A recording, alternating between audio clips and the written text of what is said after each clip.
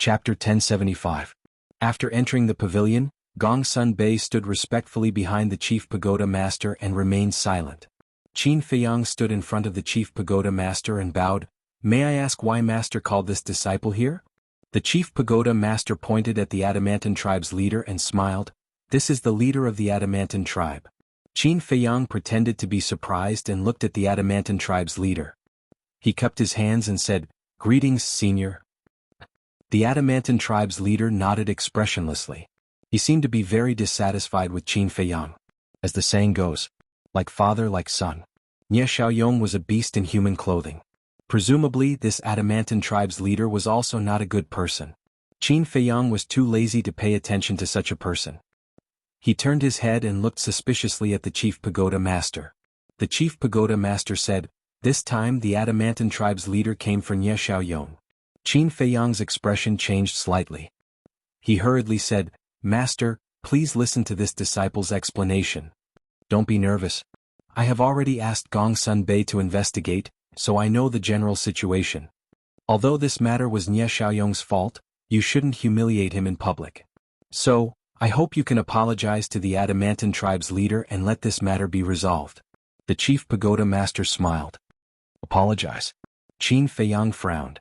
The chief pagoda master said, "You don't even listen to your master's words? This disciple doesn't dare."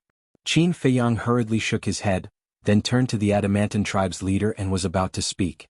But at this moment, the Adamantine tribe's leader coldly snorted, "Apologizing is already letting you off easy." Hearing this, Gongsun Bei, who was standing behind the chief pagoda master, raised his eyebrows slightly. He seemed a little uncomfortable. Qin Feiyang was also unhappy. He bowed his head and apologized purely because of the chief pagoda master's order. He didn't expect the Adamantine tribe's leader to take advantage of him. He decisively took back the words on the tip of his tongue and turned to the chief pagoda master. "Master, this disciple didn't do anything wrong. Why should I apologize to him?" The Adamantine tribe's leader's face was filled with anger. The chief tower master frowned. Gongsun Bei's eyes flashed. He cupped his hands and said, "Sir, Ancestor Mu is doing this to protect the reputation of our main tower." "What do you mean?" Chief Pagoda Master asked. "Think about it. If Ancestor Mu doesn't come forward to teach Nie Xiaoyong a lesson, then once this matter spreads out, people will definitely criticize us. They will say that our main pagoda is biased towards the juniors of super tribes. In this way, the position of the main pagoda in the hearts of the people will definitely be damaged. Therefore, this subordinate believes that the one who should apologize is not Ancestor Mu, but the leader of the Adamantine tribe. Because he taught such a good son." Gongsun Bei said. "Gongsun Bei, what do you mean? Are you protecting him?" The chief of the Adamantine tribe glared at Gongsun Bei. "Wrong. The main tower is a place that pays particular attention to fairness and justice. As the hall master of the Oracle Hall, I only speak according to the facts and will not side with anyone." Gongsun Bei raised his head and looked at the chief of the Adamantine tribe. The chief of the Adamantine tribe clenched his fists and hurriedly looked at the chief pagoda master, saying, "Sir?" The chief pagoda master stretched out his hand and said, "That's enough. What Gongsun Bei said is very reasonable. The main pagoda is a sacred place. We can't break the rules here because of some spoiled brat." The chief of the Adamantine tribe didn't know what to do. The chief pagoda master raised his teacup and took a sip as he sighed, "Don't hold on to it. If I really made Ancestor Mu apologize to you, it would only make your son even more arrogant. In the future things will get out of hand. My main pagoda doesn't welcome such a person." The last sentence could be said to have a profound meaning. Yes. The chief of the Adamantine tribe's eyes trembled as he hurriedly agreed. As the chief of a super tribe, how could he not understand the meaning of these words? If Nie Xiaoyong didn't restrain himself, he would most likely be kicked out of the main pagoda. This was something that no super tribe wanted to happen. Because once a member of a tribe was kicked out of the main pagoda, not only would their reputation be damaged, but their status would also drop. Most importantly, the chief pagoda master was angry. The chief pagoda master was the ruler of the Forgotten Continent. If he was angered, the consequences would be unimaginable. Seeing that the chief of the Adamantine tribe was so tactful, the chief pagoda master smiled and said, "Discipline him well. Otherwise, sooner or later he'll cause a huge disaster." "Yes." The chief of the Adamantine tribe nodded and stood up. "I was too reckless this time. I hope sir can forgive me." That's understandable. The chief pagoda master smiled. Then I'll take my leave first. The chief of the Adamantine tribe let out a sigh of relief and cupped his hands. Good. The chief pagoda master nodded.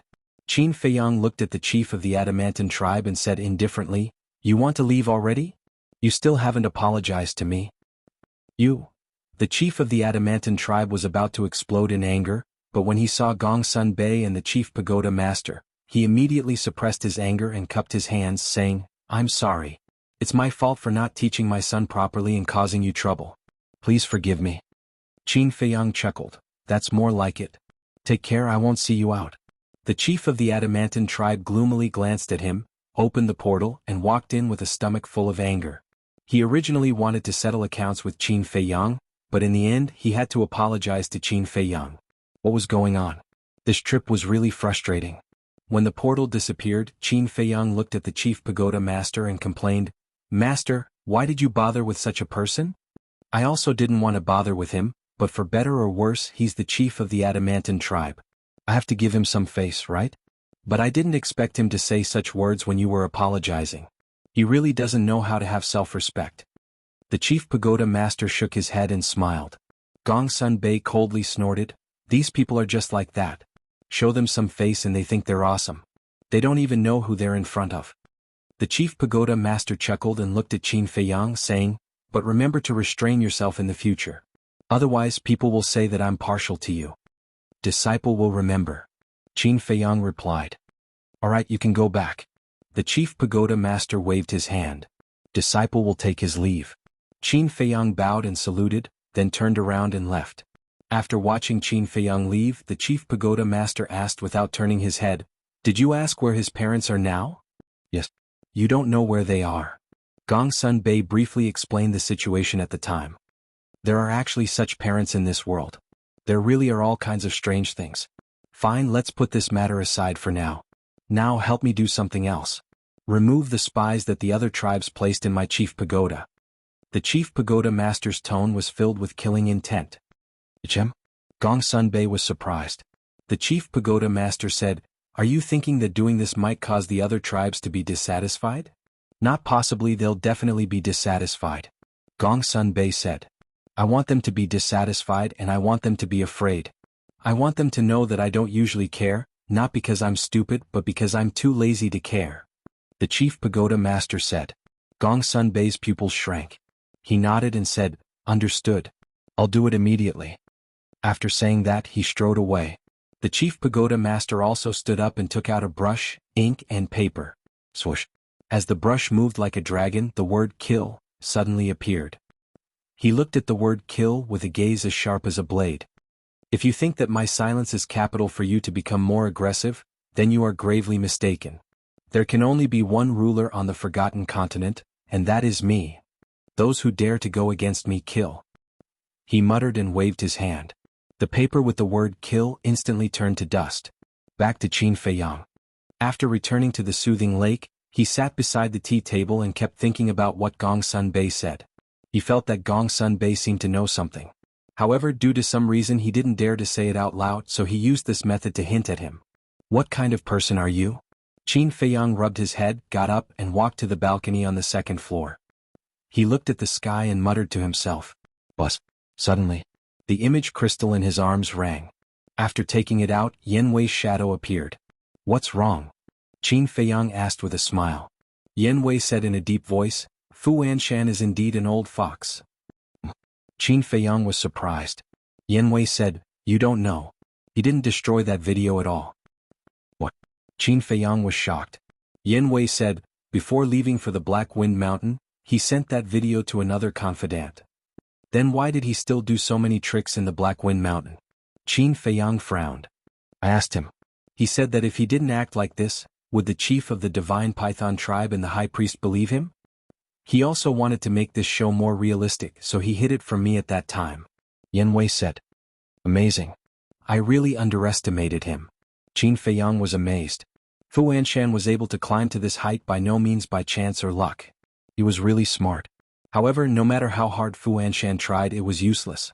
Qin Feiyang asked with a smile, "Is he complacent now?" "Of course."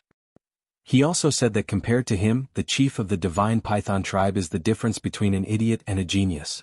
Yan Wei nodded and said with a smile. Then let him be happy first. The happier he is now, the harder he will cry in the future. Qin Feiyang smiled and asked, Is there anything else? Yan Wei said, No, I just want to tell you about this. Qin Feiyang thought for a while and asked, Has he gone to threaten the chief of the divine python tribe now? How would he dare now?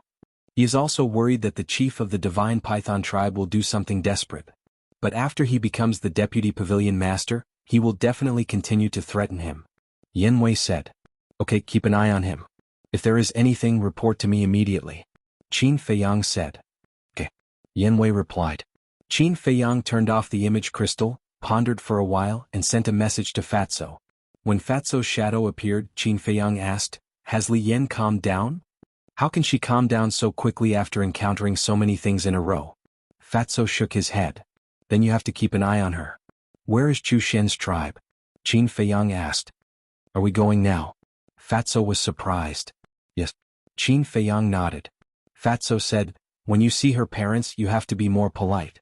After all, they are Fat Lord's future mother-in-law. They haven't even started dating yet. Mother-in-law, father-in-law. Qin Feiyang rolled his eyes and said impatiently, Tell me quickly. Fatso said, I heard from Chu Xian that her tribe is outside White Cloud City, but Fat Lord has never been there, so he doesn't know the exact location. He doesn't know the coordinates of White Cloud City either. Go and ask around. Okay. Qin Feiyang put away the image crystal, thought for a while and rose into the air. At this moment, young Master Hao returned from outside. He looked at Qin Feiyang and asked suspiciously, Where are you going? Qin Feiyang's eyes lit up and said, You came back just in time. Do you know the coordinates of White Cloud City? White Cloud City?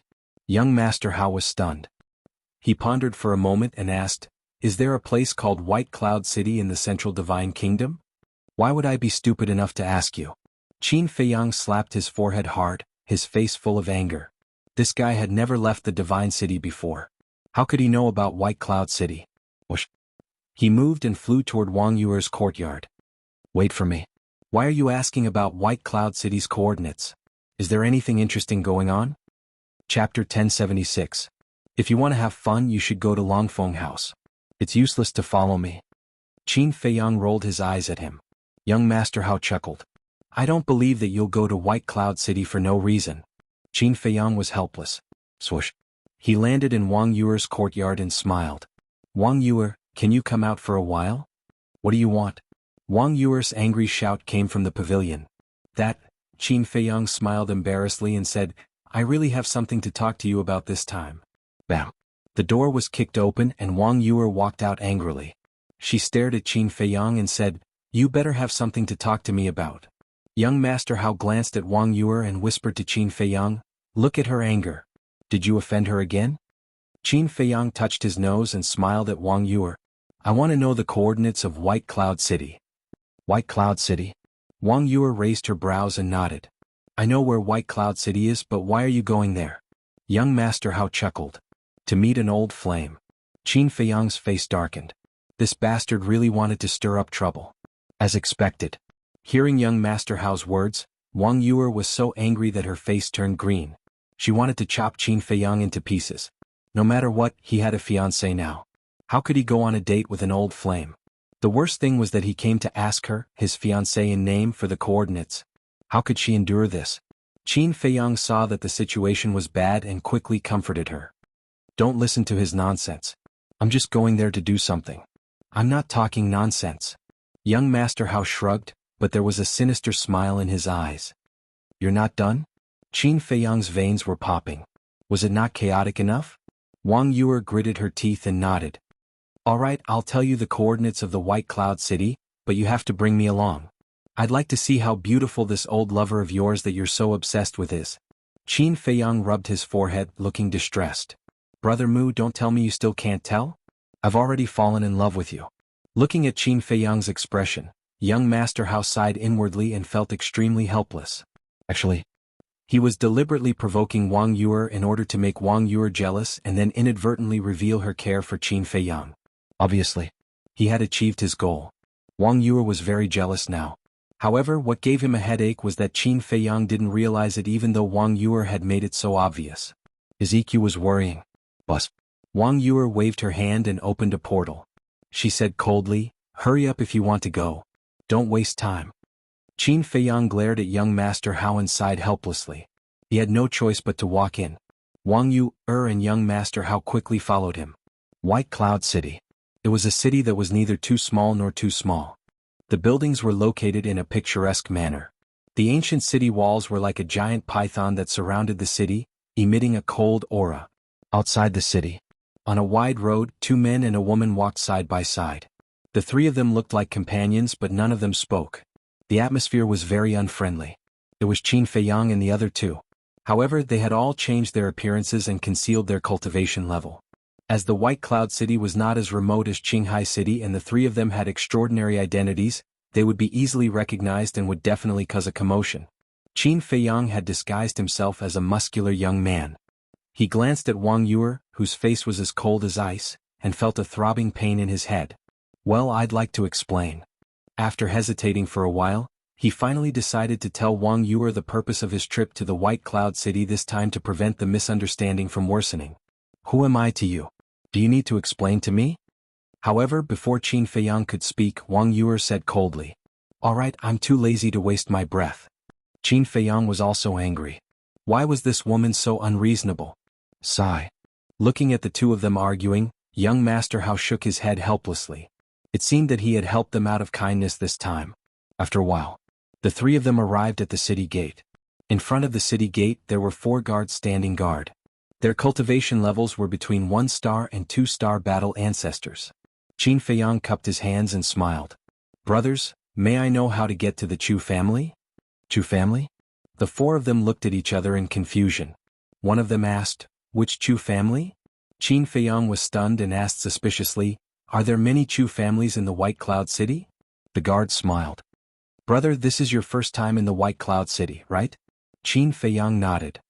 "No wonder you don't know. There are a total of 2 Chu families in the White Cloud City. There is one in the city which is a wealthy family. There is another outside the city which is a tribe called the Heavenly Spiral Tribe." The guard said. "So that's the case." Qin Feiyang came to a realization and said with a smile, "I want to ask about the Heavenly Spiral Tribe." The Heavenly Spiral Tribe is in the east of the city, which is more than 200 miles away from the White Cloud City. However, forgive me for asking, why are you going to the Heavenly Spiral Tribe? The guard asked. Qin Feiyang said, "There are some things I need to settle." The guard nodded and said, "Then you must be careful. The Heavenly Spiral Tribe is not a friendly place." "Not a friendly place?" Qin Feiyang was stunned and asked, "Brother, what do you mean?" The guard said with disgust, "The Heavenly Spiral Tribe is a super tribe in our area. They are usually arrogant, self-righteous, and look down on others.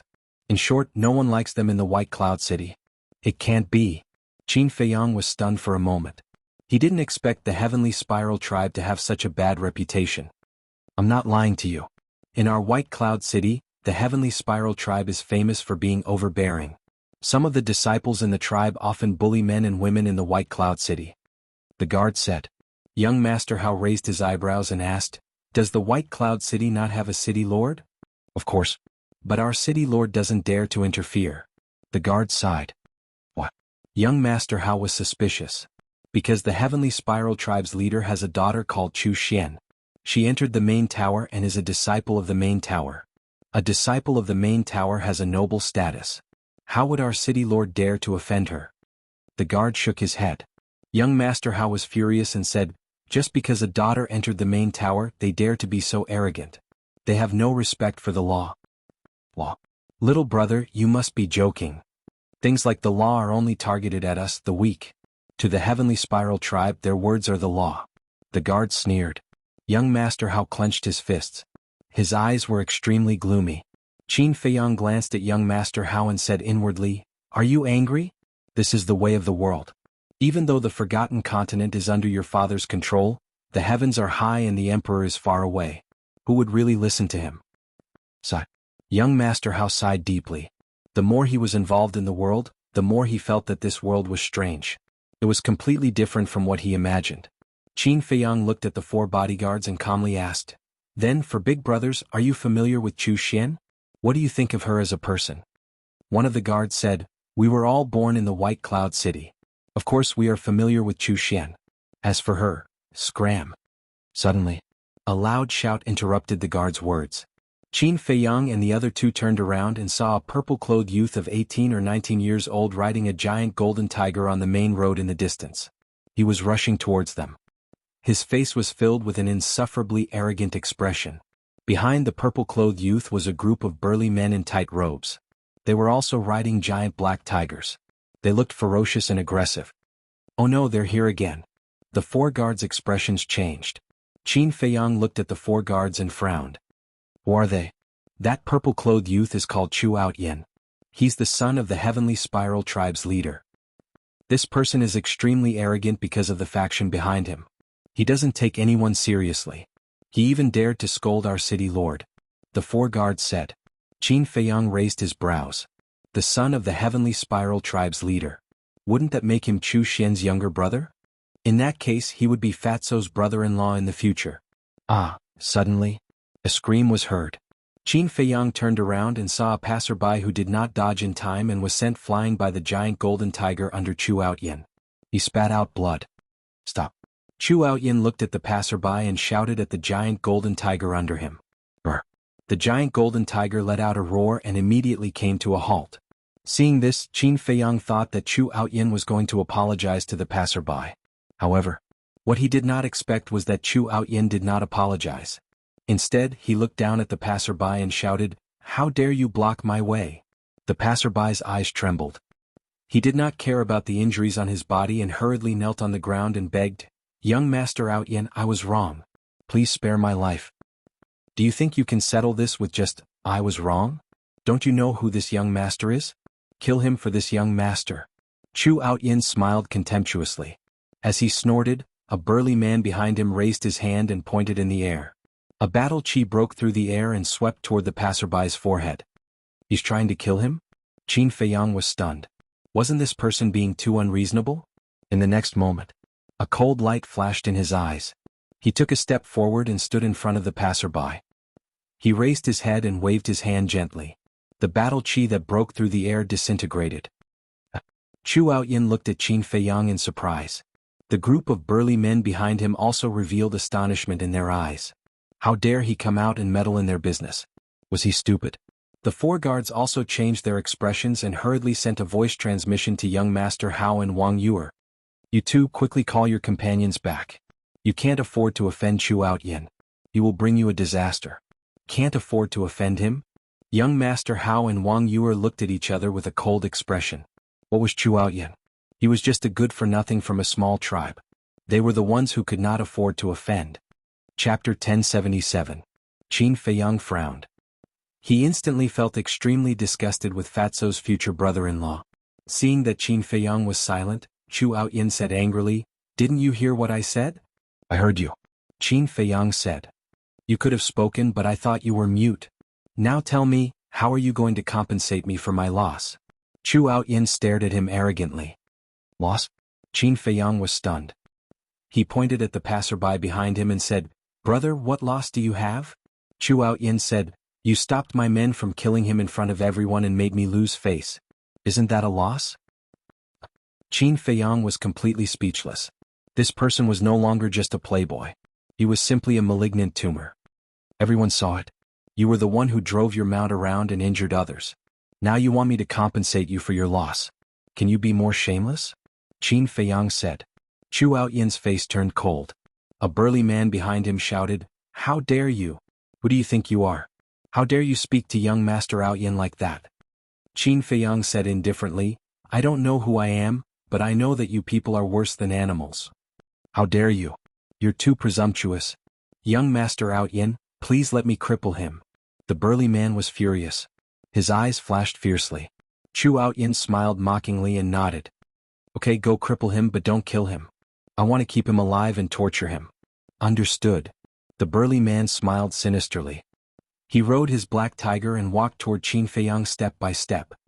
It's over. That kid is dead. Yes, no one who dares to go against Chu Outyin will live to see the sun tomorrow. More and more people gathered around. When they saw this scene, they could not help but whisper. Not only did these discussions enter Qin Feiyang's ears, they also entered the ears of Chu Outyin and the others. The group of people couldn't help but laugh proudly. But at the same time, Qin Feiyang's smile was even brighter than theirs. He looked at Chu Outyin and said, "Let me give you a piece of advice. It's best if your lackeys don't do anything." Chu Ao Tian's cultivation was unbearable to look at. He was merely a one-star combat emperor. As for the group of big men, their strength was not bad. They were all 9-star war sectes, but that was only limited to the White Cloud City. In his eyes, they were inferior to ants. "Ioyo, you're acting so awesome now? You almost scared this young master to death."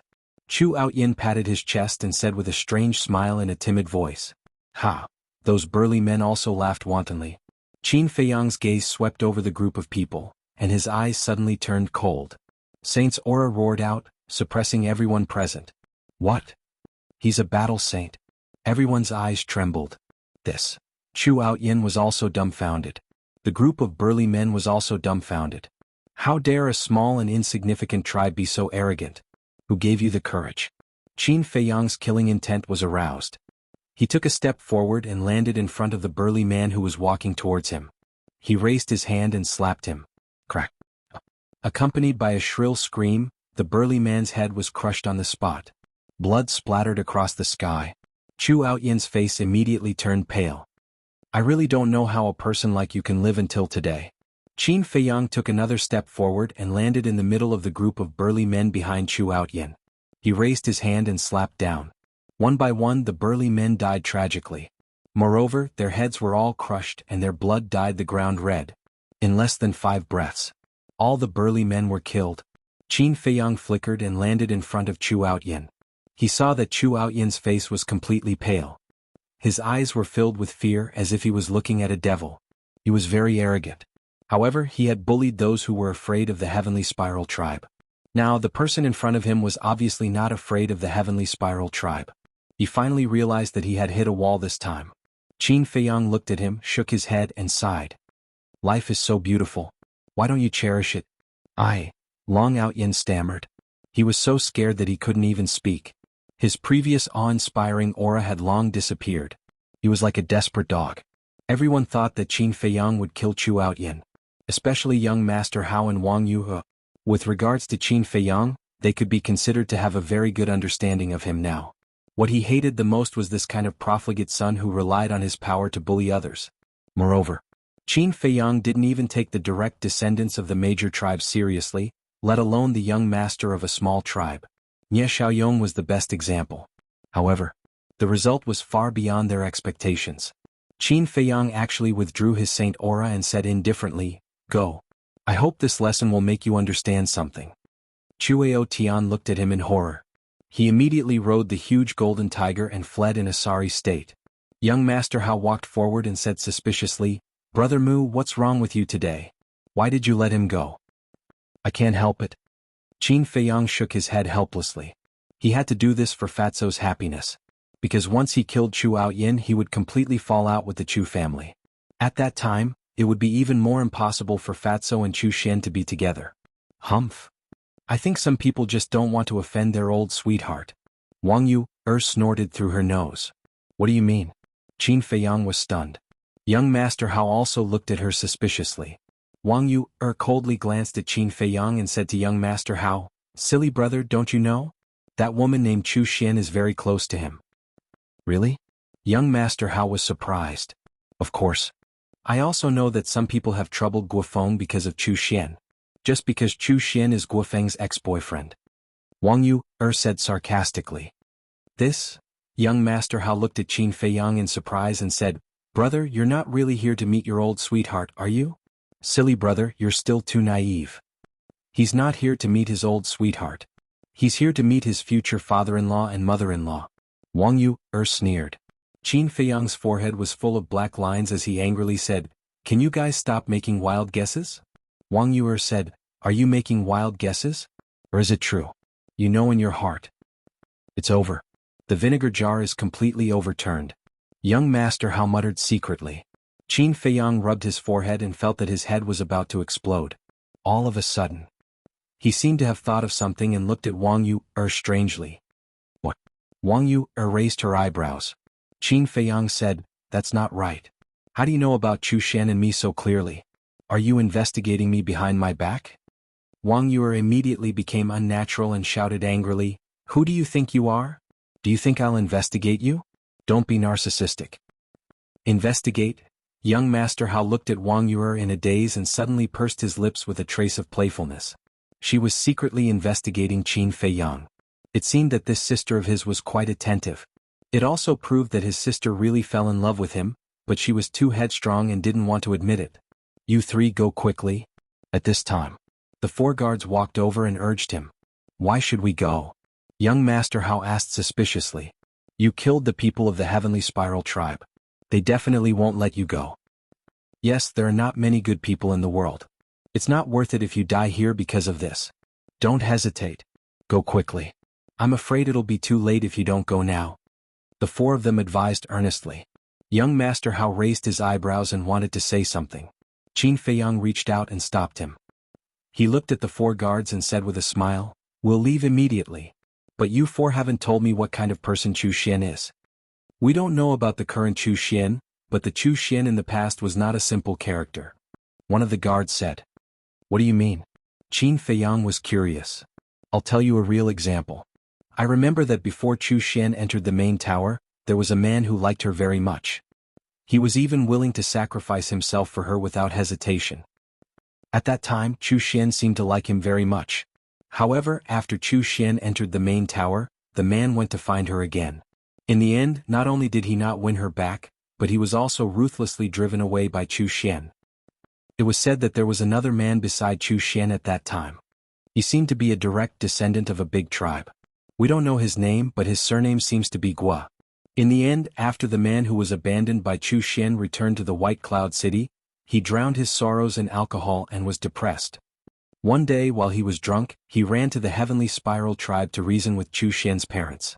Guess what happened? Chu Xian's father actually killed him on the spot. The guard said. "What?" Qin Feiyang's gaze trembled. Without a doubt, that person with the surname Guo was definitely Guo Feng. Next. He looked at the guard and asked, "Is it true?" He had met Chu Xian a few times. From those few times, she did not seem like the kind of person that the guard described. The guard said, "Basically everyone in the White Cloud City knows about it. How can it be false? It's just that everyone is too afraid of the Heavenly Spiral tribe, so no one dares to talk about it." "I didn't expect it. I really didn't expect her to be such a woman." Qin Feiyang shook his head and sighed. Since everyone in the city knew about it, then it must be true. Wang Yue glanced at him and secretly sneered, "Are you very disappointed?" "Disappointed?" Qin Feiyang shook his head and smiled. He was indeed a little disappointed, but most of all he felt that it was not worth it for Fatso. In order to win Chu Xian's heart, Fatso could be said to have put in a lot of effort and put in a lot of effort. However, in the end it was just an illusion. "Thank you for telling me, brothers. I'll take my leave." Qin Feiyang cupped his hands and thanked the four guards before turning to leave. Wang Yue and young Master Hao looked at each other and strode after him. Not long after the three of them left, a black-clothed old man and a dozen burly men descended above the city gate. "Greetings, Butler Chu." The pupils of the four guards shrank, and they hurriedly bowed in salute. This was the butler of the Heavenly Spiral tribe. The black-clothed old man said sternly, "Where's the little bastard who killed my tribesmen?" "They've already left," the four guards said. "Which direction did they go?" The black-clothed old man's eyes flashed with killing intent as he asked. "That way." The four guards pointed in the opposite direction of Qin Feiyang's group. The onlookers didn't make a sound. "You're dreaming if you think you can just walk away after killing someone from my Heavenly Spiral tribe." The black-clothed old man smiled coldly and led the dozen burly men away at lightning speed. After the black-clothed old man and his group disappeared, the four guards looked at each other and smiled. They looked at the surrounding crowd and waved their hands. "Hurry up and disperse, lest you attract trouble." The crowd immediately dispersed. Chapter 1078. At the same time, White Cloud City. Outside the city, on the peak of a certain mountain, Qin Feiyang stood at the edge of the cliff, looking down at the mountains and rivers below. His eyes were filled with worry. He really did not know how to tell Fatso about this, because this was the first time Fatso truly fell in love with a woman. If he knew about this, it would definitely be a heavy blow to him. Young Master Hao walked up and patted Qin Feiyang's shoulder, comforting him. "Brother Mu, there are plenty of fish in the sea. Why do you have to hurt yourself over such a woman? He really thought that there was something between Qin Feiyang and Chu Xian. Why are you comforting him? He asked for it. Serves him right. Wang Yuer gloated. Qin Feiyang shook his head and smiled bitterly. The one who likes Chu Xian is really not me. Huh? The two looked at each other, their eyes full of suspicion. Qin Feiyang turned to Wang Yuer and said helplessly, I wanted to tell you just now but you didn't let me. In fact, it's one of my brothers who likes Chu Xian. The two looked at each other. Young Master Hao asked, Are you sure it's your brother who likes her and not you? Qin Feiyang smiled bitterly. Do I need to lie to you about this? Young Master Hao said, Of course. What if you don't want us to laugh at you because you want to save face? That's why you came up with such a lousy excuse? With your imagination, it's a pity that you don't become a scriptwriter. Qin Feiyang rolled his eyes and said, You should have heard of my brother. It's that fatso who taught Nye Xiaoyong a lesson yesterday. It's him. Young Master Hao came to a realization and chuckled. I knew it. My sister is such a beautiful and capable woman, but you don't like her. How could you like a woman like Chu Xian? Wang Yuer had just heaved a sigh of relief when she heard young Master Hao's words. Her face darkened immediately. She said angrily, No one will think you're mute if you keep quiet. Young Master Hao smiled embarrassedly, then looked at Qin Feiyang and said, Since your brother likes her, what are you doing here? I'm just here to sound out Chu Xian's parents. Qin Feiyang sighed helplessly and briefly explained the situation. I see. Then this brother of yours really has no foresight. Young Master Hao shook his head. You can't blame him for not having a good eye. Chu Xian hid it so well that even I didn't notice it. The problem now is that I don't dare to tell him these things because he will definitely break down. Qin Feiyang rubbed his temples, his face full of worry. Wang Yuer said, You'd better not hesitate about this.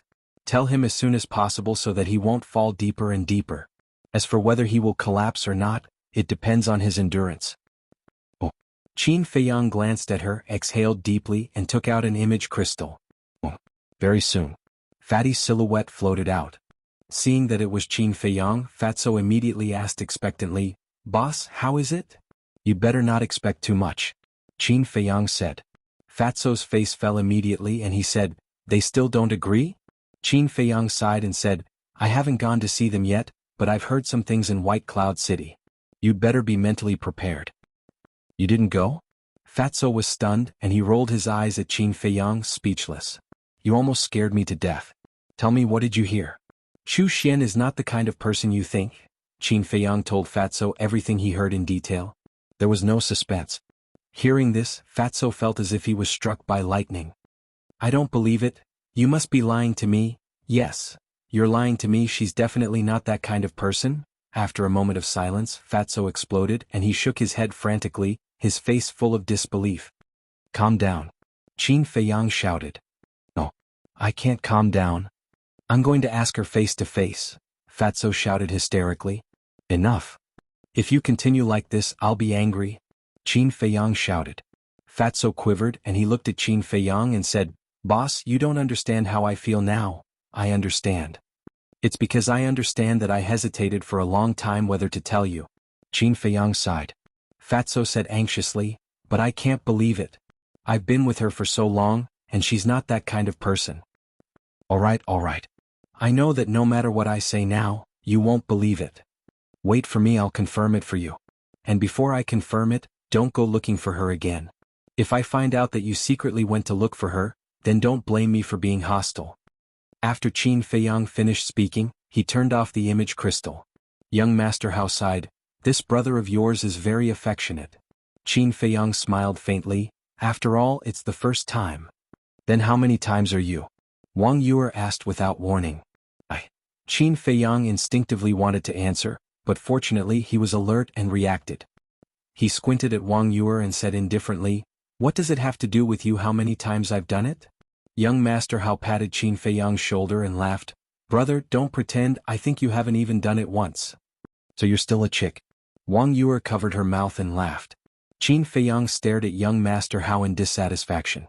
Why did this guy always undermine him? Professional demolition business? Then he looked at Wang Yuer and said jokingly, You're so good at talking. Then tell me, how many men did you have before? Get lost. Wang Yuer immediately shouted coldly. He made it sound like she was a fickle woman. Although she did like to rape some stinky men before, she was still very pure, okay? And she had never done anything out of line. Only you can say it but not me. Is there a person as reasonable as you? Qin Feiyang snorted coldly. You're a man, okay? Is that all you can do? Wang Yuer said angrily. Men are also human beings. Why must they be bullied by you women? Qin Feiyang glanced at her indifferently. You, Wang Yuer was furious. Okay. You start quarreling without saying a word. I really admire you. Young Master Hao rolled his eyes at the two of them, looked at Qin Feiyang and said, How do you want to prove it? You know, Chu Xian will never admit this kind of thing in person. I don't know either. Qin Feiyang shook his head and felt a headache coming on. Wang Yuer said, In my opinion, Chu Xian just treats your brother as a spare tire. Spare tire? Qin Feiyang looked at her suspiciously. To be honest, your brother is really not good looking. With Chu Xian's taste, it would be strange if she fell in love with him. I guess that Chu Xian may have seen that he has a good relationship with you, so she hasn't rejected him. Wang Yuer said. Qin Feiyang was stunned and said, Now that you mention it, it reminds me of something Fatso said to me. What is it? Wang Yuer asked. Qin Feiyang said, Fatso said that Chu Xian was neither close nor distant to him, and she seemed to be playing hard to get. That's right. I'm a woman and I know women. Chu Xian must value your relationship with Fatso. I can guarantee that once someone better than Fatso appears, she will dump Fatso without hesitation. There's another possibility. She's using Fatso to find an opportunity to get close to you. After all, you're now the Chief Tower Master's disciple. As long as she hooks up with you, the Heavenly Spiral tribe will definitely soar. Wang Yuer speculated. Young Master Hao frowned and said, If that's the case, then she's too much. If that's the case, I'll make her regret it for the rest of her life. Qin Feiyang's eyes flashed coldly. He looked at the two of them and said, I want to make a trip to the Heavenly Spiral tribe. Do you want to go back first? Young Master Hao smiled and said, Since we're already here, let's go together. Wang Yuer said, I also want to see what kind of people this tribe is. You really like to join in the fun. Qin Feiyang shook his head and laughed. He then jumped down and disappeared into the mountains below. Young Master Hao looked at Qin Feiyang's back and turned to Wang Yuer. He smiled and said, Sister, you can rest assured now. Rest assured about what? Wang Yuer said indifferently. Still pretending? I already know what you're thinking. Don't hide it. If you love, say it out loud. If you expect Ancestor Mu to take the initiative to tell you, that's impossible. Although he's very smart in other aspects, and it wouldn't be an exaggeration to say that no one can compare to him, he's an idiot when it comes to love. Young Master Hao chuckled. I'm a woman. Why should I take the initiative? Wang Yuer snorted in dissatisfaction. Admit it yourself. Since you've admitted it, then let go and love. Life is short, don't leave any regrets. Young Master Hao patted Wang Yuer's shoulder and jumped, chasing after Qin Feiyang. Wang Yuer was stunned, then gritted her teeth and said angrily, You little bastard, how dare you trick me? See how I'll deal with you. After saying that, she chased after him fiercely. Heavenly Spiral Tribe. Strictly speaking, in the Central Divine Kingdom, this tribe could only be considered a small, insignificant tribe. Because the entire tribe only had a few 100,000 people. The strongest one was a 9-star battle saint. However, although the Heavenly Spiral tribe was not comparable to those big tribes, its territory was still very large. Moreover, like the other super tribes, they also built a city of their own. It was just that the scale could not be compared to the cities of the other super tribes, and they did not have their own patterns. About half an hour later, Qin Feiyang and the other two stopped above a mountain ridge. They looked at the Heavenly Spiral tribe from afar, then activated the concealment technique and directly sneaked in. Although the city was not big, it was quite prosperous. The streets were bustling with people and the shops on both sides were dazzling. The three of them walked openly on the street and no one could see them. Young Master Hao sent a sound transmission. Brother Mu, the more I look at your concealment technique, the more I like it. How about this? I'll use the divine art I got from the land of inheritance to exchange with you. In your dreams. Qin Feiyang said without turning his head. In terms of practicality, the concealment technique was more valuable than the divine art. Moreover, he did not lack the divine art, so there was no need to exchange it. Chapter 1079. Many tribal leaders lived in the center of the tribal city, and the Heavenly Spiral tribe was no exception. Because it was a symbol of status, representing a superior status. The residence of the Heavenly Spiral tribe's leader was a huge mansion, occupying almost 1/10 of the city. It was magnificent and magnificent. The security around the mansion was very tight. It could be said that there was a sentry every 3 steps and a sentry every 7 steps. And the people guarding the mansion were basically burly men, whose cultivation was between 5-star and 9-star battle masters. If it was an ordinary person, it would be very difficult to break in. But Qin Feiyang swaggered in with young Master Hao and the other 2. In a garden. Young Master Hao glanced around and frowned. The mansion is so big, where are we going to find the leader of the Heavenly Spiral Tribe? There shouldn't be many 9-star battle saints in the Heavenly Spiral Tribe. Let me sense. Wang Yuer said and then closed her eyes. No need. Qin Feiyang waved his hand and looked up at the sky above the mansion. Wang Yuer opened her eyes and looked up suspiciously, only to see an old figure appear out of thin air. It was the housekeeper who had chased them before. Seeing the housekeeper appear, young Master Hao's eyes lit up and he said with a smile, "He will definitely report to the leader of the Heavenly Spiral Tribe as soon as he comes back. We just need to follow him." Yes. Qin Feiyang nodded, waved his arm and took young Master Hao and the other 2 into the sky. Whoosh. At the same time, the housekeeper glanced at the mansion and rushed to a courtyard below. Qin Feiyang and the other 2 followed behind him. So, the 4 of them entered the courtyard one after another. The size of the courtyard was about 500 or 600 meters. In addition to an exquisite attic, there was also a small garden with hundreds of flowers in full bloom, attracting bees and butterflies. After the housekeeper landed in the courtyard, he went straight to the attic. The attic was richly ornamented and had an ancient charm. The door was half closed and no sound could be heard. The housekeeper walked to the door and bowed. "Leader, this old servant is back. Come in." A deep voice came from inside. The housekeeper strode in. Qin Feiyang and the other 2 followed in silently. They immediately saw a man and a woman sitting in the hall. Both of them looked middle-aged. The man was burly and muscular. He had short black hair and was nearly 2 meters tall. He looked like a small giant. The woman was wearing a long purple dress with a golden hairpin on her head. She looked graceful and luxurious. Behind the 2 of them stood a purple-clothed youth. It was Chuao Tian. Seeing the butler walk in, Chu Aoyan immediately ran up and asked hurriedly, "Where is he now? Quickly bring this young master there. This young master will definitely let him taste the feeling of living a life worse than death." "This?" The butler's expression turned ugly. "What is it?" Chu Aoyan frowned. The butler sighed deeply and bowed. "Young master, this old servant is incompetent and couldn't find him." "What?" Chu Aoyan was furious. He roared in exasperation. "You've brought so many people there but you still haven't found him. Are you all useless?" The middle-aged man frowned and shouted, "Aotian, step aside." "Father?" Chu Aoyan turned around and looked at the middle-aged man. His face was filled with anger. He was about to say something, but the middle-aged man glared at him, and he obediently stepped aside. The middle-aged man glanced at him and asked the butler, "What happened?" The butler said, "Perhaps he was worried that we would take revenge. When this old servant rushed to White Cloud City, he had already left." "You didn't chase after him?" The middle-aged man asked. "Yes. But we didn't see him even after a few hundred miles." The butler said. "What about the others?" The middle-aged man asked. The butler said, "We're still tracking." The middle-aged man nodded and said with a murderous aura, "If he's alive, I want to see him. If he's dead, I want to see his corpse." "Understood." The butler responded respectfully and turned to leave. The purple-clothed woman looked at the middle-aged man and asked, "Husband, should we inform little Xian?" "Inform her for what?" The middle-aged man looked at her in confusion. This person knew Aoyan's identity, but he still dared to kill the people around him in public. This is enough to show that he's not afraid of our Heavenly Spiral Tribe at all. Moreover, I've never seen this face before. He shouldn't be from this area. The purple-clothed woman said. The middle-aged man frowned and said, "Madam, do you mean that this person might be from another large tribe?" "Yes."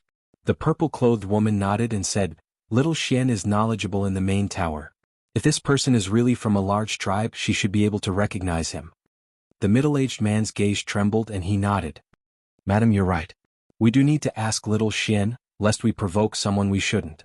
After saying that, he took out the image crystal. Young Master Hao laughed secretly. "He even knows to inquire about your identity first. It seems that although this leader of the Heavenly Spiral Tribe is domineering, he still has some awareness." Qin Feiyang said, "If he didn't have some awareness, how could the Heavenly Spiral Tribe have survived until today? I'm afraid they would have been wiped out long ago." Young Master Hao smiled. Buzz. A moment later, Chu Xian's image appeared. The middle-aged man stood up and smiled. Little Xian, how have you been? His tone and attitude actually had a hint of flattery. However, facing the middle-aged man's attitude, Chu Xian didn't resist at all. Instead, she seemed to enjoy it. I'm fine. Why did you send me a message? Even her tone was very cold, as if she was a high and mighty empress. There's a small matter. Not long ago your brother brought people to White Cloud City. In the end he was blocked by a reckless person and killed many of our people. I just want to ask, do you know him? The middle-aged man waved his hand and his battle aura surged, condensing into Qin Feiyang's disguised appearance. Chu Xian sized up the image and shook her head. I've never seen him before.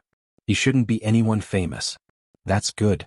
The middle-aged man heaved a sigh of relief and said, Is that fatso still harassing you? Qin Feiyang's eyes flashed and he took out the image crystal. At the same time, Chu Xian frowned slightly and said, Speaking of this, I'm quite puzzled. What's wrong? The middle-aged man asked. Chu Xian said, In the past he would come to me on time every morning to please me. But these 2 days he hasn't come to me even once. Fatso had been watching Li Yan these 2 days. Of course, it was impossible for him to go to her.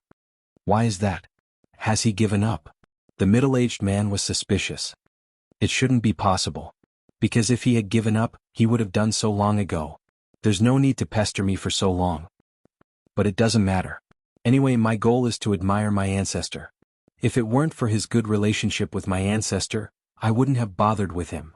Chu Xian snorted coldly. That's right. He should look in the mirror and see what kind of person he is. He still wants to eat swan meat.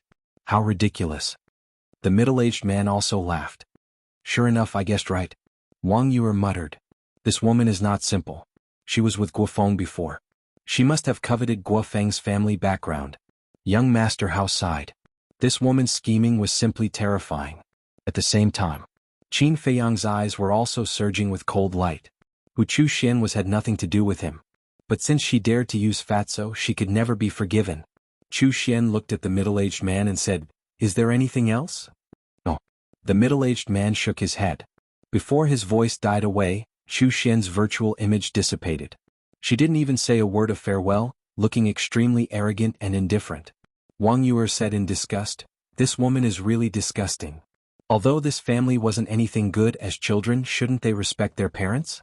But she couldn't find the slightest respect on Chu Xian's face. She even treated her own parents like this, let alone outsiders. She was very bad. Young Master Hao turned to look at Qin Feiyang and asked, What are you going to do? Let them despair and regret. Qin Feiyang's eyes flickered. He put away the image crystal and left with young Master Hao and Wang Yu. The main tower. Soothing Lake. Qin Feiyang and the other 2 sat at the tea table, drinking tea silently. Next to them, Fatso raised his head and stared at the image transmitted by the image crystal. His hands were tightly clenched together and his face was full of pain. Ever since Qin Feiyang sent him a message, he had been praying that this was a misunderstanding. However, the truth beat him mercilessly. So you were just using me? I like you so much, why did you do this to me? You're too ruthless. He muttered to himself and tears came out uncontrollably. Qin Feiyang couldn't bear it. He put down the teacup, got up and patted him heavily on the shoulder, saying, A man bleeds but not tears. Fatso wiped away his tears, turned to look at Qin Feiyang and said, Boss, I want the Heavenly Spiral Tribe to disappear. Every word was sonorous and powerful, containing an undispersible murderous intent. Qin Feiyang nodded and said, The Heavenly Spiral Tribe will disappear, and it won't be too late. Leave this matter to me. Young Master Hao got up and smiled. Wang Yue frowned and said angrily, What are you doing? This young master also doesn't like them. Young Master Hao shrugged. Qin Feiyang turned to look at young Master Hao, cupped his hands and said with a smile, Thank you. We're family, what's there to be polite about? Young Master Hao rolled his eyes at him, looked at Fatso and said, Don't worry, this young master will make that woman suffer so much that she'll beg you to marry her. I'm no longer interested in such a woman. However, if I can see her in pain and despair, it's also pleasing to the eye. Fatso sneered. Haha, after suffering such a blow, you can still calm down so quickly. Your psychological quality is quite good. Originally, we were still worried that when you found out about this, you would seek death. Young Master Hao laughed. What a joke, after following boss for so many years, How can my psychological quality not be strong? This little blow at most will only make me sad for a while. Seek death? That doesn't exist. Fatso shook his head and said. Young Master Hao gave him a thumbs up and said, I admire you. The fatty said, I also quite admire you. You turned from a hedonistic son of rich parents to a young and promising man in such a short time. Young Master Hao was stunned and said speechlessly, when was I a playboy? Moreover, even if I'm a playboy, I'm much better than that Chu Out Yin. Fatso nodded seriously and said, yes, not as good as the best but better than the worst. Young Master Hao's face darkened and he said angrily, why are you so annoying? Can't help it, I was born to be annoying. Fatso touched his chin and chuckled. Seeing that Fatso was not ashamed but proud, young Master Hao was speechless for a moment and could only helplessly shake his head. Chapter 1080. After chatting for a while, Fatso got up and left, continuing to keep an eye on Li Yan. Young Master Hao and Wang Yu are also left. Heavenly Spiral Tribe, Chu Xian. A cold glint flashed in Qin Feiyang's eyes. He walked up to the second floor, sat on the balcony, took a battle chi pill and closed his eyes to cultivate. Time passed in the blink of an eye and night fell. Heavenly Spiral Tribe. The Heavenly Spiral Tribe's leader sat on a throne made of gold, looking down at the steward standing below. He said angrily, it's been a day and you still haven't found him. What's the point of me keeping you? Leader, please calm down. I've really tried my best. The steward quickly knelt on the ground, his face full of fear. The Heavenly Spiral Tribe's leader said, don't say I didn't give you a chance. I'll give you one more night. If you still haven't found that person's whereabouts by tomorrow morning, you can come back with your head. The steward's eyes were also burning with anger. He looked up at the Heavenly Spiral Tribe's leader and said, then you'd better kill me now. How dare you? The Heavenly Spiral Tribe's leader was furious. The steward said, I'm not being presumptuous. I just don't want to do something meaningless. The Heavenly Spiral Tribe's leader shouted, he killed our tribesman and I asked you to find him. You call that meaningless? That's right. I also want to find him and avenge our dead tribesman. But we don't know who he is, nor do we know his name. We don't even know where he came from. How do you expect me to find him? The steward said. Is that your excuse? The Heavenly Spiral Tribe's leader's face was dark. The steward shook his head and said, I'm not looking for an excuse. I'm just stating the truth. How dare you talk back to me? The Heavenly Spiral Tribe's leader suddenly stood up and landed in front of the steward. He grabbed the steward's neck and twisted it. He said with a sinister smile, do you really think I don't dare to kill you? It's my honor to die in the leader's hands. But before I die, I'd like to give you a piece of advice. This advice is something I've always wanted to say but didn't dare to say. Don't be so domineering and spoiling young Master Out Yin, or our Heavenly Spiral Tribe will be destroyed by you sooner or later. The butler said expressionlessly. How dare you curse our tribe? You're courting death. The leader of the Heavenly Spiral Tribe gritted his teeth as killing intent shot out from his eyes. Where is the leader of the Heavenly Spiral Tribe? However, just as the Heavenly Spiral Tribe's leader's killing intent surged, a cold voice rang out above the tribe. The Heavenly Spiral Tribe's leader raised his eyebrows and looked at the steward. Count yourself lucky. I'll let you off today. Go reflect on your mistakes. After saying that, he threw the housekeeper to the ground as if he was throwing trash. Then he rushed out of the main hall and shouted, who dares to trespass into my Heavenly Spiral Tribe? Do you want to die? This small tribe is really arrogant. That cold voice sounded again. The Heavenly Spiral Tribe's leader looked up and saw a middle-aged man standing in the sky above the tribe. His aura was as vast as the ocean, unfathomable. His pupils immediately shrank. He flew up into the sky and landed in front of the middle-aged man. He frowned and said, who are you? Why did you barge into my Heavenly Spiral Tribe for no reason? The middle-aged man said, who I am is not important. What's important is that you have offended someone you shouldn't have. Then do you know the consequences of offending me? The Heavenly Spiral Tribe's leader laughed arrogantly. The middle-aged man was stunned and asked curiously, tell me about it? Then you better stand properly. I'm afraid you'll piss your pants. Listen carefully. My daughter is a disciple of the main tower and has a good relationship with the direct disciple of the main tower master. If you dare to provoke me, you're digging your own grave. The Heavenly Spiral Tribe's leader shouted. The middle-aged man was stunned and said playfully, why didn't I know that Ancestor Mu has a good relationship with your daughter? The Heavenly Spiral Tribe's leader said disdainfully, Who do you think you are? Are you qualified to know about the matters in the main tower? Do you have the ability to know? Ha! The middle-aged man laughed loudly. At this moment, the steward walked out. When he saw the middle-aged man, his expression changed slightly. He quickly flew to the Heavenly Spiral Tribe's leader and whispered, "Leader, this person's aura is unfathomable. Be careful." Be careful of what? I still don't believe that he's from the main tower. The Heavenly Spiral Tribe's leader snorted. In his opinion, it was impossible for someone from the main tower to personally come to a small tribe like theirs. But before he finished speaking, the middle-aged man stopped laughing. He looked down at the Heavenly Spiral Tribe's leader and said, "Sorry, I'm really from the main tower." As he spoke, he took out a golden token from his bosom. The Heavenly Spiral Tribe's leader was stunned. The steward looked at the golden token and was also dumbstruck. The middle-aged man joked, "Do you know what this is?" "Divine Envoy Token." The Heavenly Spiral Tribe's leader swallowed his saliva in fear. How was this possible? This person was not only from the main tower but also the Divine Envoy. Why did the main tower's Divine Envoy come to their Heavenly Spiral Tribe? The commotion here had already alarmed the people in the city below. The streets were full of people. But without exception, their faces were filled with horror, including Chu Xin's mother. Plop. After the steward came back to his senses, he immediately knelt in front of the middle-aged man and said, "Sir, our leader had eyes but failed to recognize Mount Tai. Please have mercy." Yes. This lowly one was blind. This lowly one deserves to die. Please have mercy, sir. The Heavenly Spiral Tribe's leader shuddered and quickly knelt down and begged. The middle-aged man said, "Then answer me now. Do I have the qualifications and ability to know what's going on in the main tower?" Yes. The Heavenly Spiral Tribe's leader nodded repeatedly, his eyes full of horror. The middle-aged man put away the Divine Envoy token and sneered, "I heard from young master how that your Heavenly Spiral Tribe is arrogant. At first I didn't believe it. How arrogant can a small tribe be? But I didn't expect it to be true." "Young master how?" The Heavenly Spiral Tribe's leader's eyes trembled. Who didn't know young master how?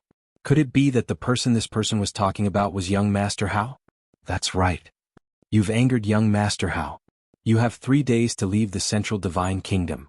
The middle-aged man said. "Where to?" The Heavenly Spiral Tribe's leader asked. The middle-aged man said, "Back then Qin Feiyang killed everyone in the first district. It's been reduced to ruins.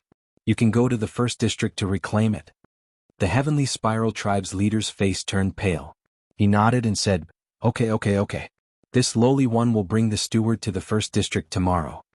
No matter how unwilling he was, he dared not disobey the main tower's order. Did you misunderstand what I meant? I'm not talking about the two of you. I'm talking about the entire Heavenly Spiral Tribe. The middle-aged man said. What? Both of them trembled. The entire tribe had to go to the first district? Wasn't that the same as being expelled from the Central Divine Kingdom? Sir, the Central Divine Kingdom is our route. You can't force us to leave our homeland. This lowly one knows his mistake. Please let us go.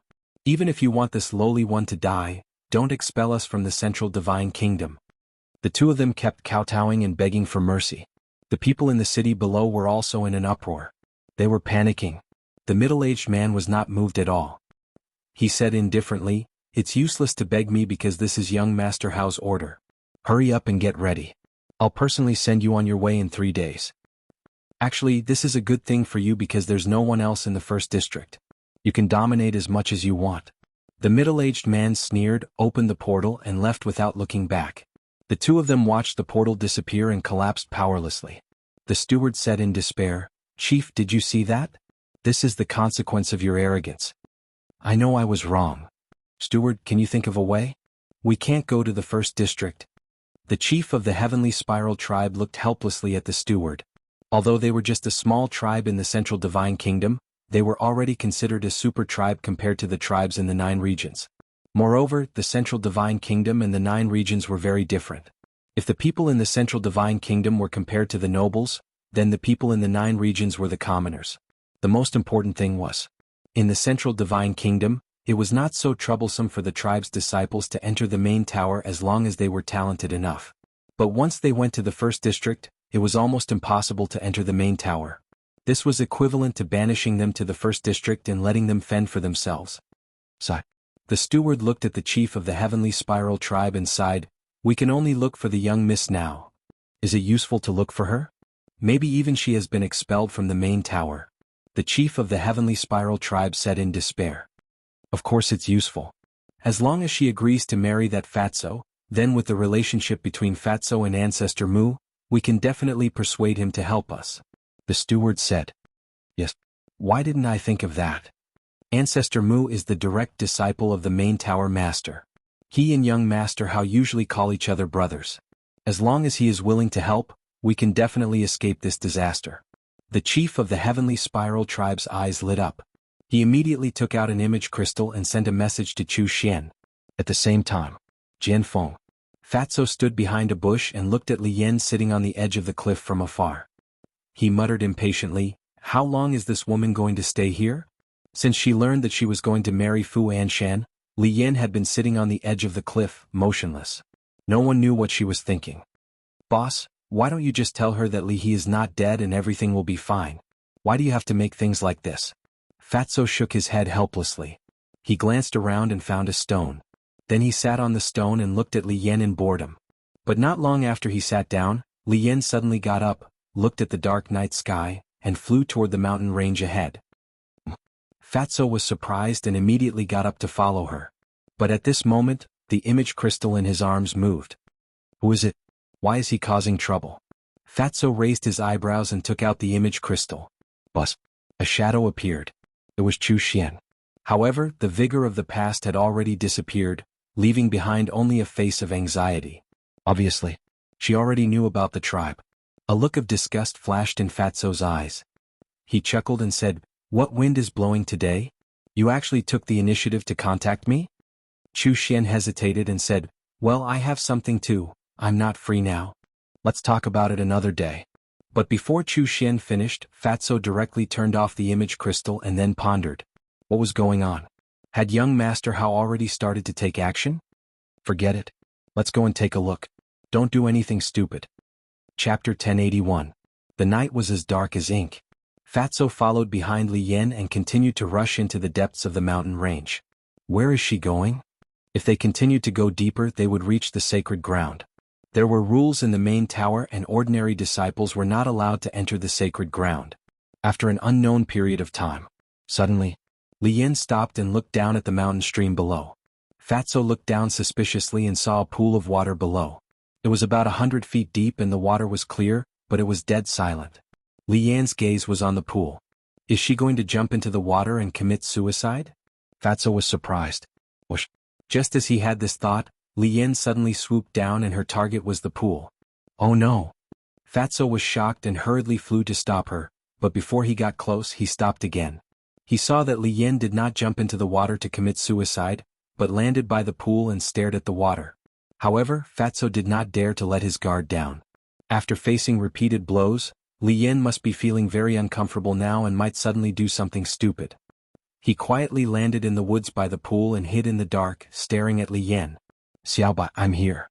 Suddenly, Li Yan spoke softly to the pool and a smile appeared on her face. "Xiaobai." Fatso was slightly stunned and glanced at the water. Who was she talking to? What? Not long after she finished speaking, the water suddenly rippled. Whoosh.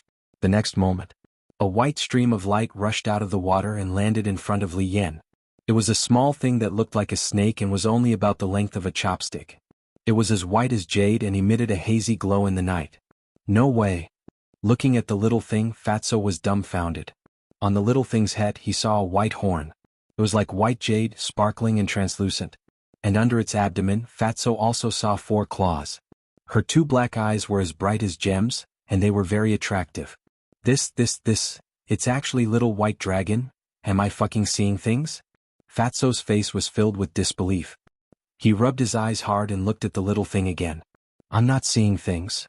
It really is little white dragon. Fatso's gaze trembled, his eyes filled with shock.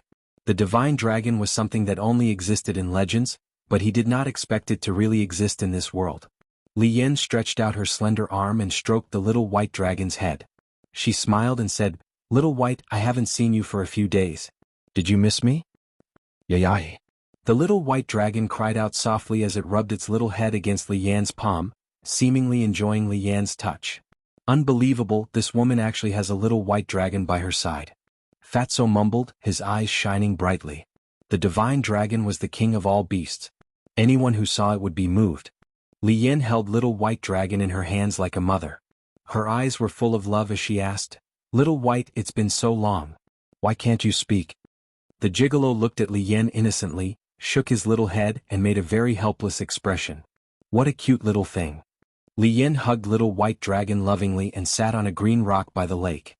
She looked at the faintly discernible crescent moon in the dark clouds, and a worried expression appeared on her face again.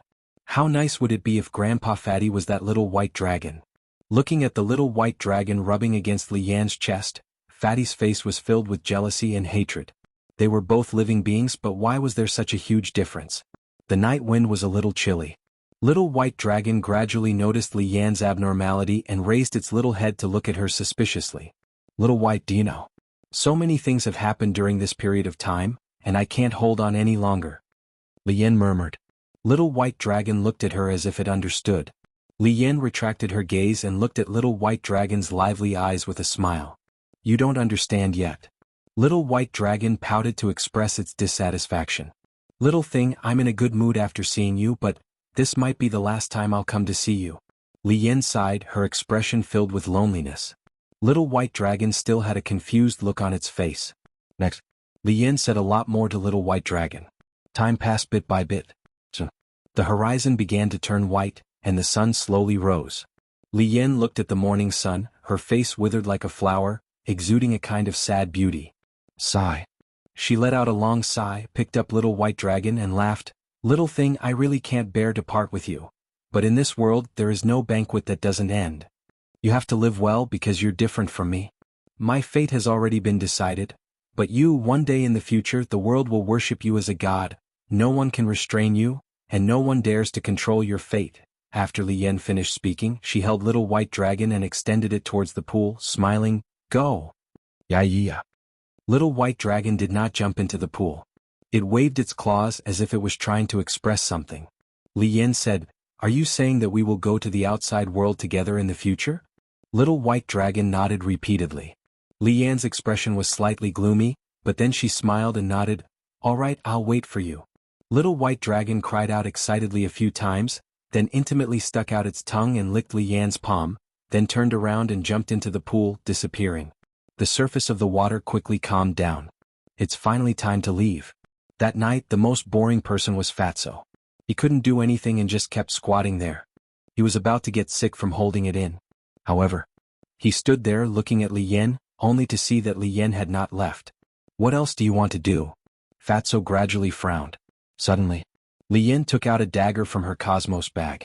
Fatso's pupils shrank and he immediately became alert. Father, mother, I'm sorry. I can't marry an old man. Grandfather, Yen'er is here to accompany you. Li Yan muttered to herself, held the dagger, and stabbed it towards her heart.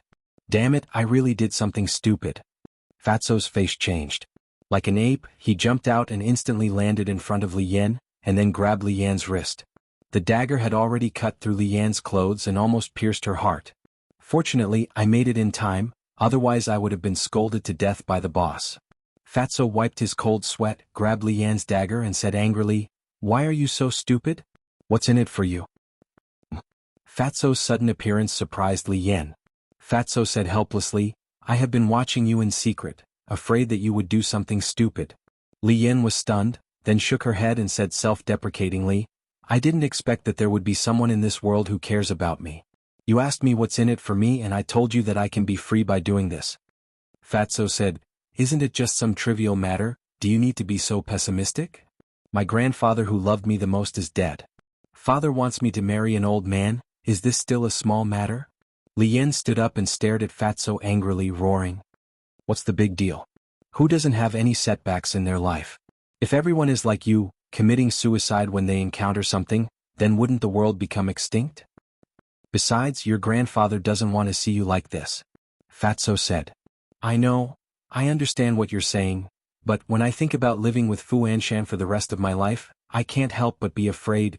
Li Yan squatted on the ground, hugging her legs in despair and pain. Sigh. Fatso sighed and squatted beside her. He reached out and patted Li Yan's back, comforting her. No, trust me, everything will be fine. I believe you. But tell me, what should I do? I don't want to marry him. Li Yan turned around and hugged Fatso, like a helpless child, crying bitterly. With the beauty in his arms, Fatso was at a loss for a moment. He raised his hands and didn't know where to put them. In the end, he put his hands on Li Yan's shoulders and comforted her. Don't cry, you're no longer a child. When you encounter difficulties, you have to face them bravely, not blindly running away. When Li Yan heard this, she pushed Fatso away and sneered, anyone can say these words, you won't understand my current mood. I don't understand? Fatso was also angry. He stood up and pointed at Li Yan's nose and scolded together, saying, do you think you're miserable? But let me tell you, there are many people in the world who are more miserable than you. For example, I really like a woman, but in the end she was just using me to get close to my boss. Do you know how painful it was for me when I learned the truth? But I understand that only by living can I have it, so I didn't seek death like you. I also hope that you can pull yourself together because the surprise is often at the end. Fatso said meaningfully. Li Yan fell silent and stopped sobbing. After a long time, she looked up at Fatso and asked, who is that woman? Chu Xian. Fatso said. Chu Xian? Li Yan thought carefully for a moment and said, I've heard of this woman, it seems that she and Guofeng. Fatso nodded and said, yes, it's the woman who hooked up with Guofeng before. Li Yan said, I've heard of her too. She doesn't seem to be as bad as you say. Why else would I say that she's a scheming woman? Let me tell you, she's too good at pretending. I used to follow her every day, but I didn't notice any flaws. In the end, it was boss who found out. Fatso said in disgust. Then you're really miserable. Li Yan looked at Fatso sympathetically, slowly got up and said with a smile, hearing about your experience, my mood is a lot better. Fatso's face darkened and he said angrily, we're friends after all. Can you not be so obvious about gloating? Li Yan shook her head and said with a smile, instead of gloating, it's better to say that we're in the same boat. I was deceived and you were forced to marry. Can this be considered as being in the same boat? It's not at all okay? Fatso rolled his eyes at her. Suddenly. Chapter 1082. Fatso took out the image crystal, his face full of disgust. That night, the image crystal rang at least a dozen times, but he did not respond once. Because he knew that it must be Chu Xian who sent him a message. What are you doing? Li Yan looked at him suspiciously. It should be a message from Chu Xian. I don't want to see her anymore. After Fatso finished speaking, he put away the image crystal. Li Yan said suspiciously, since she is using you, why did she take the initiative to send you a message? What happened between you two? Fatso's heart skipped a beat. If he told Li Yan about him, he might be able to distract her. He coughed dryly and asked, do you really want to know? Li Yan pursed her lips and said, if you want to tell me, I'll listen. If you don't want to, I won't force you. So unique? Fatso was stunned and shook his head with a wry smile. It's like this. Just as Fatso was telling Li Yan, on the other side of the martial artist mountain range, Chu Xian was walking back and forth in her cave abode, her face full of anxiety. What's going on with this disgusting fat pig? I've sent him so many messages but he didn't respond to me? She didn't realize that Fatso had seen through her conspiracy and still had an unapproachable attitude. I don't believe that he can really ignore my existence. She took out the image crystal again and sent a message to Fatso. Beside the pool. Fatso finished the whole story in a few words. After listening, Li Yan suddenly realized and said, in that case, young Master Hao has already set out to deal with the Heavenly Jade tribe. Now Chu Xian is looking for you not because she has changed her mind, but because she wants you to help her. That's right. Fatso nodded. Li Yan shook her head and sighed. This woman's scheming is indeed a little scary, but she's also caught in her own trap. Boss.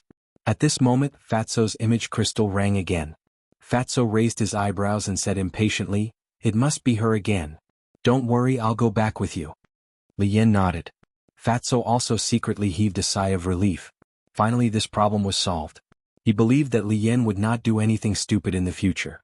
But after taking 2 steps, Li Yan stopped again. Don't tell me you haven't thought it through? Fatso's eyelids twitched as he looked at her nervously.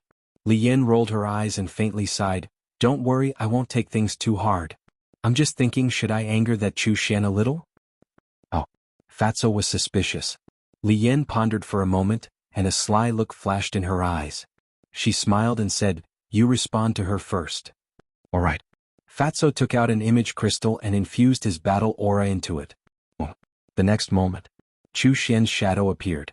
When she saw Li Yan next to Fatso, she immediately raised her eyebrows, then looked at Fatso and said, "What's the matter with you? I've been sending you messages since last night, but you haven't replied to me?" Fatso was about to speak. Li Yan suddenly stepped forward and hugged Fatso's arm, looking extremely intimate. She looked at Chu Xian and said, "He was with me last night, of course he didn't have time to care about you." Fatso was stunned. This was too unexpected. He had thought of many possibilities, but he did not expect Li Yan to use such a method to anger Chu Xian. But it was quite interesting. At the same time, Chu Xian's face turned green. It was not easy for her to put down her face and take the initiative to look for this damn fat pig, but she did not expect that he had already hooked up with another woman. "Give me an explanation." Chu Xian's face was a little ferocious. "Lord Fatty can be with whomever he likes. Why should I explain myself to you? Who are you?" Fatso sneered. Chu Xian's body trembled, and she looked at Fatso as if looking at a stranger and said, "Did you lie to me before?" "I didn't lie to you. At that time I really liked you, but suddenly I found a better woman than you." Fatso hugged Li Yan's slender waist and was extremely proud. "Don't go too far." Feeling Fatso's big hands, Li Yan secretly glared at him. Fatty snickered, "It's just acting. Of course we have to make it look good." Li Yan's face darkened and she looked at Chu Xian with a forced smile and said, "Is there anything else? If not, please don't harass us again in the future." "What should I do?" Chu Xian panicked. If she did not deal with Fatso, how could she persuade Ancestor Mu to help her? "Do you have anything else?" Li Yan urged impatiently. Fatso looked down at Li Yan and said with a smile, "Sister Yan, why are you talking so much nonsense with an unrelated person? Ignore her, let's go on a date." With that, Fatso was ready to turn off the image crystal. "Wait." Chu Xian hurriedly reached out and looked at Fatso. "I like you too. Let's be together." "You like me?" The fatty grinned and said, "I'm someone who doesn't have a good figure or strength. When did I become so popular?" Chu Xian said, "I don't care about that as long as you treat me sincerely." "Still pretending?" Fatso sneered secretly and shook his head. "I'm sorry, you and I are in the past. Now, I only have Sister Yen'er in my heart. I only have you in my heart too." Li Yan was also very cooperative and looked at Fatso affectionately. Looking at the two of them who were full of affection, Chu Xian was furious and shouted hysterically, "You heartless bastard, I misjudged you." She was starting to play the bitter game. "I'm heartless? Tell me honestly, during this period of time, when have I not been like a mangy dog around you all day? But what about you? Have you ever looked at me in the eye? That's right. You're beautiful and have a good temperament.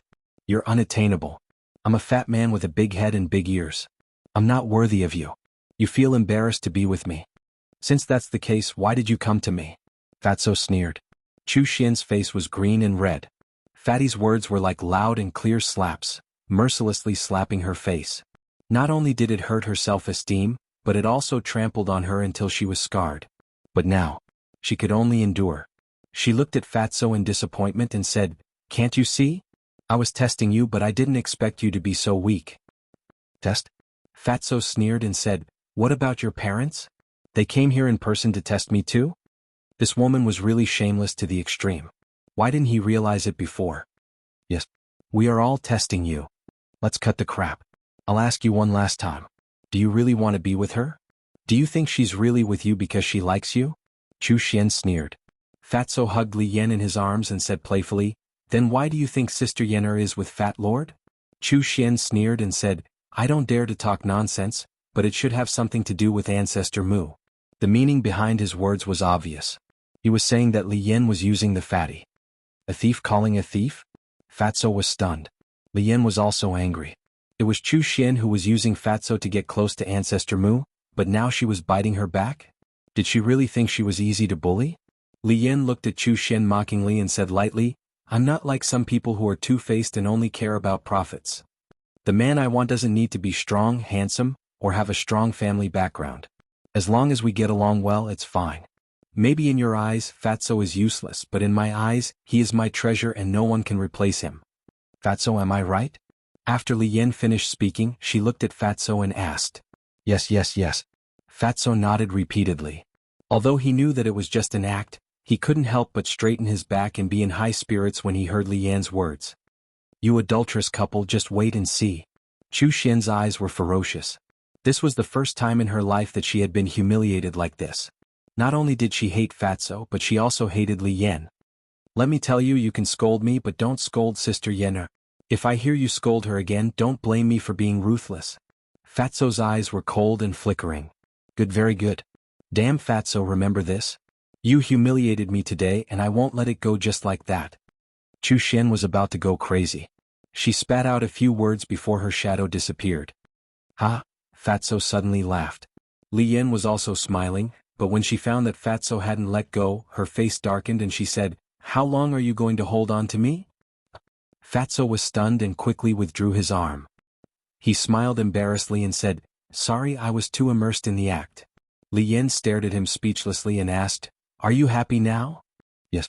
The resentment that has been accumulating for a few days is finally gone. I can start a new life." "Thank you." Fatso looked at Li Yan gratefully. Li Yan said, "It's okay, just treat it as returning the favor of saving my life." Fatso rubbed his head and laughed foolishly.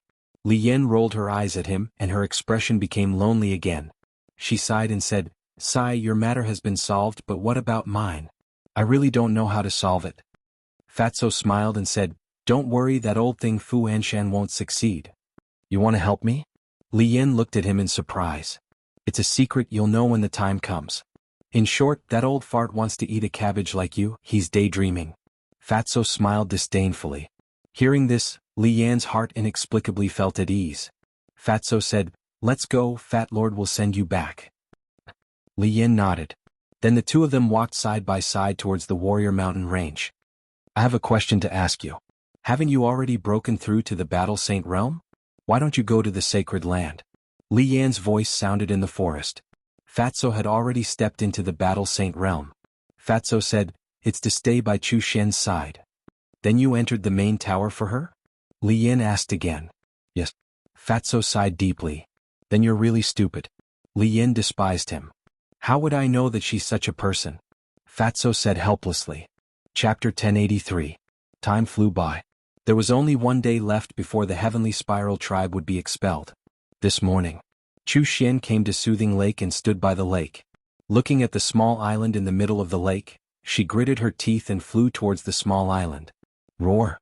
However, just as she flew up, a huge beast roared out of the lake. Chu Xian was so scared that her face turned pale. Because it was a sacred beast. The beast stood above the lake like a beast god. It looked at Chu Xian coldly and shouted, "The main tower is a forbidden area. Please leave immediately."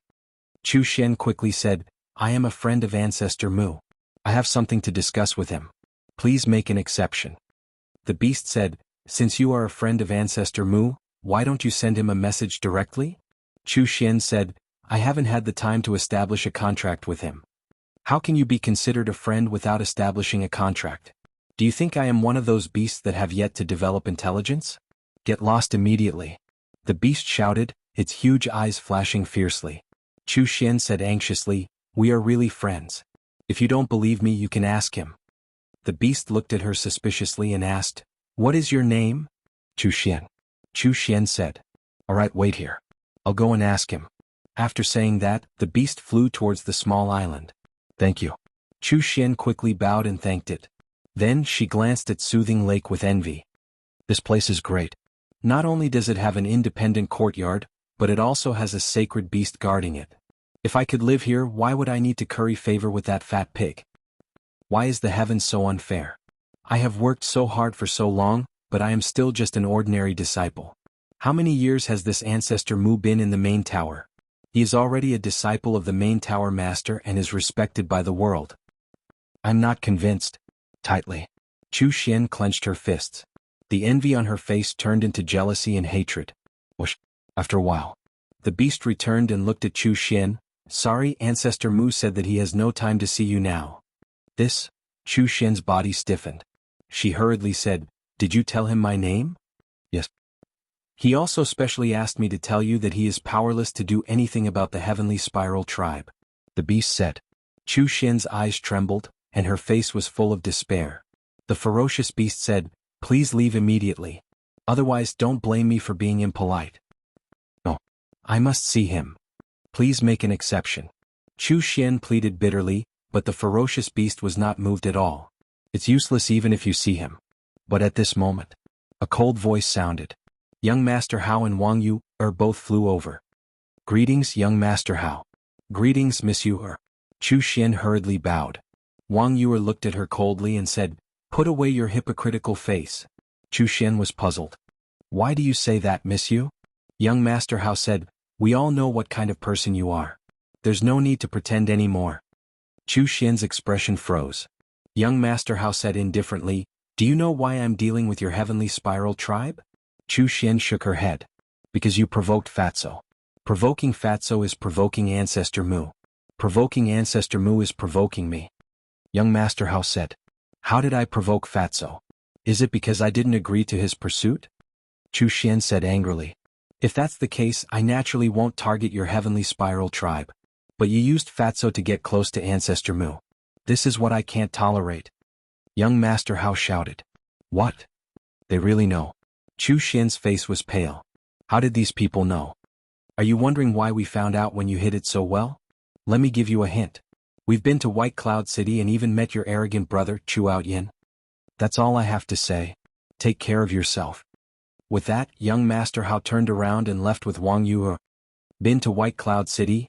Could it be? Chu Xian's eyes trembled. She suddenly raised her head and stared at the backs of Wang Yu and young Master Hao. She shouted, "Why are you doing this to me? I just want to get what I want. Is that wrong? What right do you have to treat me like this? You're stubborn. Only by working hard can you get what you want. You can't use others. Initially, I only wanted to expel the people from your tribe and you could continue to stay in the main tower. But it seems like there's no need for that now. Tomorrow you'll go to the first district with your tribe." Young Master Hao said without looking back. Boom. Hearing that, Chu Xian felt like she was struck by lightning. Her body and mind trembled and her mind rumbled. "I'm wrong. Let me stay. Please, I beg you." She quickly knelt in the void and begged pitifully. However, young Master Hao and young Master Hao ignored her and disappeared from her sight. "Why? I can't accept this." Chu Xian roared at the sky like a crazy demon. "Leave now." The ferocious beast shouted. Its ferocious might was like a waterfall as it pounced towards Chu Xian. "I don't need you to rush me. I'll leave." Chu Xian retracted her gaze and glared at the beast. Then she looked at the small island in the middle of the lake. Her eyes were full of resentment. "Sooner or later, I'll enter the central divine kingdom openly. At that time I'll make you regret it for the rest of your lives. Just you wait." She smiled sinisterly, opened the portal and walked in without looking back. "What? You're only going to expel them from the central divine kingdom?" At the same time, Fatso and Qin Feiyang were talking through transmission. The fatty's face was filled with displeasure. "I just heard it from young Master Hao. He probably misunderstood us. We said we'll make the heavenly spiral tribe disappear, but we're actually going to exterminate them. He thought we were asking him to expel the heavenly spiral tribe from the central divine kingdom," Qin Feiyang said. On the same day, since young Master Hao had offered to help solve this problem, he didn't ask about it. He had been cultivating quietly. When the beast went to find him, young Master Hao came out after hearing the news. He casually asked young Master Hao and found out. "Isn't this letting the tiger return to the mountain?" Fatso raised his eyebrows. "Letting the tiger return to the mountain? It shouldn't be." Qin Feiyang shook his head. Although the leader of the heavenly spiral tribe was a 9-star battle saint, they had all unlocked the gate of potential. It was only a matter of time before they surpassed the leader of the heavenly spiral tribe. As for Chu Xian, she was just a battle master. Even if she was given time, what could she do? "I still think we're letting them off too easily. Why don't we go to the heavenly spiral tribe tonight?" Fatso's eyes flashed with killing intent. "Oh. Young Master Hao must have gotten the Chief Pagoda Master's approval. If we go and exterminate the heavenly spiral tribe now, I'm afraid the Chief Pagoda Master will be dissatisfied. After all, the Chief Pagoda Master already has the intention to get rid of me," Qin Feiyang said in a deep voice. Fatso nodded and said, "That's true. If the Chief Pagoda Master uses this as a pretext to make a fuss and accuses us of killing the innocent, then the loss will outweigh the gain. Yes. Now we can't let him seize the opportunity. As for the heavenly spiral tribe, if you really want to get rid of them, we can just go to the first district," Qin Feiyang said. "All right. Anyway, Chu Xian has suffered enough for the past 2 days." Fatso sneered. That's right. Moreover, for the people of the Central Divine Kingdom, being exiled to the first district is more painful than being killed directly. Qin Feiyang said with a smile. She finally paid the price. Let's see if she still dares to do this in the future. Fatso's face was full of disgust. Qin Feiyang smiled and asked, "How's Li Yan?" "As you expected, she really went to seek death, but now she has been comforted by Fat Lord. By the way, there's one more thing." Fatso's eyes lit up. "What is it?"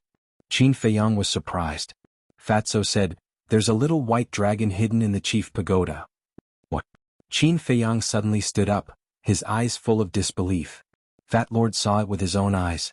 That little white dragon seems to have been born not long ago and has not fully awakened its intelligence. Fatso said. "Where is it?" Qin Feiyang asked. Fatso said, "In a pool not far from the sword tip. Why don't Fat Lord take you to have a look tonight?" "Okay." Qin Feiyang nodded. "Then I'll continue to keep an eye on Li Yan. I'll send you a message tonight." After Fatso finished speaking, the shadow dissipated. Qin Feiyang returned to his seat and couldn't calm down for a long time. There was actually a little white dragon in the chief pagoda. This was too shocking. He couldn't wait to go and take a look. But reason told him that he couldn't do this. Because there were too many people during the day. If he was seen by someone, it would be bad. Midnight. Two black shadows swept across the sky above the sword tip. It was Qin Feiyang and Fatso. Fatso chuckled and said, "Boss, you didn't cultivate today, right?" Qin Feiyang smiled bitterly. With the birth of the divine dragon, how could he still be in the mood to cultivate? It could be said that this day felt like a year to him.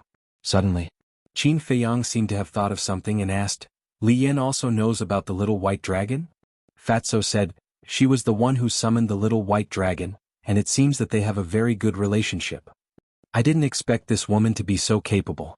Even the divine dragon likes her so much." Qin Feiyang was surprised. Fatso laughed. "This means that she is kind-hearted." "That's right. Generally, divine beasts like the little white dragon that have just been born prefer to come into contact with people with pure hearts." Qin Feiyang nodded. While they were talking, the two of them arrived above the pool. "Go down." Fatso waved his hand, and the two of them landed by the pool like lightning. This place was still the same as last night. It was silent, and there was not the slightest fluctuation on the surface of the water. "Little white dragon, I'm here." Fatso looked at the pool and called out softly in the same way that Li Yan summoned the little white dragon last night. Time passed breath by breath. Even after 100 breaths, there was still no movement on the surface of the water. "Little white dragon, big brother has candy to eat?" "Little white dragon, big brother has a beautiful big sister here?" "Little white dragon, your sister Li Yan is looking for you?" Fatso tried many more methods but to no avail. He couldn't help but frown. What was going on? Qin Feiyang thought for a moment, glanced at the surface of the water and said, "It can't be that only Li Yan herself can call it out, right?" "This?" Fatso was unable to determine for a moment. Qin Feiyang said, "Come, let's go down and look for it." Standing here and thinking, he couldn't come up with any results, so he might as well take action. Afraid of scaring the little white dragon away, when the two of them entered the pool, they were extremely careful and didn't make the slightest sound. The pool was not big but it was very deep. The two of them carefully searched. Chapter 1084. After about 500 to 600 breaths, the two of them finally sank to the bottom of the lake. However, at the bottom of the lake, other than the dried leaves and mud that had accumulated for countless years, there was no trace of little white dragon. Fatso was secretly annoyed. "Strange, it's clearly here. Why can't I find it?" Qin Feiyang's eyes flickered. Suddenly, with a wave of his hand, Wolf King, Winged Snow Eagle, Black Dragon Snake, Pangolin, Lu Hong Viper, and Dan Wankai appeared one after another. Qin Feiyang looked at everyone and said, "You guys heard it from the castle, right? Hurry and help find it." "All right." Everyone nodded and immediately took action. Time passed. Everyone searched for an entire hour and almost turned the entire lake upside down, but they still could not find little white dragon. Lu Hong said, "Fatso, you're not playing with us, are you?" Fatso smiled bitterly. "Madam, how would I dare to play with you guys? Then why can't you find it?" Lu Hong frowned. "I'm wondering the same thing." Fatso scanned the bottom of the lake. "What the hell? It was still here last night but it was gone today. Where did it go?" Qin Feiyang looked at Fatso and asked, "Have you asked Li Yan about little white dragon?" "Can I ask such a thing? If I ask, she'll definitely suspect that I'm targeting little white dragon." Fatso said. Qin Feiyang pondered for a moment and looked at Fatso. Go back and keep an eye on Li Yan first.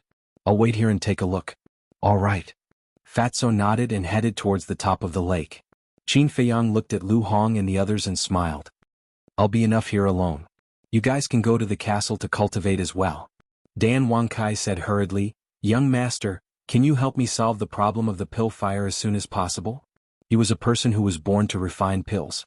If he didn't refine pills for a day, his hands would itch. Qin Feiyang was stunned and apologized, I'm sorry, I forgot about it. After saying that, he took out a jade box and handed it to Dan Wangkai. He smiled and said, There's a cluster of grade 6 alchemy fire inside. Take it and use it. This grade 6 elixir fire was a congratulatory gift from the chief of the Divine Python tribe during the apprenticeship ceremony. Only a grade 6 alchemy fire? Dan Wangkai was a little disappointed. Then what rank do you want? 7th rank? Even the main tower regards the 7th grade pill fire as a treasure. Where am I supposed to find it for you? Qin Feiyang smiled helplessly. Dan Wangkai said, But if I use a 6th grade alchemy fire, I can only refine battle chi pills with 4 veins. This will slow down everyone's cultivation speed. The more veins there were, the more energy the battle chi pill contained. Although there was only a difference of 1 between 4 and 5 elixir veins, the difference in effect was like heaven and earth. That makes sense. Qin Feiyang lowered his head and pondered for a while. He said, How about this, you use it first? I'll go to the trading pavilion tomorrow. All right.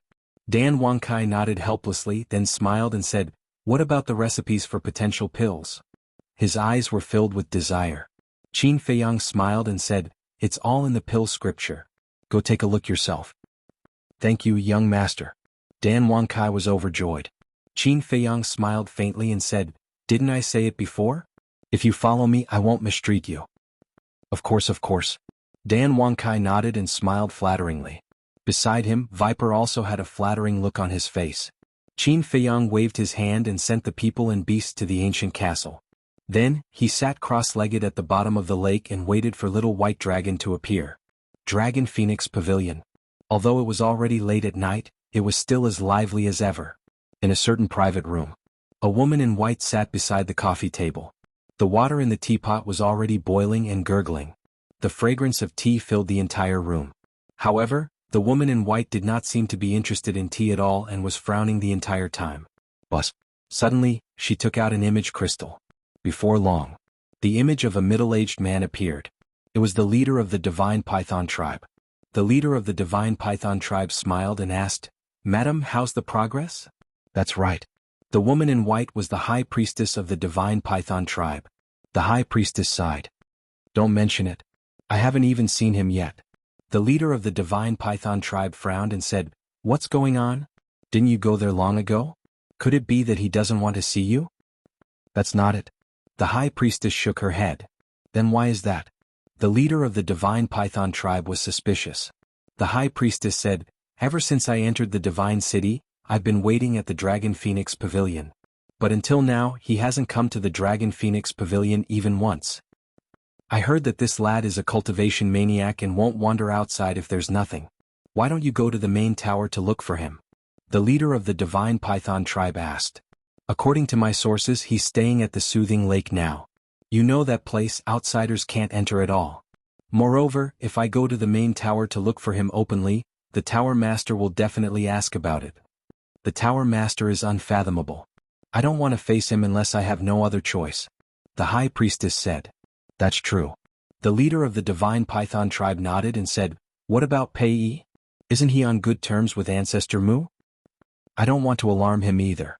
After all, this matter is related to him. The high priestess rubbed her head and said, Doesn't Ancestor Mu have many friends?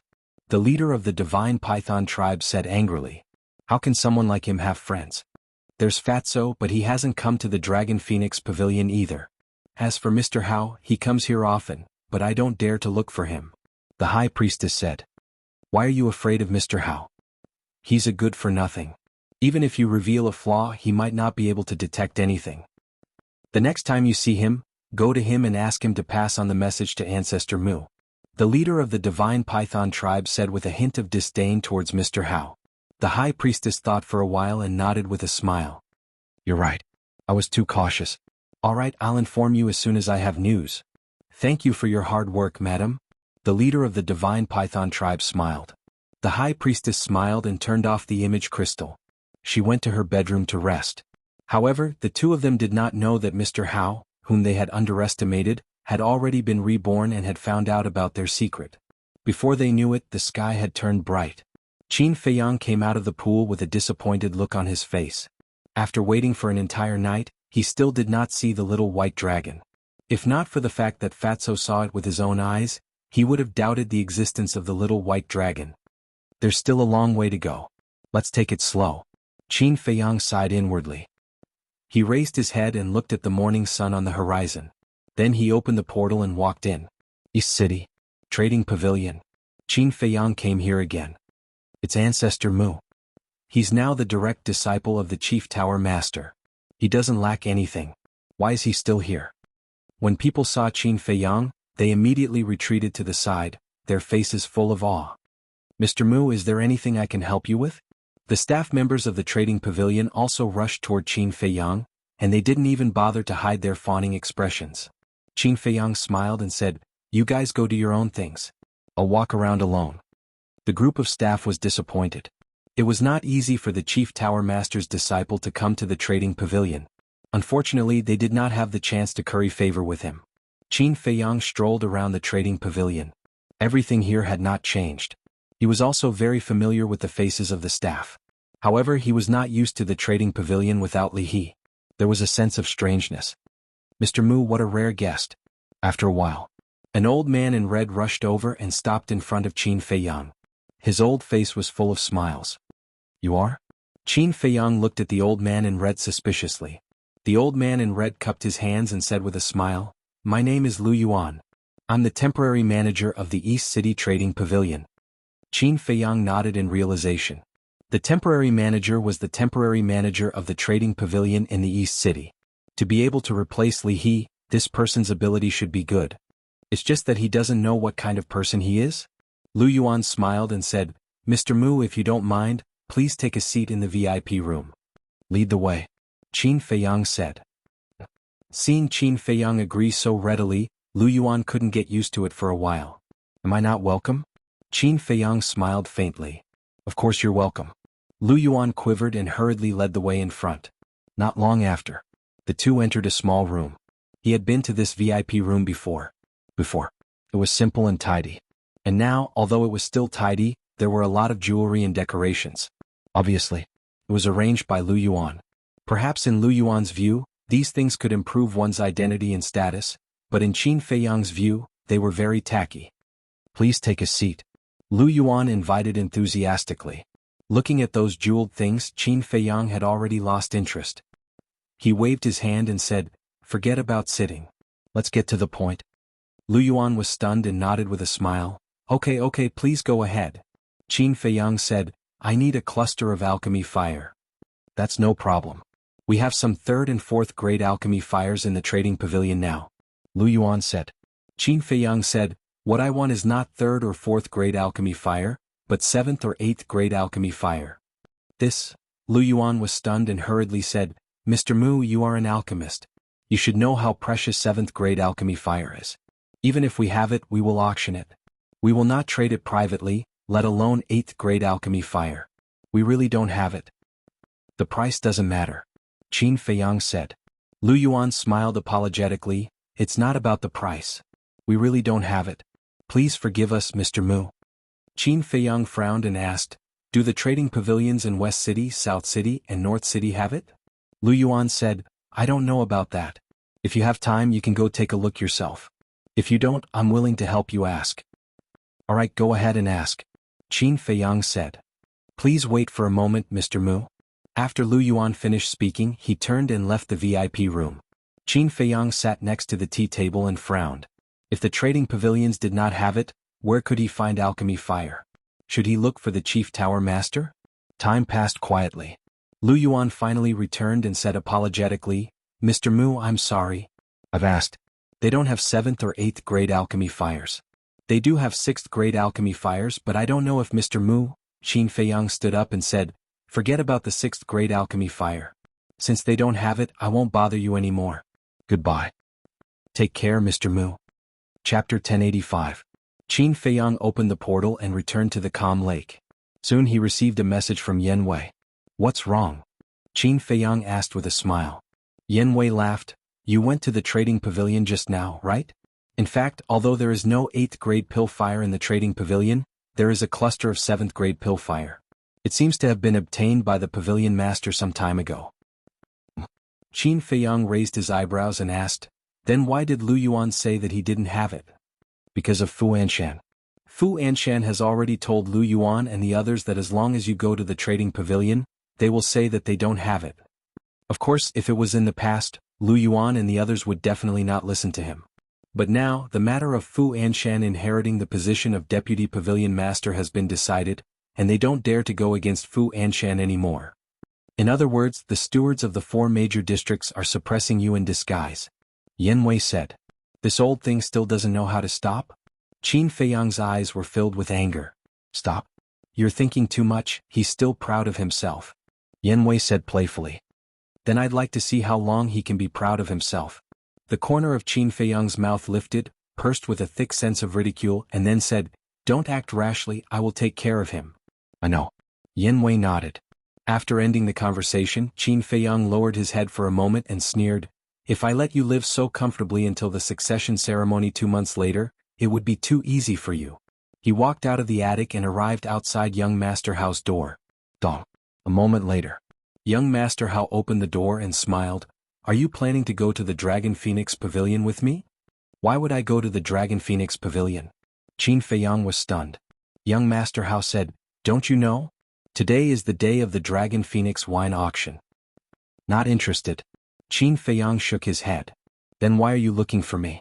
Young Master Hao was suspicious. Qin Feiyang said, I want to ask, where does the pavilion master live? You're looking for him? Young Master Hao was surprised. Yes. Qin Feiyang nodded. Young Master Hao's eyes brightened as he asked, Why are you looking for him? Is there something interesting? Qin Feiyang smiled and said, You can say that. How about it? Are you interested in going together? This? Young Master Hao hesitated for a moment, then shook his head and said, Forget it, I'll still go to the Dragon Phoenix Pavilion.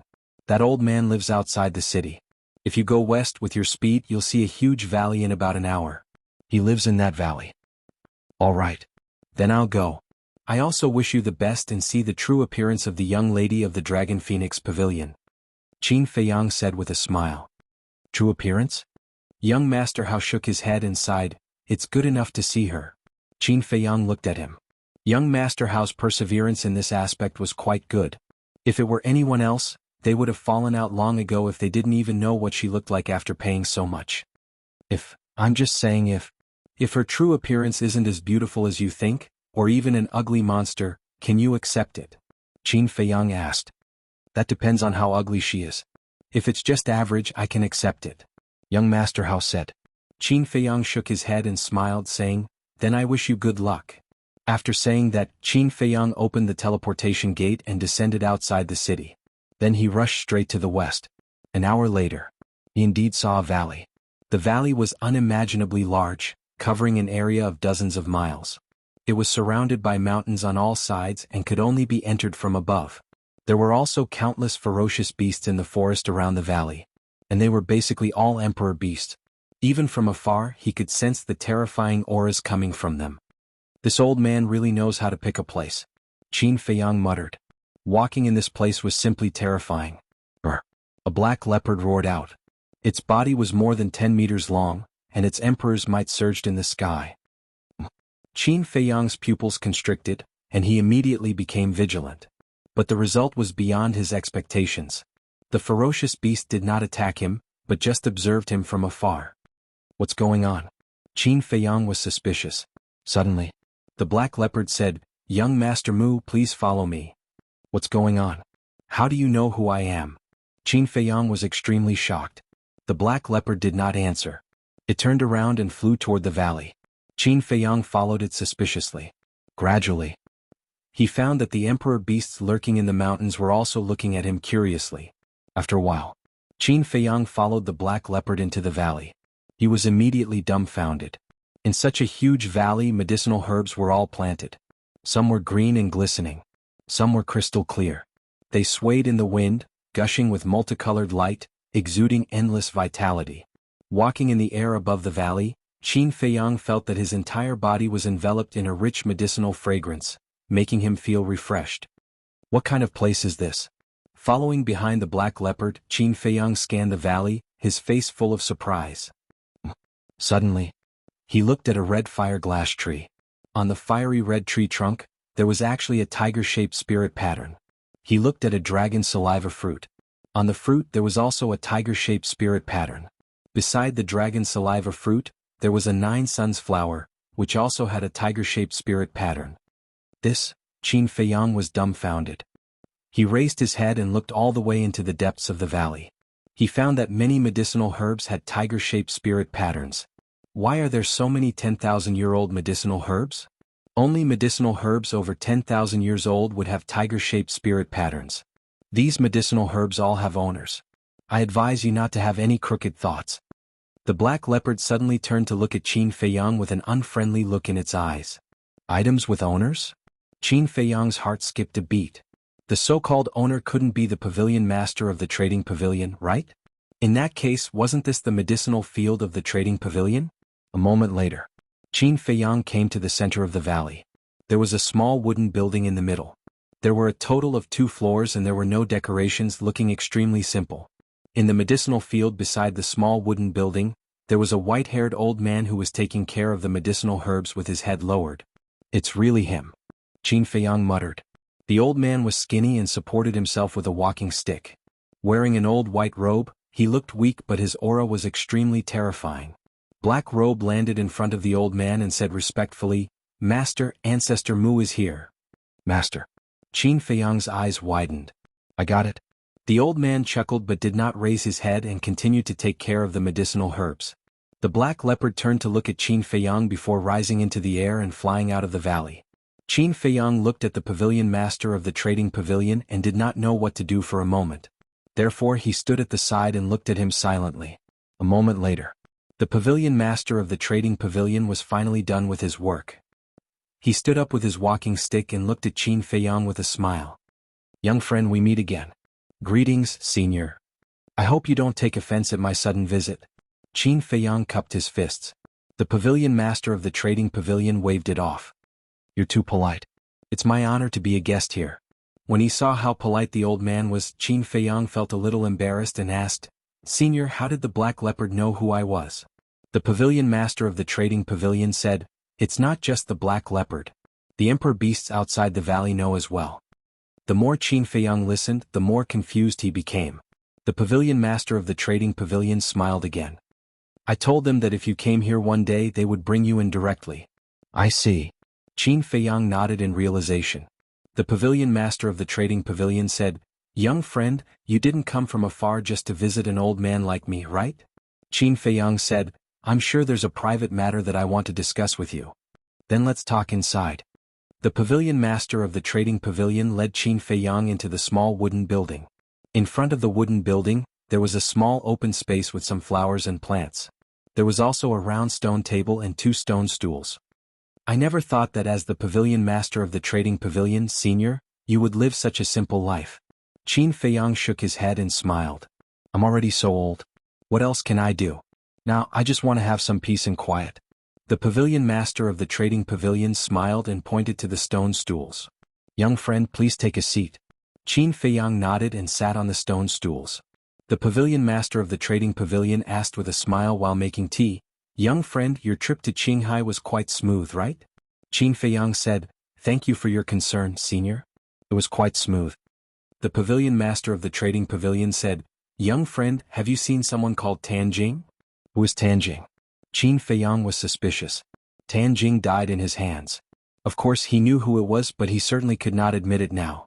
The pavilion master of the trading pavilion smiled and said, "I heard from the chief pavilion master that the alchemy fire was snatched away by your big brother in the end. Tanjing should have died in his hands too." "I don't know about that. Why don't I help you ask when I have time?" Qin Feiyang said. "That's not necessary. People have to pay a price for what they want. Young friend, please have some tea." The pavilion master of the trading pavilion smiled faintly and pushed a teacup in front of Qin Feiyang. Senior, you are detached from worldly affairs. I admire you. Qin Feiyang cupped his hands, then picked up the teacup and tasted it. Immediately, his eyes lit up and he praised, not bad. There is a faint fragrance of medicinal herbs in the natural tea fragrance. It has a unique flavor.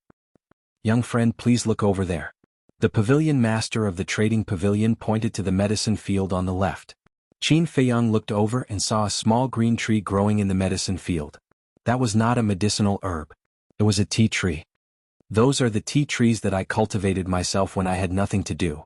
Although they are all ordinary tea trees, under the influence of the medicinal fragrance all year round, each leaf has a natural medicinal fragrance. I'm not bragging, but it tastes better than the so-called good tea outside. If you like it, I can give you some later. The pavilion master of the trading pavilion said with a smile. Thank you very much. Qin Feiyang was overjoyed. It seems that young friend is also a tea lover. The pavilion master of the trading pavilion smiled and retracted his gaze. He looked at Qin Feiyang and asked, Young friend, what are you here for this time? Chapter 1086. The master of the trading pavilion looked down at the Jianghu yellow dragon elixir suspiciously. Immediately, he looked at Qin Feiyang in surprise and said, Isn't this the Jianghu yellow dragon elixir? Yes. Qin Feiyang nodded. The master of the trading pavilion said suspiciously, Why did you take out this elixir? Did you think that the auction price was too high? Do you want to return it now? Return it? Qin Feiyang was stunned. What did that mean? Young friend, we have a rule in the trading pavilion. Once something is sold, it can't be returned. Of course. I can also buy this Jianghu yellow dragon elixir, but the price? The master of the trading pavilion said with a smile. Wait. Qin Feiyang stretched out his hand and interrupted the master of the trading pavilion. He said with a strange expression, Senior, you don't think that I bought it from the auction in the trading market before, do you? The master of the trading pavilion was stunned and asked, Isn't it? Only the trading pavilion has auctioned the Jianghu yellow dragon elixir before. Qin Feiyang smiled bitterly. This old man was really cute. Senior, it's true that only the trading pavilion has auctioned the Jianghu yellow dragon elixir before, but I want to ask you, who got this Jianghu yellow dragon elixir from? Qin Feiyang asked with a smile. I don't know. The only one who knows is Li He, but he's dead now. The master of the trading pavilion sighed. It was his biggest regret that he couldn't find the person who refined the Jianghu yellow dragon elixir. Qin Feiyang was helpless. He had made it so obvious, but the old man still couldn't see through it. This old man was too slow. He didn't talk nonsense and took out another Jianghu yellow dragon elixir. Young friend, you actually bid for so much back then? The master of the trading pavilion didn't understand Qin Feiyang's meaning and looked at Qin Feiyang in surprise. Qin Feiyang's face darkened and took out another elixir. Tsk, young friend, you're really rich. The master of the trading pavilion exclaimed. You haven't comprehended it yet? Qin Feiyang was speechless. However, he also knew that it was not the pavilion master's fault. It was just that the 9 tunes yellow dragon pill was too miraculous and heaven-defying. It was normal for the old man to think that he had obtained it through bidding. Without another word, he took out another 29 chew yellow dragon pills. In addition to the previous 3, there were a total of 23. What? So many? The transaction pavilion's pavilion master abruptly stood up and stared at the 23 9-melody yellow dragon pills on the table, dumbfounded. Suddenly, he recalled that Li He had never auctioned off so many Jianghu yellow dragon pills before. Could it be? He suddenly raised his head and stared at Qin Feiyang, saying in surprise, Could it be that you were the one who gave Li He's 9 chew yellow dragon pill? That's right. Qin Feiyang nodded. Where did you get it? The transaction pavilion's pavilion master shuddered and asked hurriedly. He had not thought that it was refined by Qin Feiyang. He only thought that someone gave it to Qin Feiyang or that Qin Feiyang found it by chance somewhere. Ugh. Qin Feiyang was speechless once more. Young friend, I really want to know who refined the 9 chew yellow dragon pill. If you're willing to tell me the truth, I'll definitely repay you with a generous gift. The transaction pavilion's pavilion master looked at Qin Feiyang pleadingly. Qin Feiyang said helplessly, Senior, why don't you think about it? I'm the one who refined the 9 chew yellow dragon pill. You refined it? The transaction pavilion's pavilion master was stunned and shook his head with a smile. I have to admit that you're extremely talented in cultivation. However, I'm not looking down on you, but you definitely can't refine the 9 chew yellow dragon pill. Why? Qin Feiyang asked curiously. Because even I haven't seen the 9 Chu yellow dragon pill before, let alone you. The Transaction Pavilion's pavilion master said. I see. Qin Feiyang nodded and said with a smile, I'm sorry, but I was really the one who refined the 9 Chu yellow dragon pill. Don't joke around. The Transaction Pavilion's pavilion master said with a smile. I'm not joking. Qin Feiyang said. The Transaction Pavilion's pavilion master frowned and looked at the 23 Chu yellow dragon pills again. He looked at Qin Feiyang and asked, You really refined them? It seems that it's difficult to convince the old senior. Qin Feiyang simply took out the netherworld demonic flame and the fire Luan cauldron. The Transaction Pavilion's pavilion master was surprised. Qin Feiyang got up and said, Senior, please turn around and wait for me to refine the spirit liquid before turning back. He did this because he did not want the old man to know about the medicinal herbs of the 9 Chu yellow dragon pill. The Transaction Pavilion master glanced at him and quickly turned around. He also couldn't wait to know if the 9 Chu yellow dragon pill was refined by the kid in front of him. Qin Feiyang took out a set of medicinal herbs and directly opened the furnace to refine pills. In less than 50 breaths, the spirit liquid of various medicinal herbs was refined. Qin Feiyang said, You can look at it now. After refining the spirit liquid, the medicinal herbs would turn into ashes and the Transaction Pavilion master would not know what medicinal herbs it was. The Transaction Pavilion master hurriedly turned around and walked in front of Qin Feiyang, looking down at the spirit liquid in the pill furnace. So much. At that moment, his gaze trembled slightly. There were at least 50 to 60 drops of spirit liquid in the fire Luan cauldron. In other words, the 9 Chu yellow dragon pill required at least 50 to 60 kinds of medicinal herbs. Then, he watched Qin Feiyang fuse the spirit liquid step by step. Qin Feiyang's proficient alchemy technique and his calm demeanor gave him a fright again. Crash. All of a sudden, the pill furnace shone brightly and a strong pill fragrance wafted over, invigorating one. Swoosh. Immediately after, a stream of light swept out of the pill furnace. Qin Feiyang waved his hand and caught it in his palm. The Transaction Pavilion master stared at Qin Feiyang's hand. He was nervous. He was looking forward to it. Senior, watch carefully. Qin Feiyang smiled faintly and extended his hand in front of the Transaction Pavilion master, opening his palm slowly. The Transaction Pavilion master's pupils constricted bit by bit. Finally, when the elixir in Qin Feiyang's palm appeared before his eyes, his pupils constricted and his face was filled with shock. It was really the 9 Chu yellow dragon pill. And there were 7 pill patterns. Was this a dream? The 7 pill patterns shone brightly and almost blinded his eyes. He swallowed his saliva. There was a rumble in his head. He didn't know how to express the shock in his heart at this moment. This man's martial arts talent was already beyond the reach of countless monsters in the Central Divine Kingdom, but he didn't expect that his alchemy talent was also so terrifying. Was he still human? For a long time, the Transaction Pavilion master couldn't come back to his senses and was shocked. Qin Feiyang waved his hand and put away all the Juku yellow dragon pills as well as the pill furnace and pill fire. He asked with a smile, Senior, do you believe me now?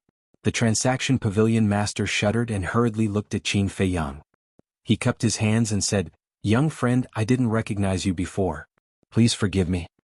It's understandable. Qin Feiyang smiled. The Transaction Pavilion master shook his head and sighed. Everyone thought that the person who refined the Juku yellow dragon pills must be an extremely powerful and mysterious expert.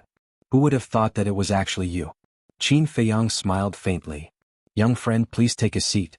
The Transaction Pavilion master's attitude was even more polite than the Chief Tower master's. Qin Feiyang sat back on the stone bench and picked up the teacup. He didn't speak anymore and drank the tea silently. He had achieved the effect he wanted. Now he only needed to wait for the Transaction Pavilion master to speak. The Transaction Pavilion master was also a shrewd old man. Naturally, he could see Qin Feiyang's motive. He said, Young friend, just say it. How can we continue to supply the Juku yellow dragon pills to the Transaction Pavilion? Since Li He's death, there were no more Juku yellow dragon pills. The Transaction Pavilion's popularity was declining day by day. So no matter what, he had to persuade Qin Feiyang to put the Juku yellow dragon pills up for auction in the Transaction Pavilion. Qin Feiyang put down the teacup and smiled. Not long ago, I went to the Eastern City Transaction Pavilion to buy a cluster of 7th grade pill fire. The Transaction Pavilion master was stunned and asked, Lu Yuan didn't sell it to you? Qin Feiyang said, It's not that he didn't sell it, it's that he didn't have it. The transaction pavilion master said suspiciously, "That's not right. I just happened to get a cluster of 7th grade pill fire some time ago. How could I not have it?" Qin Feiyang said, "Not only did Lu Yuan say that he didn't have it, but even the people of the Western City, Southern City, and Northern City also said that they didn't have it. Why is that? Could it have been auctioned off? But that's not right. If it was really auctioned off, they would report it to me as soon as possible." The transaction pavilion master frowned. Qin Feiyang shook his head and said, "Whether it was auctioned off or not, I don't know, but I received a rumor that Fu Anshan and the other 3 stewards are secretly banning me." "What? Did they eat a leopard's guts?" The transaction pavilion master was furious. "Senior, I'm very grateful to you for giving me the Fire Luang cauldron, but this matter makes me very uncomfortable," Qin Feiyang said. The transaction pavilion master's heart skipped a beat and he said solemnly, "Little friend, don't worry. I'll definitely investigate this matter." Qin Feiyang's eyes flashed with a smile and said, "Then I'll wait and see. However, don't cancel Fu Anshan's position as the deputy pavilion master. Ask him to come to me. In addition, please keep the matter of the Jianghu Yellow Dragon pill a secret for the time being." "I understand." The transaction pavilion master nodded. Qin Feiyang then got up and cupped his hands. "Then I still have something to do, so I won't disturb you." "Okay." The transaction pavilion master nodded and got up to send him off. Then, as if he thought of something, he stretched out his hand and said, "Little friend, please wait." Qin Feiyang looked at him suspiciously. The transaction pavilion master took out 3 exquisite jade boxes from his Jianghu bag. The jade boxes were the size of an adult's palm. "These are the tea leaves that I made myself. Please accept them." The pavilion master of the trading pavilion handed the 3 jade boxes to Qin Feiyang. Qin Feiyang's eyes lit up and he said with a smile, "Thank you, senior. I won't stand on ceremony. You really like this kind of tea leaves." After putting away the 3 jade boxes, Qin Feiyang opened the portal and left. When the portal disappeared, the transaction pavilion master's face sank and he took out an image crystal. Bus. Fu Anshan's figure appeared and bowed, "Greetings, pavilion master." The transaction pavilion master said in a deep voice, "Call Lu Yuan and the other 2 and come to me immediately." "What's wrong, sir?" Fu Anshan was surprised. "Cut the crap. If it's not 10 breaths, all of you can scram," the transaction pavilion master shouted. Fu Anshan's eyes trembled and he quickly said, "Sir, please calm down. I'll call them now." After saying that, the illusory figure dissipated. What a bastard. The transaction pavilion master was about to go crazy. Chapter 1087.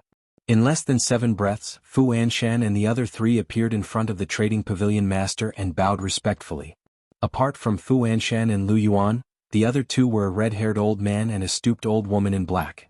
The old woman in black said suspiciously, "Pavilion master, why did you call us here in such a hurry? Did something big happen? You still have the face to ask me?" The trading pavilion master was furious. The old woman in black's face froze. Why did it sound like she had made a big mistake?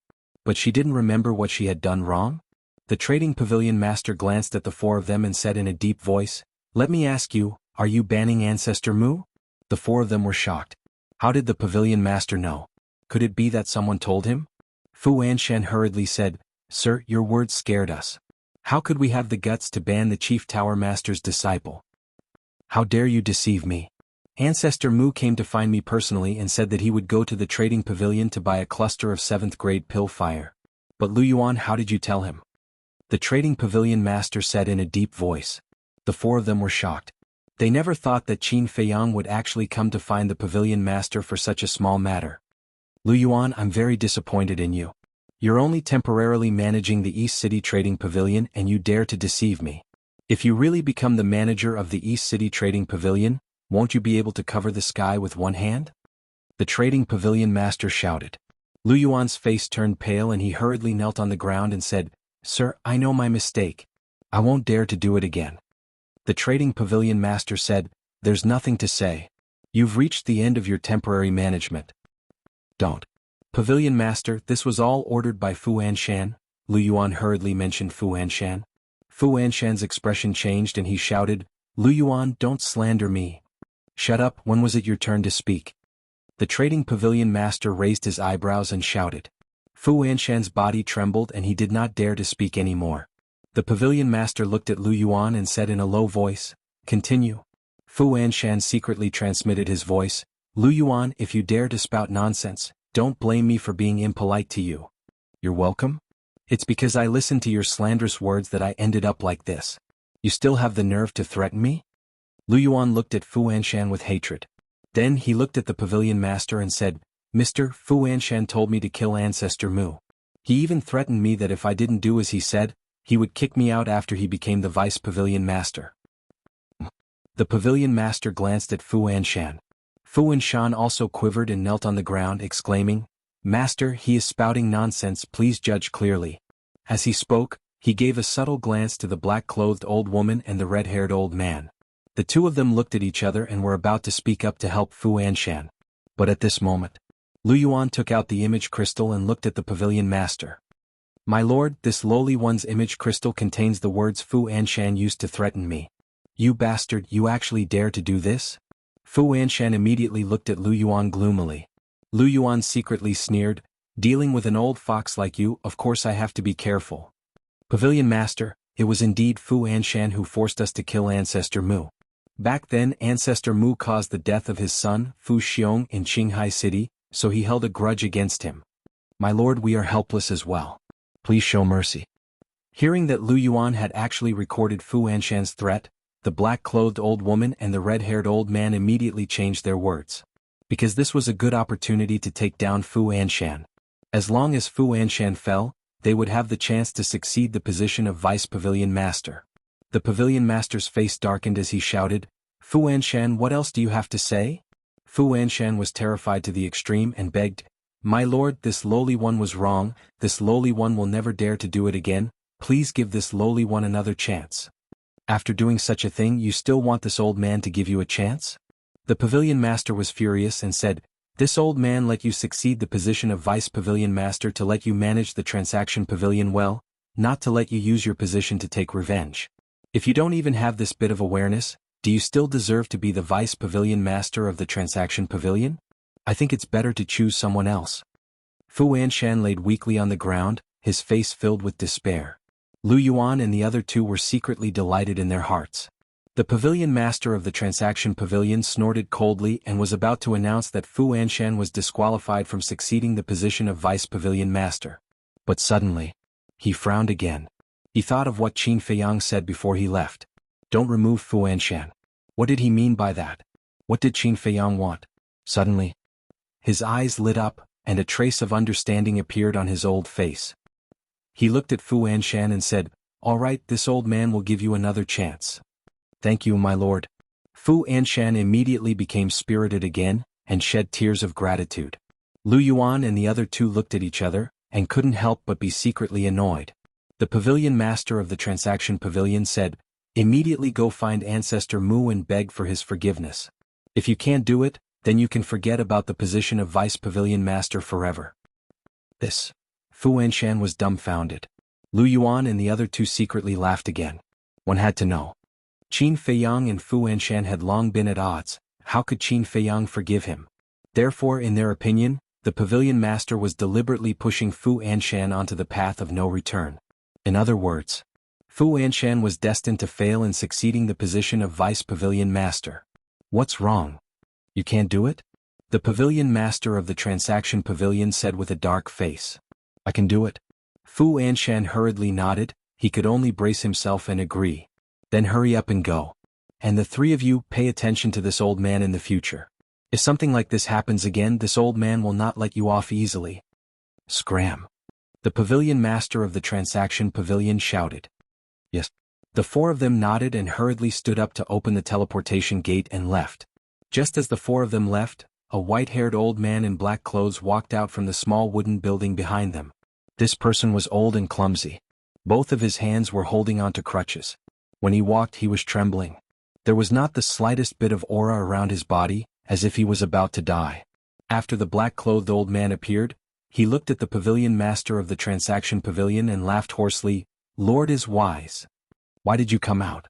The pavilion master of the transaction pavilion hurriedly turned around and walked forward to support the black-clothed old man. There was a trace of blame in his eyes. "Anyway, we're all about to die.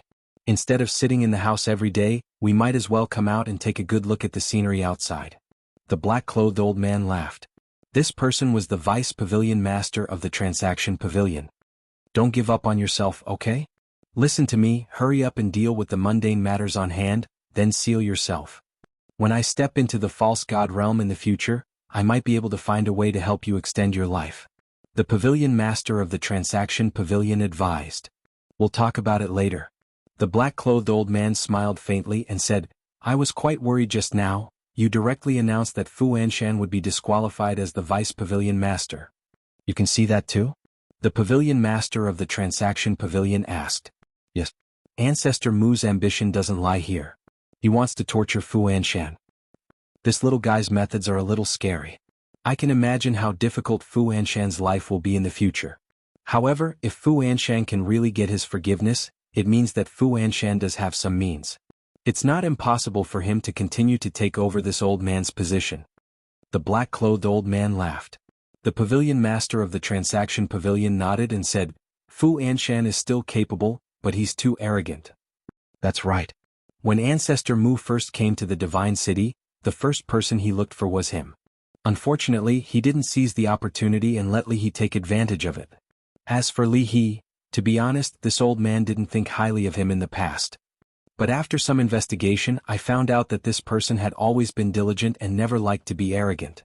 He was also very kind to others. In terms of ability, he was not inferior to Fu Anshan and the others. It's a pity that he died an unnatural death. The black-clothed old man sighed, his old face full of regret. In short, the two of us are still too tacky. We like others to flatter us in front of us. And this Li He is not that kind of person. His presence is extremely low. The pavilion master of the transaction pavilion smiled bitterly. Yes. If it weren't for Ancestor Mu's appearance, I'm afraid we would never have noticed him. So we have to change this. The black-clothed old man said. Let's not talk about it. I'll accompany you for a walk. The pavilion master of the transaction pavilion smiled. Okay. The black-clothed old man nodded. Lu Yuan, that damn bastard, he actually betrayed me. North City. The transaction pavilion. Fu Anshan sat in front of his desk and flew into a rage. Yan Wei stood at the side and laughed gloatingly. Then he said, Sir, this is a little strange. What's strange? Fu Anshan turned to look at him suspiciously. Yan Wei said, although Ancestor Mu went to look for the pavilion master, he didn't know that we were banning him. That's right. Fu Anshan was stunned and said in surprise, Are you saying that someone is leaking information behind the scenes? It's very possible. Yan Wei nodded. He was trying to distance himself from the matter. Because, other than Fu Anshan and the other three, he was the only one who knew about this. When Fu Anshan calmed down, he might start to suspect him. But now, after hearing what he said, Fu Anshan would naturally ignore him and suspect Lu Yuan and the other two. Fu Anshan asked, Then who do you think is the most likely? I think that all three of them are possible. Because they are all coveting the position of Deputy Pavilion Master. Yan Wei said calmly. Sigh. Fu Anshan sighed deeply and said regretfully, I'm really smart for a lifetime but stupid for a moment.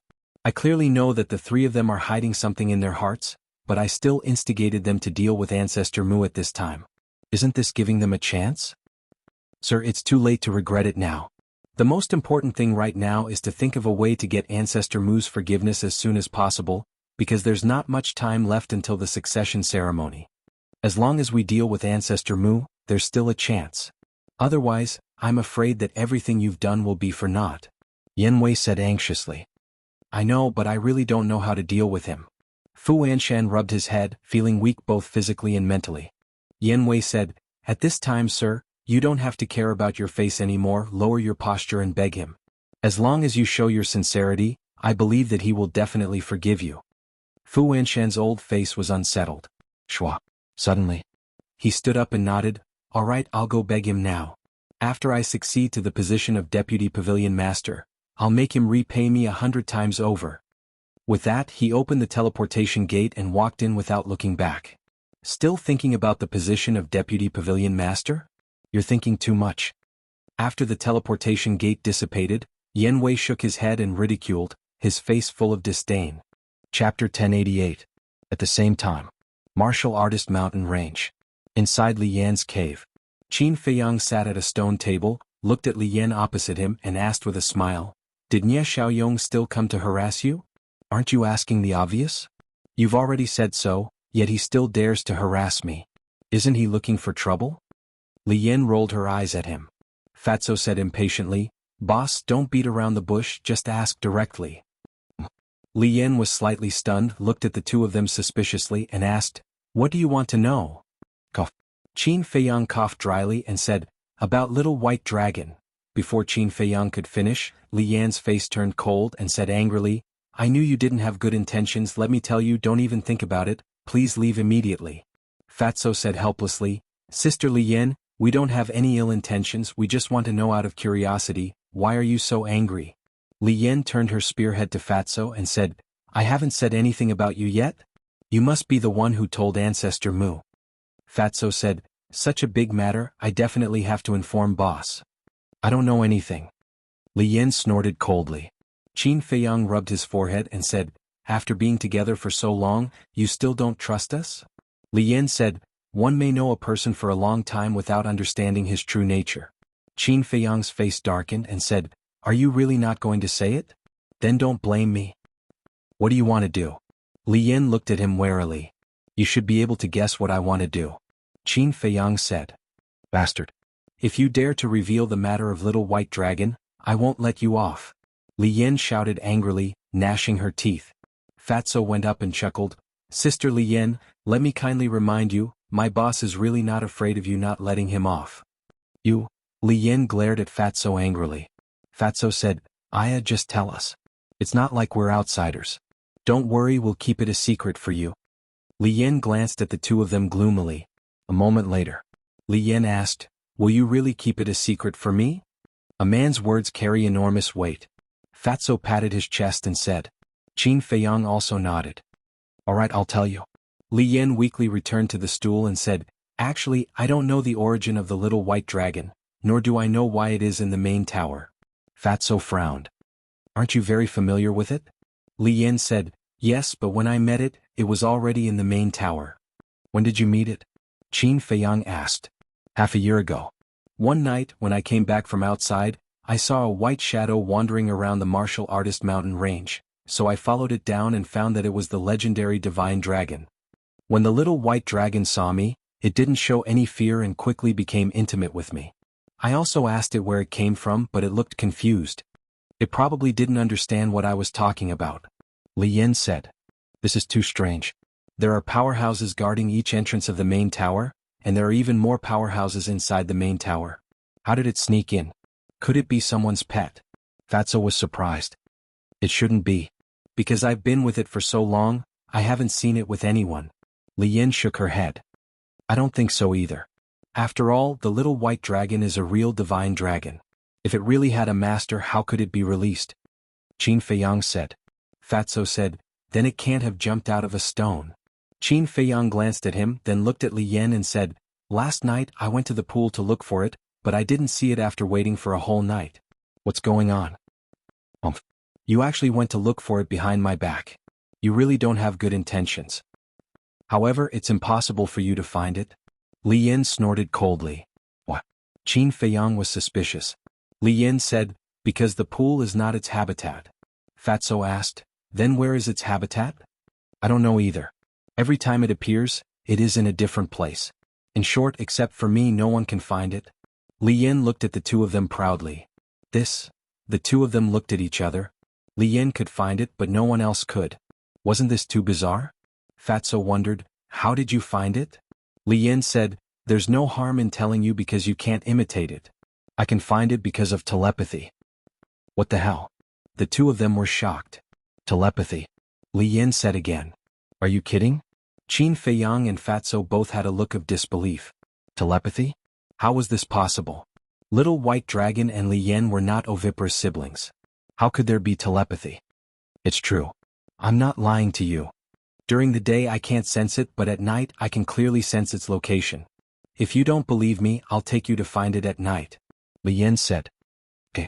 The two of them nodded repeatedly. They couldn't ask for more. No. Why should I take you to find it? Isn't this pushing it to the fire? No, just pretend I didn't say anything. Li Yan saw their expressions and realized that something was wrong. She quickly waved her hand and said. Qin Feiyang's face darkened. Wasn't this little girl deliberately making fun of them? Li Yin said lightly, in short, I won't give you any chance. Qin Feiyang smiled helplessly, got up and said, well, take me there when you think it through. I'll go back first. After saying that, he turned and walked out of the cave. Fatso quickly chased out and frowned. You're leaving? Qin Feiyang said, what are you staying here for? Take good care of her. If anything happens, I'll hold you responsible. Fatso pursed his lips. Buzz. At this moment, the image crystal moved. Qin Feiyang took out the image crystal, and young Master Hao's shadow appeared, his face full of ridicule. Qin Feiyang asked with a smile, looking at your expression, you should have encountered something interesting, right? Young Master Hao chuckled and said, it's very interesting. The high priest of the divine python tribe wants to see you. Qin Feiyang was stunned and asked, where? Longfeng Pavilion. Young Master Hao said. It seems that she has been waiting for a long time. Qin Feiyang smiled faintly. Senior brother Mu, you're here. At this time.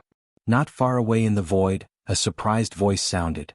Qin Feiyang looked up and saw a young man in black running towards him. Qin Feiyang's eyes had a trace of suspicion. He looked at young Master Hao and said, it seems that someone is looking for me. That's it. After saying that, he put away the image crystal. Whoosh. The young man in black broke through the air and landed in front of Qin Feiyang. You are? Qin Feiyang looked at him in confusion. The young man in black smiled obsequiously and said, I'm a disciple of the Warrior Mountain Range. My name is Wang Er. Wang Er? Qin Feiyang was stunned. He had never interacted with this person before. He asked, Senior brother Wang, what's the matter? No, how would I dare to be your senior brother? Just call me junior brother. Wang Er waved his hand. Qin Feiyang shook his head and laughed. This person was older than him and had entered the main pagoda earlier than him. He was actually willing to be his junior brother. Strength and status could indeed change a person. Qin Feiyang said, if you have something to say, just say it. The steward of the Northern City Trading Pavilion is here. He specifically said that he wants to see you. He also said that he won't leave until he sees you. So I wanted to inform senior brother Fatty and let him pass the message to you. I didn't expect you to be here. Wang Er said. Fatso said unhappily, Hey, what are you talking about? Although being fat is my characteristic, you can't just call me senior brother Fatty, right? Sorry? Wang Er smiled apologetically. Fatso rolled his eyes at him and looked at Qin Feiyang. Boss, do you want to meet him? Qin Feiyang waved his hand and said, I'm not interested, but you can go and tell him that standing there is not sincerity. Understood. Fatty chuckled mischievously, then opened the teleportation gate and left. Thank you. Qin Feiyang cupped his hands towards Wang Er and thanked him, then opened the teleportation gate and left. He actually thanked me? Wang Er was stunned and a little flattered. Main Pagoda. Pill Pagoda Square. At this moment, countless disciples had gathered and were curiously looking at Fu Anshan, who was standing in the middle of the square. The succession ceremony is coming soon. Why is he here looking for Ancestor Mu instead of preparing properly? Everyone was suspicious. Swish. Fatso appeared out of thin air and stood in the air above the square. Fatso is here. Why are you afraid of him? Isn't it because he has Ancestor Mu as his backer? If Ancestor Mu were to back him up, what would he amount to? Some were afraid. Some were disdainful. Hearing those discussions, Fatso raised his eyebrows and his saint aura erupted. For a moment, the square fell into dead silence. Those who were disdainful before were now filled with shock. He had actually stepped into the Battle Saint realm. Are you surprised? Let me tell you, Fat Lord has already stepped into the Battle Saint realm. It's just that he doesn't want to go to the sacred land and has been hiding his cultivation. Do you really think I'm just relying on boss? Fatso sneered. Stepped into the Battle Saint realm long ago? Don't want to go to the sacred land? Everyone was petrified on the spot. The sacred land was a place all the disciples of the main pagoda wanted to go, but this person actually hid his cultivation and didn't want to go. Was there something wrong with his brain? Fatso withdrew his saint aura and said lightly, Fat Lord's pursuit and ideals are not something you ordinary people can understand. Everyone's face twitched. Will you die if you don't act cool? Fatso's gaze turned and looked down at Fu Anshan. He joked, Chief Steward Fu, we meet again. A cold light flashed in the depths of Fu Anshan's eyes. He cupped his hands and smiled, Brother, it's been a long time since we last met. How have you been? When did we become so close? Thinking back, when we first came here and went to the trading pavilion for the first time, What did you say? Fatso looked at him playfully. Fu Anshan licked his face and said with a smile, Brother, it was all this old man's fault. This old man will apologize to you in front of everyone. I hope you won't hold a grudge. Chief Steward Fu is about to succeed the position of Deputy Pavilion Master, yet you still apologize to a small figure like me. How magnanimous. Chapter 1089. The people in the plaza looked at each other in dismay. Fatso's words could be said to be a blatant mockery, but they couldn't figure it out. With Fu Anshan's brain, it was impossible for him not to hear it, but why wasn't he angry? Fatso said, Manager Fu, I heard that you are looking for my boss? Fu Anshan endured his anger and nodded, Yes, please inform him. I'm sorry. My boss is not free right now. Also, is this your sincerity? If that's the case, then even if I help you inform him, my boss might not even see you. Fatso teased. Then, according to brother, what is considered sincerity? Fu Anshan asked with a smile. You can still laugh? Has this old fellow been kicked silly by a donkey? People muttered. Fatso chuckled and bared his teeth. All right, since you are so modest, I will give you a clear path. Kneel. As long as you kneel here, I am sure that boss will come out to see you sooner or later. Fu Anshan's heart was immediately filled with a monstrous rage. At the same time, the disciples in the plaza were also completely stunned. One had to know. Whether it was Fu Anshan's prestige or status in the Central Divine Kingdom, it was not something that this Fatso could compare to. He actually dared to make him kneel? Even if he had the support of the Mu ancestor, wasn't this a bit too much? Simply put, this was no longer a matter of Fu Anshan's personal dignity, but the face of the entire transaction pavilion. Moreover, Fu Anshan was someone who was about to become the vice pavilion master of the transaction pavilion, so it was impossible for him to do such a thing that would ruin his image. Therefore, in everyone's eyes, Fatso was purely enjoying himself. What? He actually, suddenly? A cry of surprise sounded, filled with disbelief. Everyone looked at Fu Anshan in unison, only to see that the previously furious Fu Anshan was actually kneeling on the ground. In an instant, everyone was dumbstruck. He actually knelt down. What is he thinking? Doesn't he know that this kneeling will cause his reputation to be ruined? Oh my God. What the hell is he doing? People went crazy. Just what was it that made Fu Anshan kneel down regardless of his dignity? Even the law-enforcing elder who was guarding the teleportation altar widened his eyes in disbelief. That's right. Kneel properly and don't try to play tricks. Otherwise, even if I help you, the boss won't see you. Fatso chuckled and glanced at the disciples in the square proudly. Then he turned around and left. Today's humiliation, in the future I will repay it 1,000 times, no 10,000 times. Fu Anshan lowered his head and clenched his fists tightly. His old eyes were filled with killing intent. Whether or not he met Qin Feiyang, whether or not he would succeed the position of Deputy Pavilion Master, from now on, he would become the laughingstock of the world. It was all because of this one kneel. Longfeng House. Young Master Mu, please come inside. When Qin Feiyang arrived in front of the door, two workers immediately came forward to greet him. Where is young Master Hao? Qin Feiyang asked with a smile. One of the workers said, Young Master Hao is still at the same place. I'll bring you up. Okay. Qin Feiyang nodded. Under the guidance of the worker, Qin Feiyang entered a room on the top floor. This room was adjacent to the room of the young lady of the Longfeng House. In the room, apart from young Master Hao, there was also a middle-aged woman. She was the high priest of the divine Python tribe. The worker was very tactful and did not enter the room. He stood outside the door and asked, Young Master Mu, what would you like to drink? No need. Qin Feiyang waved his hand. Okay, I'll go back to work. If you need anything, call me. After saying that, the worker closed the door and turned to leave. The high priest immediately stood up and looked at Qin Feiyang. Qin Feiyang stretched out his hand and said with a smile, Senior, let's talk later. Let me have a sip of tea first. With that, Qin Feiyang walked to young Master Hao's side. Young Master Hao immediately poured a cup of tea and handed it to Qin Feiyang. Too many things have happened today. I'm exhausted. Qin Feiyang sat on the chair, took the teacup and took a sip. Then he shook his head and sighed. Young Master Hao said, Then why are you still free to come here? I can't help it. Senior High Priest has come personally. If I don't come, wouldn't it seem too rude of me? Isn't that right, Senior? Qin Feiyang looked at the High Priest and chuckled. If you're really busy, we can meet another day. The High Priest smiled. Qin Feiyang waved his hand and said, How can I do that?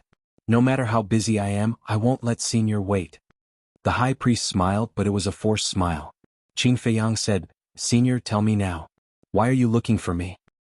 The high priest turned to look at young Master Hao. Young Master Hao held the teacup and drank leisurely, pretending not to see anything. Qin Feiyang smiled faintly. "Senior, young Master Hao is not an outsider. If you have something to say, just say it."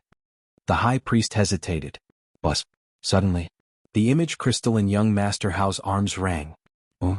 Young Master Hao was stunned and took out the image crystal. But a beautiful figure appeared. It was Wang Yu. Young Master Hao asked suspiciously, "Sister, what are you doing?" Wang Yu said angrily, "Go and ask Ancestor Mu what's going on with Fu Anshan. Why is he kneeling in front of our main pagoda?" "What? Fu Anshan is kneeling in front of the main pagoda?" The high priest was surprised. Young Master Hao was also a little stunned. He looked at Qin Feiyang and said to Wang Yu, "He's with me. Ask him yourself." With that, young Master Hao turned the image crystal and faced Qin Feiyang. "He really knelt down?" Qin Feiyang asked in surprise. Wang Yu said, "Of course, it's already a big deal." Qin Feiyang's eyes flashed. This old man was really willing to do anything for the position of Deputy Pavilion Master. But thinking about it, it made sense. For the position of Deputy Pavilion Master, Fu Anshan could be said to have done everything. If he failed because of this, even if he died, he would not be able to rest in peace. Qin Feiyang looked at Wang Yu and said indifferently, "If he wants to kneel, then kneel. Why are you so angry?" "What about him? It has nothing to do with me. But he is the steward of the Transaction Pavilion after all, and he is also the successor of the next Deputy Pavilion Master. How can you make him kneel in front of our main pagoda? At that time, how will others talk about you behind your back? How will they talk about our main pagoda? Most importantly, if the Pavilion Master of the Transaction Pavilion finds out about this, he will definitely come looking for trouble with you." Wang Yu said. Qin Feiyang stared blankly and asked, "Are you concerned about me? Get lost. Who has the time to care about you? In short, hurry up and get rid of Fu Anshan for me. My grandfather and parents have already begun to ask me." After Wang Yu said that, she angrily turned off the image crystal. Wasn't this nonsense? Didn't he have any sense of propriety? Young Master Hao put away the image crystal and asked suspiciously, "Brother Mu, what's going on?" "Fu Anshan and the other 3 stewards banned me, so I went to find the Pavilion Master of the Transaction Pavilion. I think it should be the Pavilion Master who asked him to come and apologize.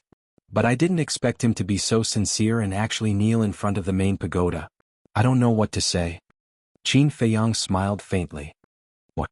Even the Pavilion Master of the Transaction Pavilion thinks so highly of him?"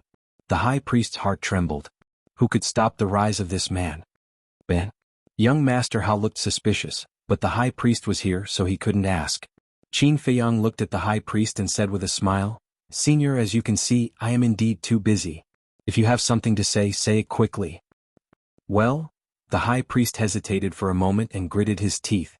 "Little brother, tell me, what do I have to do to destroy that video?" "Oh, I see." Qin Feiyang came to a realization and said meaningfully, "This video is very valuable. I really can't bear to destroy it. It's better to squash enmity than keep it alive. Besides, we know that we were wrong now. Please be kind and give us a way out." The high priest looked at him pleadingly. "Actually, you should look for Pei, because as long as he forgives you, you don't have to be afraid of this video being exposed anymore." Qin Feiyang said. The high priest said, "I have always treated Ura as my own son. I don't want him to know about this because it will be a huge blow to him." Qin Feiyang sneered. "Then you should have killed him back then." The high priest's expression was extremely ugly. Qin Feiyang waved his hand and said impatiently, "All right, I can destroy this video if you give me a grade 7 pill fire." When he received young Master Hao's message, he had already thought of where to get a grade 7 pill fire. It was the Divine Python tribe. As a super tribe, they would definitely have a grade 7 pill fire. "Really?" The high priest was elated. Qin Feiyang nodded. "All right, I'll give it to you now." The high priestess waved her hand, and a cluster of beautiful pill fire appeared. The high priest of every tribe was in charge of refining pills. Hence, he usually carried his pill fire with him. Qin Feiyang said, "Erase the blood contract and give it to me." "This." The high priest frowned. Qin Feiyang said calmly, "Don't worry, there's no need for me to lie to you. I won't do something like that either." "All right, I believe you." The high priest nodded and erased the blood contract directly. Then with a wave of his hand, the pill fire flew to Qin Feiyang. Qin Feiyang also took out the image crystal. With a thought, he erased the video. Did you really erase it? The high priest looked at him nervously. Qin Feiyang said, I've always been a man of my words. If you want me to crush the image crystal, that's absolutely impossible. Thank you. The high priest let out a long breath and stood up with cupped fists. Qin Feiyang said, You don't have to thank me. I just hope that you've really repented. Otherwise, even without this video, I'll make the divine python tribe suffer. Is that so? Let's wait and see then. The high priest sneered and opened a portal to leave. Previously, she had been humble because the other party had something on her. Now that she had nothing on her, what was she afraid of? Young Master Hao said in disgust. She turned hostile immediately after the video was destroyed. This woman is really too much. Don't tell me you really believe the nonsense she said before? Let me tell you, a leopard can't change its spots. Qin Feiyang sneered. Chapter 1090. It's just a show. Young Master Hao sneered and suddenly thought of something. He frowned and said, That's not right. Aren't the images in my hands? Why do you have them? Qin Feiyang smiled and said, When I accompanied Pei Yi to the 9 regions to retrieve Pei Changfeng's body, I already got a video from a tribe. Wasn't that before we went to Qinghai? Young Master Hao was surprised. Yes. Qin Feiyang nodded. Young Master Hao said, So, you already knew about the leader of the divine python tribe? Yes. Qin Feiyang said with a smile. Young Master Hao cursed angrily, Damn, you're really cunning. You even kept us in the dark. I have to keep a trump card. Qin Feiyang smiled faintly. That's true. For example, this time, after Fu Anshan, you also destroyed the video. The leader of the divine python tribe must think that he can rest easy now, but he doesn't know that I still have a video in my hands. Young Master Hao said with a smile. Qin Feiyang shook his head and said, Wrong, Fu Anshan didn't destroy the video. He also has a trump card. Young Master Hao was stunned and said with a smile, Damn, this old fox is more cunning than you. What do you mean by more cunning than me? Am I cunning? Where can I find such a good person? Qin Feiyang rolled his eyes. You're a good person?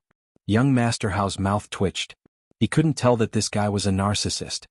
By the way, since you're already here, why don't you stay and have a few drinks with me? We'll bid for the Dragon Phoenix wine later. Young Master Hao said. I'm really not interested. Have fun by yourself. Qin Feiyang shook his head, got up, put away the pill fire, and opened the teleportation gate to leave. How boring. Young Master Hao cursed angrily. Back at Calming Lake, Qin Feiyang immediately saw Gong Sun Bei standing in his courtyard with his head lowered and brows furrowed. Who knew what he was thinking? Wang Yu was beside him. Brother Gong Sun. Qin Feiyang landed in the courtyard and bowed. You're back.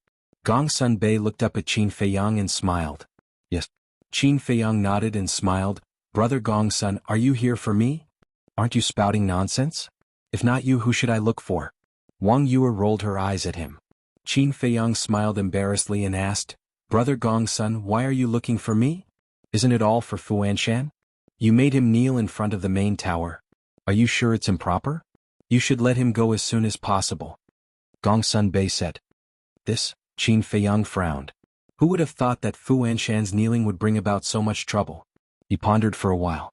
Qin Feiyang smiled and said, How about this, let him kneel on the opposite side of the Jingxin Lake. Gong Sun Bei frowned and asked suspiciously, What kind of grudge do you have with him? Why are you torturing him like this? Just because he sent Fu Han to assassinate you? Isn't this considered a grudge? Qin Feiyang asked. Gong Sun Bei fell silent. Because if it were him, he wouldn't let the matter rest either. Wang Yu asked, What about the pavilion master of the trading pavilion? If he comes to blame you, how are you going to explain it? He won't come to blame me. Because he's the one who sent Fu Anshan. Qin Feiyang smiled. No way? Gong Sun Bei and Wang Yu looked at each other. To tell you the truth. Actually, I've already gone to the pavilion master of the trading pavilion. Qin Feiyang briefly told them about how Fu Anshan and the others blocked him. So that's how it is. Only then did the two of them come to a realization. This old thing really doesn't know what's good for him. We haven't settled the score with him in Qinghai, and now he's stirring up trouble again. It seems that we have to get rid of him as soon as possible. Wang Yu said in disgust. Qin Feiyang said, Then you won't blame me now, right? You didn't make it clear before. If I don't blame you, who should I blame? Wang Yuer glared at Qin Feiyang angrily, looking a little embarrassed. Gong Sun Bei sighed deeply and said, "All right then. It's his own fault. Let him kneel on the opposite side of the soothing lake. Also, don't run around during this period. It's best if you stay at the soothing lake." What? Qin Feiyang and Gong Sun Bei looked at him suspiciously. "Because Sir has already ordered to remove the spies that the major factions have placed in our main tower. I'm worried that they'll do something dangerous to you if they're cornered," Gong Sun Bei said. "They're finally taking action?" Qin Feiyang's eyes flashed slightly and asked, "Have you found anyone?" Gong Sun Bei's eyes flashed coldly as he said confidently, "It's basically under my control. After confirming it, we can pull the net." "Who are they?" Qin Feiyang asked calmly. "These people are very powerful. They're basically the law enforcement elders and deacon elders. Even my temple has some." Gong Sun Bei coldly snorted. Qin Feiyang was surprised. "No way they're so arrogant? What about the Mujia?" As soon as this statement came out, the place inexplicably fell into a dead silence. Whether it was Gong Sun Bei or Wang Yuer, they all looked at Qin Feiyang with a surprised look. "It seems that they didn't find Mu Qing's second grandpa," Qin Feiyang secretly muttered. "Otherwise, Gong Sun Bei wouldn't show such an expression." Wang Yuer frowned and said, "Why do you ask?" "No, I'm just thinking that since the major factions know that they've placed spies in our main tower, then the Mujia should also be doing the same," Qin Feiyang said with a smile. Wang Yuer solemnly said, "Don't talk about this kind of groundless thing in the future. The Mujia is not to be trifled with. It seems that she's also quite afraid of the Mujia." "I know." Qin Feiyang nodded. Gong Sun Bei looked at Qin Feiyang and smiled. "While you guys talk, I'll go first. By the way, when the little brother comes back, you should also tell him about this." "Okay." The two nodded. After Gong Sun Bei opened the portal and left, Qin Feiyang looked at Wang Yuer and frowned. "Are you so afraid of the Mujia?" Wang Yuer said. "The Mujia is an existence that can't be provoked. No one knows how deep their background is." Qin Feiyang's heart moved. It seems that Wang Yuer knows the Mujia quite well. He asked, "Do you know where the Mujia's nest is?" "I don't know. Even if I know, I won't tell you." Wang Yuer coldly snorted and turned away. After being together for so long, she knows what kind of person Qin Feiyang is. He's a lawless person. If she told him, he would definitely go and provoke the Mujia. Qin Feiyang couldn't help but feel disappointed. How could the Mujia hide so deep? Back in the attic, he took out the image crystal and sent a message to Fatso. Fatso's shadow appeared. Qin Feiyang said, "Go to the Pill Pagoda Square again and tell Fu Anshan to come to the Calm Heart Lake and kneel. In addition, pay attention to the little white dragon." "Understood." Fatso nodded, and the shadow dissipated. Qin Feiyang pondered for a moment, put away the image crystal, walked to the balcony on the second floor, took a battle chi pill and closed his eyes to meditate. After Fu Anshan received the message from Fatso, although he was helpless and angry, he could only do as he was told. Time passed day by day. Late one night, Gong Sun Bei led a group of divine envoys like the god of death, to show a comprehensive sweep in the main pagoda. However, this sweep has been carried out secretly and did not alarm any disciples. The main pagoda was as calm as ever. The disciples of the main pagoda were also as usual. But all the major forces began to panic. They didn't expect that the spies they planted in the main pagoda would be discovered by the main pagoda master. This made them very nervous. They were afraid that after the main pagoda master removed these spies, he would target them again. So for the next period of time, the people of the major forces were unprecedentedly honest. As time passed day by day, seeing that the main pagoda master didn't hold them accountable, they were relieved. After this incident, they didn't dare to plant spies in the main pagoda anymore. As for Mu Qing's second grandpa, maybe he was hidden too deep and he really wasn't found out. Another period of time passed. Qin Feiyang suddenly received a message from Wang Zicheng and others. They said that the people sent by the main pagoda master had already looked for them, and they also dealt with it according to Qin Feiyang's instructions. After listening, Qin Feiyang didn't say anything and just let them continue to stay in Qinghai. In the blink of an eye, more than 2 months passed. Boom. Early in the morning. Calm Heart Lake. A powerful saint aura suddenly erupted. Qin Feiyang, who was sitting cross-legged on the balcony on the second floor, suddenly opened his eyes.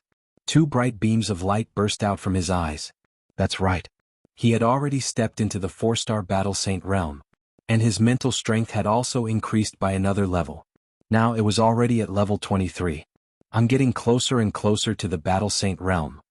Before the opening of the miracle, I can already step into the one-star Battle Saint realm. Qin Feiyang muttered and let out a long breath. Then he withdrew his saint aura and took out the image crystal. After a while, Fatso's shadow appeared. Qin Feiyang asked, "Have you seen Little White Dragon during this period of time?" "Yes. Some time ago, Li Yan went to look for it. Although she didn't let Fat Lord follow her, Fat Lord secretly followed her." Fatso smiled slyly. Qin Feiyang's eyes lit up and asked, "Where did you find it?"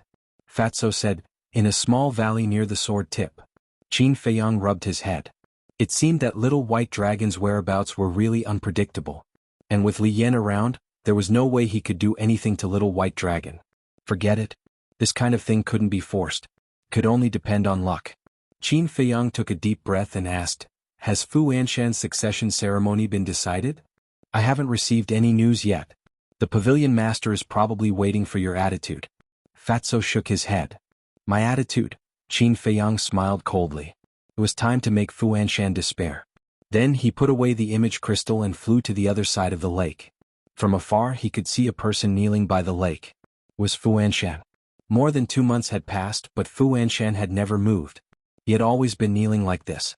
Even though he had the cultivation of the Battle Saint realm, his legs were already numb. He looked dispirited and haggard. Qin Feiyang flew over and said in surprise, "Isn't this Steward Fu? Why are you kneeling here?" Ancestor. Chapter 1091. Qin Feiyang landed in front of Fu Anshan and asked suspiciously, "Steward Fu, who are you kneeling to?"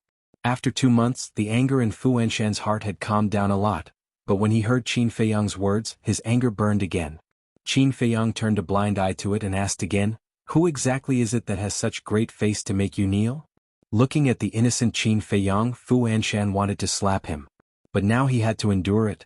It had been more than 2 months, but the pavilion master had not announced the exact time when he would succeed the position of deputy pavilion master. Obviously, the pavilion master was waiting for the result. In other words, if he could not get the forgiveness of the person in front of him, then it was almost impossible for him to succeed the position of deputy pavilion master. "Brother Mu, I've already fallen to this point, can you stop teasing me? I know it was all my fault in the past, I'll kowtow to you and apologize, I just hope that you can forgive me."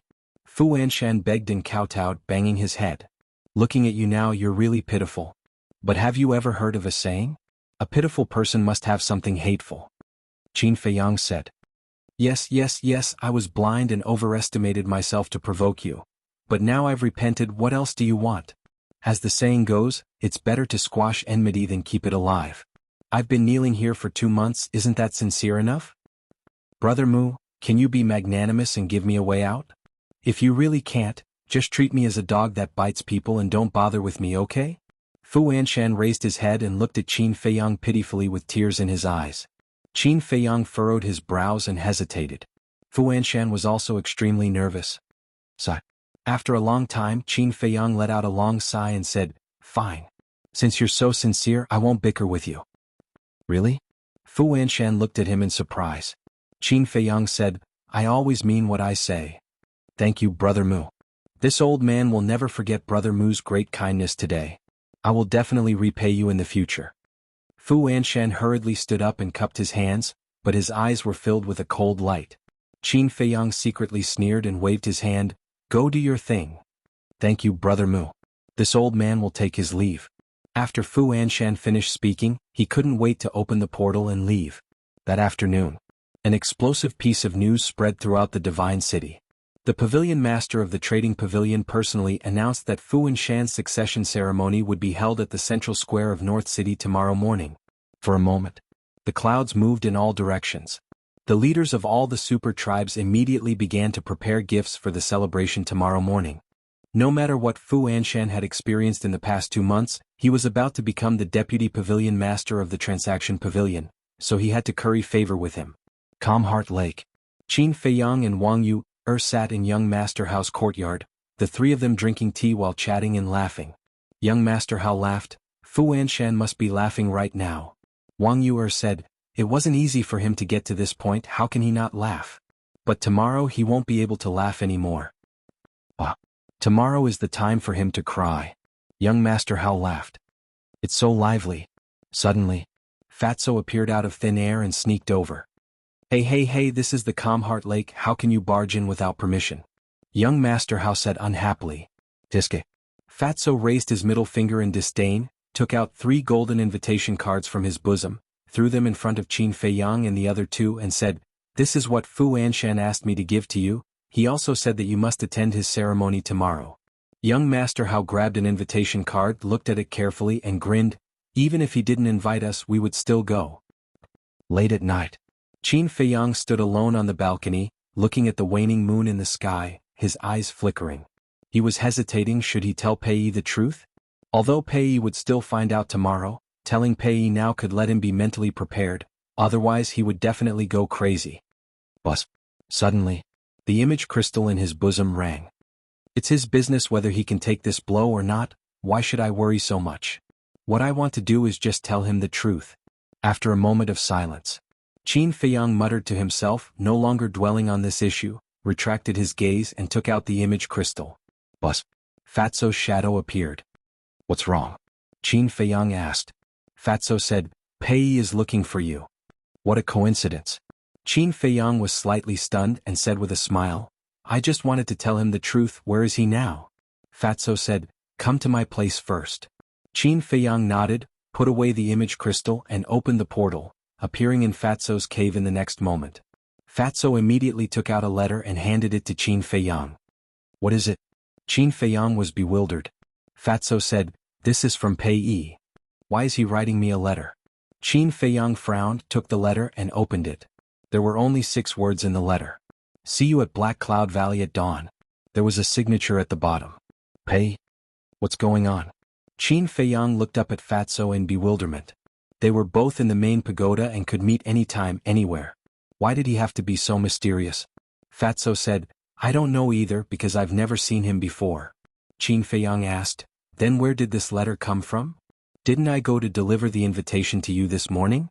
"After delivering the invitation I went to Li Yan's place and just came back.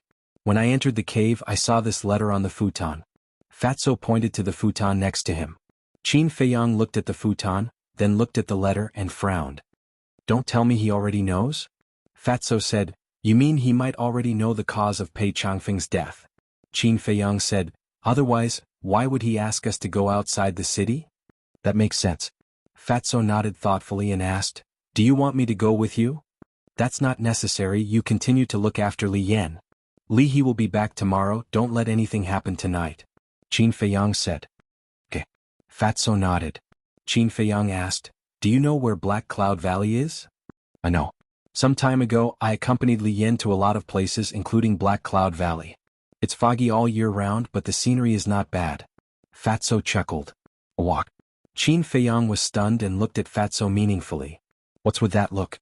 "Fat Lord, let me tell you, Fat Lord and Li Yan are pure revolutionary friends, don't let your imagination run wild."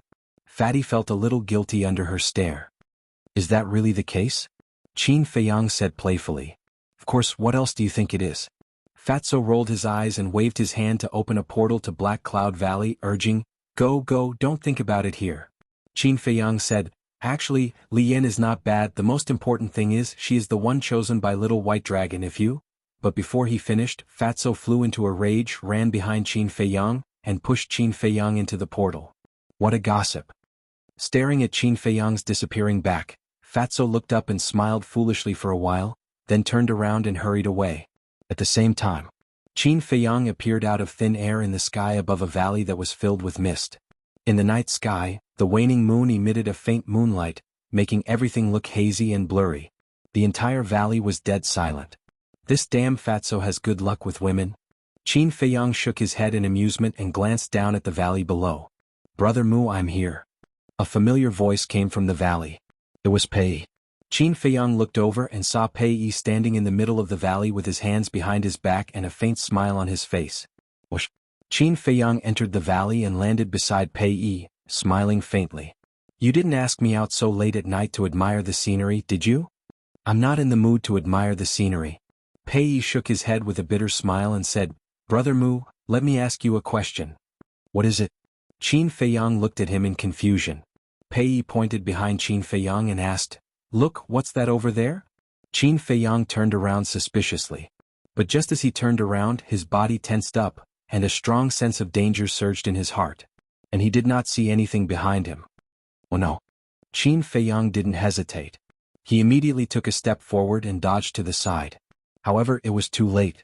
Pei Yi, who was behind him, grabbed a shiny dagger and stabbed it into Qin Feiyang's lower abdomen at lightning speed. Qin Feiyang was immediately overwhelmed by the excruciating pain. However, Qin Feiyang had experienced all kinds of pain. This bit of pain was nothing to him. Before his cultivation disappeared completely, he slapped Pei Yi's chest with his palm. However, Pei Yi did not move at all. Instead, his arm was numb from the impact. How is this possible? Qin Feiyang turned pale with fright. Although his sea of qi was broken and the power of this palm was less than 1/10 of his peak state, he was now a 4-star battle sage while Pei Yi was only a 9-star battle grandmaster. Even 1/10 of his power was enough to seriously injure Pei Yi. At the same time, Pei Yi looked down at the chest that Qin Feiyang had hit with a sneer and pulled out the dagger. Qin Feiyang immediately knelt on the ground weakly and blood spurted out from his wound. His cultivation had also been completely destroyed. Pei Yi looked at Qin Feiyang with a grin and said, "You didn't expect this, did you?" Qin Feiyang turned around with great effort and stared at Pei Yi. "What? You still have the cheek to ask me why?" Pei Yi flew into a rage and kicked Qin Feiyang to the ground. He stepped on Qin Feiyang's head and roared with reddened eyes, "I just want a way out. Why won't you let me go?" "What? A way out? Why won't you let you go?" Qin Feiyang frowned and said, "What are you talking about?" It could be said that he and Pei Yi had always gotten along well and had never had any conflicts. Why would he suddenly say such strange things? Chapter 1092. Ha! Upon hearing Qin Feiyang's words, Pei Yi was stunned for a moment before he burst into laughter. Of course, Qin Feiyang wasn't really afraid of Pei Yi. With the ancient castle in hand, Pei Yi wouldn't be able to kill him even if his cultivation was crippled. What he wanted to know was, why did Pei Yi plot against him? All of a sudden, Pei Yi stopped laughing and retracted his foot from Qin Feiyang's head. He said with a sinister smile, "I forgot that you don't know who I am yet. Look up." Qin Feiyang raised his head and looked at Pei Yi. Pei Yi took out a pill and popped it into his mouth. Immediately, Pei Yi's face and figure began to change rapidly. Not long after, a burly man with short black hair, strong muscles, and a height of 2 meters appeared in Qin Feiyang's line of sight. "It's you?" Qin Feiyang's eyes were full of disbelief. That's right. This man was Chu Xian's father, the leader of the Heavenly Spiral tribe. But wasn't this man expelled from the Central Divine Kingdom? Why was he here? Haha, are you surprised? A man who has been expelled from the Central Divine Kingdom actually appeared in front of you now. The leader of the Heavenly Spiral tribe laughed. Qin Feiyang's face was gloomy. He knew that Pei Yi wouldn't plot against him. It turned out that this man was impersonating him. The leader of the Heavenly Spiral tribe glared at him with resentment and said, "You made Mr. Hao expel the Heavenly Spiral tribe from the Central Divine Kingdom just because of a small matter. How can you be so ruthless?"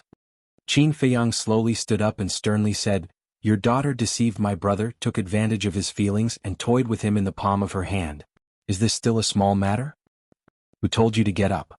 Get down."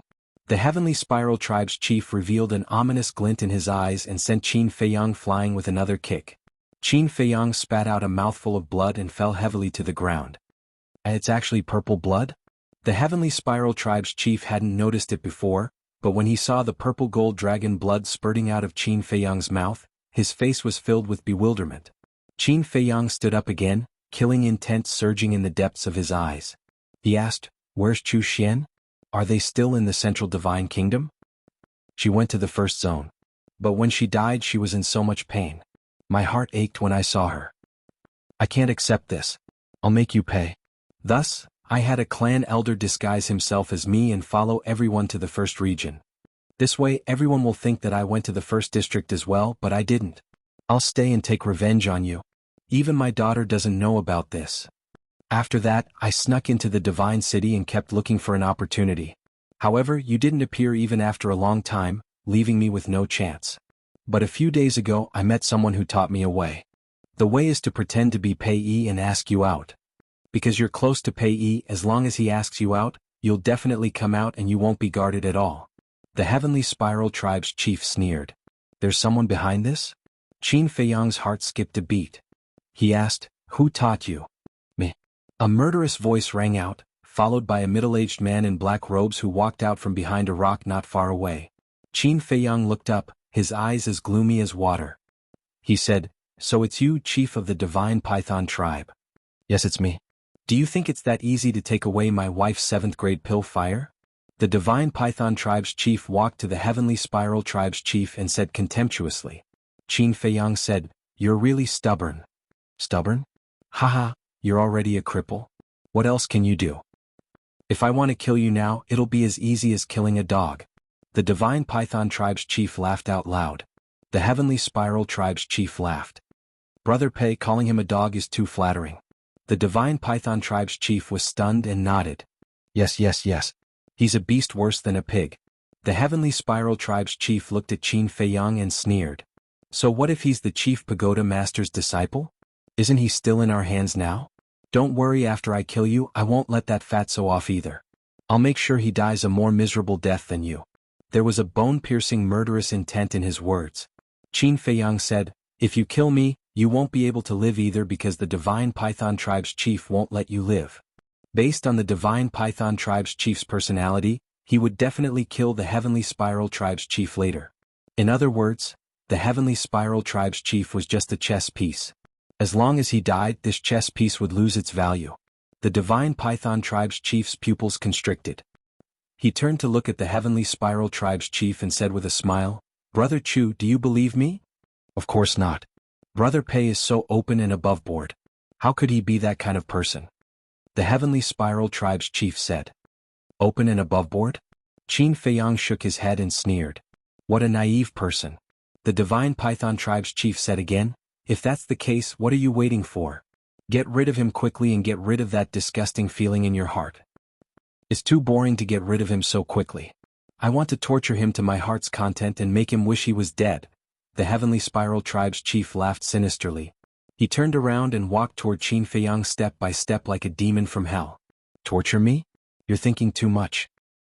And you, surnamed Pei, you'll know the consequences of provoking me very soon." Qin Feiyang glanced at the two of them in disdain. With a thought, he disappeared in front of their eyes. When they heard Qin Feiyang's words, the two of them wanted to continue mocking him. However, when they suddenly saw Qin Feiyang disappear, their expressions changed drastically.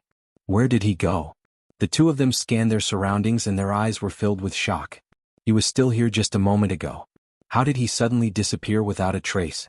The Heavenly Spiral tribe's chief looked at the Divine Python tribe's chief in a panic and asked, "Brother Pei, what happened?" "I don't know either." The Divine Python tribe's chief shook his head and seemed to be at a loss. This was because once Qin Feiyang escaped, it would be a disaster for the Divine Python tribe. In the ancient castle, Qin Feiyang took a spiritual sea elixir and lowered his head. His face was extremely gloomy. Lu Hong suddenly said, "Let's just kill them all." Qin Feiyang raised his head and looked at her in shock. Lu Hong said, "Although all the supreme tribes have 9-star combat emperors, the Divine Python tribe's chief is definitely not at that level." "How do you know?" Qin Feiyang asked. "It's very simple. Even the current chief tower master is only a 9-star combat emperor. As a supreme tribe's chief, he is definitely not as powerful as the chief tower master." Lu Hong said. "That makes sense. I have observed his aura. Indeed, he is not a 9-star combat emperor. He should be an 8-star combat emperor. However, even if that's the case, it will still not be easy to take care of him." Qin Feiyang said in a deep voice. "Have you forgotten? Back in Qinghai, you were able to kill the one-armed old man who was a 7-star combat emperor. Now that you have broken through to a 4-star combat saint and activated the kill formula, you can definitely kill this 8-star combat emperor." The two-winged snow eagle said. "That's right.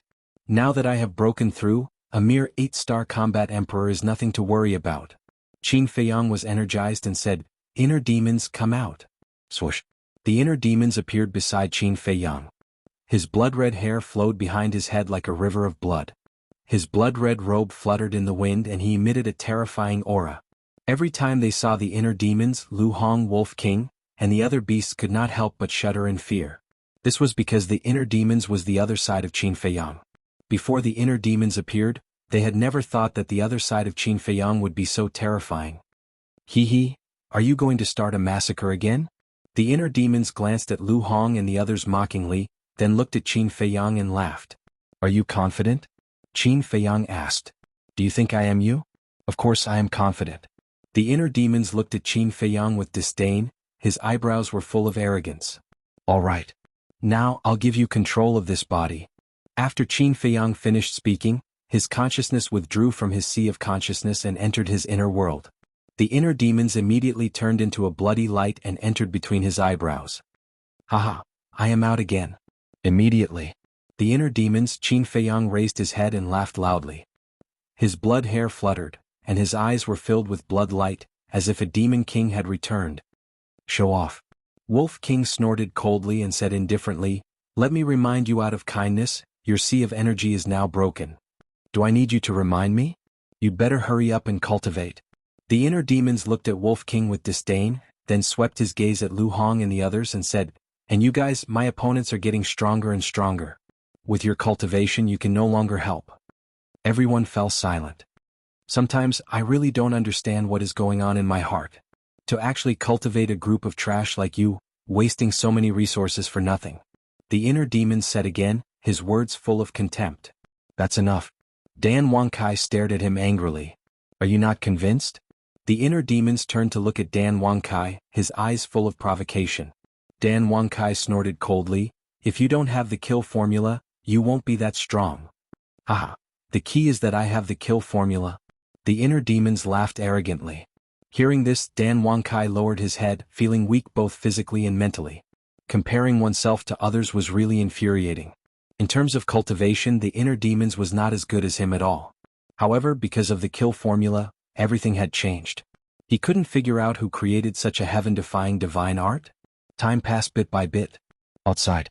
After not finding Qin Feiyang for a long time, the leader of the Heavenly Spiral tribe became more and more flustered. He looked at the leader of the Divine Python tribe and asked, what should we do now?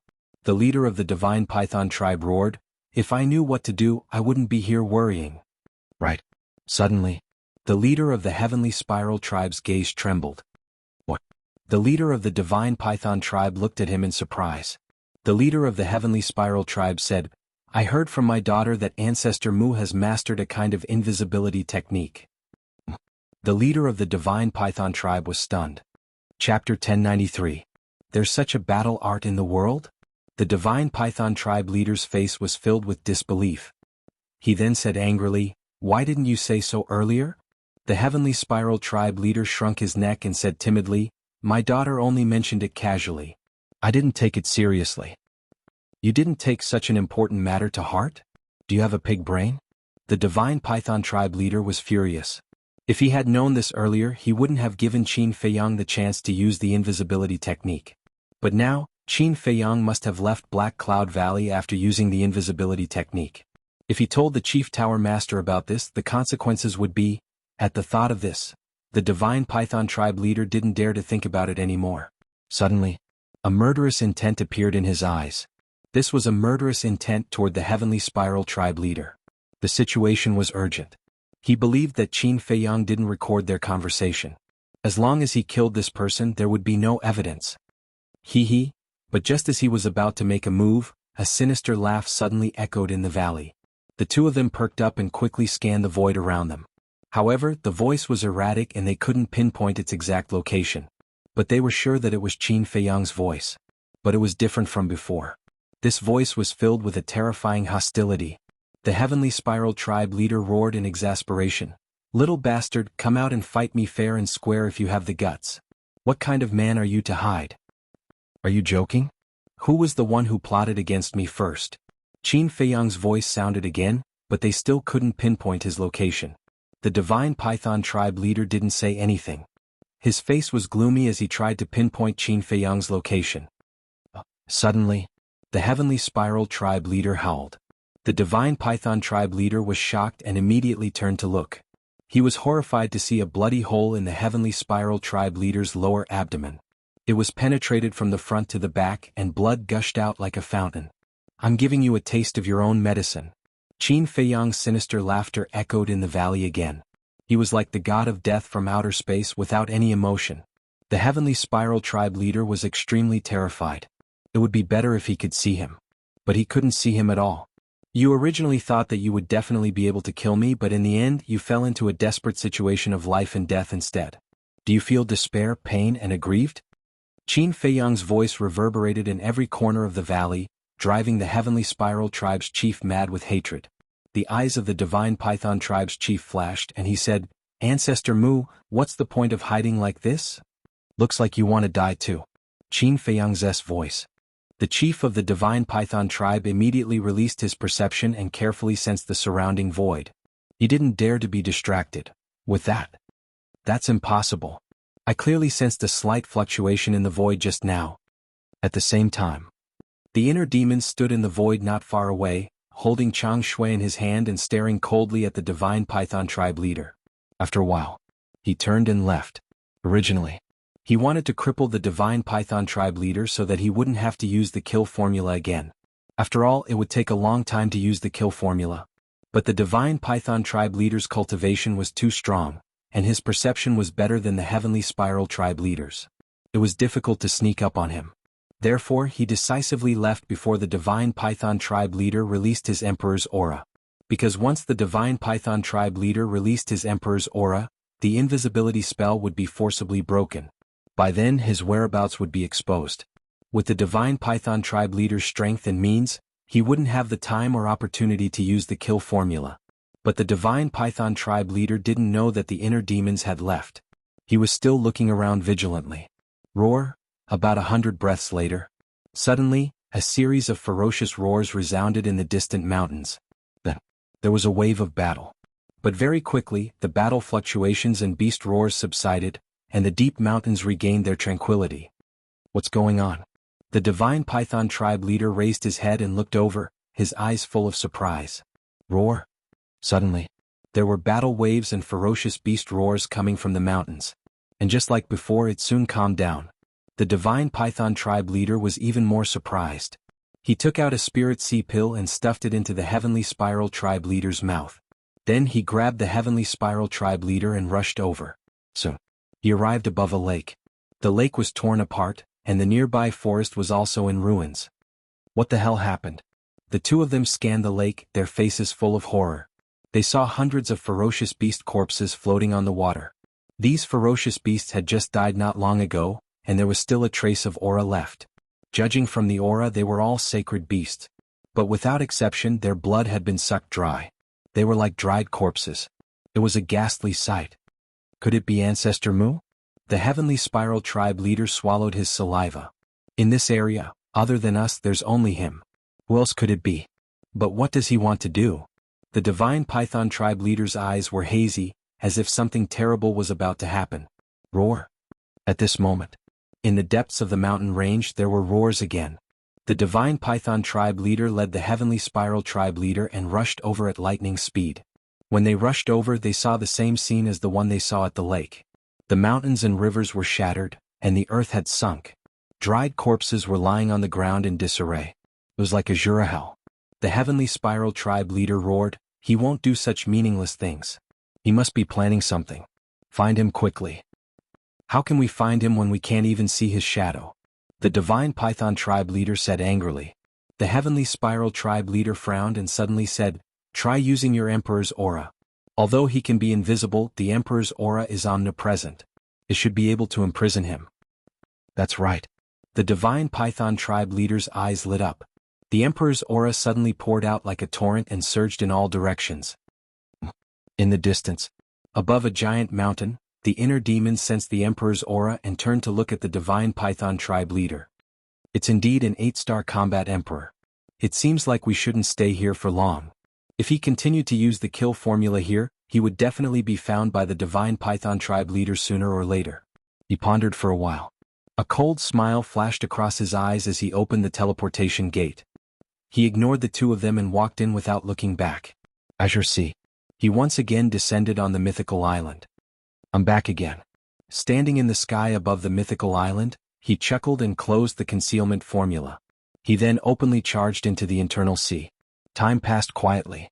About 2 hours later, a giant wave soared into the sky and rushed into the sky above the mythical island. Immediately after, a blood-red figure stepped on the wave and came over. His entire body was bathed in blood and his murderous aura soared into the sky. He was like a great demon king who had broken through the world. His eyes were filled with bloody light as if they contained a sea of blood. That's right. He was the inner demons. His aura surged violently. He had already stepped into the 4-star combat emperor realm. It's time for me to counterattack. Are you prepared to die? He stood in the sky and scanned the surroundings with his blood-red eyes. He emitted a powerful aura. Then he opened the portal and descended into the Black Cloud Valley. His murderous aura instantly roared in all directions. Hundreds of miles of land instantly turned into a sea of murderous aura. Countless ferocious beasts were awakened and crawled on the ground in fear. No one. The inner demons released his senses and carefully sensed for a while. In the end, he did not sense the aura of the 2 leaders of the Divine Python tribe. Could it be that they have returned to the Divine Python tribe? After pondering for a while, the inner demons opened the portal again and directly descended into the sky above the city of the Divine Python tribe. They're indeed back. The moment he descended into the sky above the tribe, he sensed the aura of the Divine Python tribe's leader in a large hall below. Moreover, the aura of the Heavenly Spiral tribe's leader was also somewhere below. Who is it? At the same time, the people of the Divine Python tribe also discovered the inner demons. Accompanied by a loud shout, several figures soared into the sky. All of them emitted the aura of combat emperors. In fact, it was difficult not to discover them. This was because the murderous aura emitted by the inner demons was too terrifying. It was as if a god of death had descended into the world. This has nothing to do with you. You better get lost. The inner demons glanced at those combat emperors with an extremely cold gaze. How dare you? Everyone was furious and surrounded the inner demons. You are Ancestor Mu. However, when they saw the face of the inner demons, the group of people suddenly changed their expressions. How is this possible? At this moment, the Divine Python tribe's leader and high priest also soared into the sky and looked at the inner demons in disbelief. I am not Ancestor Mu. I am his biological elder brother. His name is Patriarch Mu. You can affectionately call me Patriarch. The inner demon said arrogantly. Ancestor Mu's biological elder brother? The people of the Divine Python tribe were extremely surprised. The spies we planted in the main pagoda in the past did indeed say that Ancestor Mu has such a biological elder brother. It is said that he even snatched the 7th grade alchemy fire in Jianghu. The main pagoda master is also very interested in this person. Pei Qin should have died in his hands. The high priest sized up the inner demons and secretly sent a voice transmission to the Divine Python tribe's leader. The Divine Python tribe's leader nodded. Since the high priest knew, of course he knew as well. The high priest frowned again and said suspiciously, but that's not right. Why would he suddenly come to our Divine Python tribe? Don't tell me you went to provoke Ancestor Mu again? The Divine Python tribe's leader's eyes darkened. The inner demons glanced at everyone and looked at the Divine Python tribe's leader. He said playfully, not long ago my brother sent me a message saying that someone wanted to assassinate him. So I came to see who has the guts to do so. He is the main pagoda master's disciple. Who dares to assassinate him? The Divine Python tribe's leader said expressionlessly. You are going back on your words so soon? But it is all within my expectations. The inner demons smirked and grabbed in the air. One of the halls below shattered and a burly man was forcibly dragged up. It was the Heavenly Spiral tribe's leader. Chapter 1094. Isn't he the leader of the Heavenly Spiral tribe? I remember that he was exiled to the 1st district more than 2 months ago. Why is he in our tribe? Seeing the leader of the Heavenly Spiral tribe, the group of combat emperors surrounding the inner demons were confused. But the high priestess' face was slightly gloomy. Because when she saw the leader of the Heavenly Spiral tribe, she had a rough idea. The high priestess looked at the inner demons and said telepathically, Brother Mu, let's find a place where no one is around to talk. Sure. The inner demons nodded without hesitation. He did not want to start a massacre in the Divine Python tribe. After all, there were a group of kind old people and children in this tribe. The only people who deserved to die were the high priestess and the leader. The high priestess smiled and looked at the people around her. Everyone, this is a misunderstanding. We will take care of it. You don't have to worry. Misunderstanding? The group frowned. Let's go. The high priestess did not explain further. She opened a portal and said to the leader of the Divine Python tribe. The leader of the Divine Python tribe's eyes flashed with murderous intent as he strode in. The inner demons smiled coldly, grabbed the leader of the Heavenly Spiral tribe, and entered the portal. As the inner demons, he was especially sensitive to murderous intent. Therefore, even though the leader of the Divine Python tribe hid it well, he had already seen through it. Don't worry. When we come back, we will give you a satisfactory explanation. The High Priestess smiled and said to the people around her. Then she turned around and entered the portal. The night was as dark as ink. In the sky above a mountain, the leader of the Divine Python tribe was the first to appear. The murderous intent in his eyes was no longer concealed. The next moment, the inner demons also appeared. The leader of the Divine Python tribe suddenly turned around and grabbed the inner demon's head with his big hand like an eagle's claw. Hee, but the inner demons was not surprised at all. He smiled sinisterly, grabbed the leader of the Heavenly Spiral tribe, and retreated at lightning speed. Want to leave? It's too late now. The leader of the Divine Python tribe sneered. His emperor's aura like a torrent rushed toward the inner demons. At this moment, the High Priest also appeared. Seeing this, her expression changed slightly. She quickly stood in front of the godly Python tribe's leader and shouted angrily, "When are you going to stop being wrong?" The chief of the Divine Python tribe shouted, "Do you think he will let us go?" Scram. The High Priest sighed and said, "Can you stop being so stubborn? Let me talk to him." "There's nothing to talk about." The chief of the Divine Python tribe roared and pushed the High Priest away. He looked at the inner demons and said, "As long as we capture you, your brother will walk right into our trap." Boom. After saying this, his aura completely erupted. He took a step forward and charged toward the inner demons, Qin Feiyang, with monstrous imperial might. "That good-for-nothing younger brother of mine is not as kind as you described him to be. Even if you were to kill me, I reckon that you would not even frown. However, I'm afraid you don't have the ability to kill me." The inner demons crippled the leader of the Heavenly Spiral tribe with a single palm strike and threw him into the castle. Then they charged towards the leader of the Divine Python tribe. The leader of the Heavenly Spiral tribe still had some value, so he couldn't kill him. Seeing the leader of the Heavenly Spiral tribe disappear into thin air, a hint of doubt flashed across the High Priest's eyes. "A mere 4-star combat emperor dares to challenge me? You're overestimating yourself." The leader of the Divine Python tribe laughed disdainfully. As he approached, his battle aura surged and he threw a punch at the inner demons. "So what if you're an 8-star combat emperor? I don't even need 10 moves to make you kneel and beg for mercy. This is the first move." The inner demons laughed arrogantly and activated the battle character art. A shocking battle intent rushed out of his body and he threw a punch. At this moment he was like the combination of the god of war and the god of death, shocking the entire void. Boom. The two fists collided and the inner demons was immediately sent flying. The skin on his arm was lacerated, but with the protection of the battle character art, it wasn't fatal. What? When the chief of the Divine Python tribe saw this, his eyes widened in disbelief. One had to know. He was an 8-star combat emperor and his opponent was only a 4-star combat emperor. There was a difference of 4 small realms between them. It could be said that he had an absolute advantage in terms of cultivation. Moreover, he had used his battle aura and all of his strength in this punch. How was it that he didn't kill this person? Could it be that he was hiding his cultivation? However, he didn't know that the battle character art not only gave Qin Feiyang half an immortal body, but it could also dissipate half of the force. In other words, the inner demons had only endured half of the force from the previous punch. The remaining half had been dissipated by the battle character art. The strength of an 8-star combat emperor is only SOSO. I'm not in the mood to play with you. Quickly show me your true strength. Otherwise you won't have a chance. The inner demons laughed arrogantly. He stood firmly in the void and a mighty dragon's aura exuded from his body.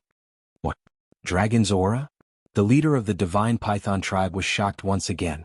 How could a human emit dragon's aura? Why is his blood purplish gold?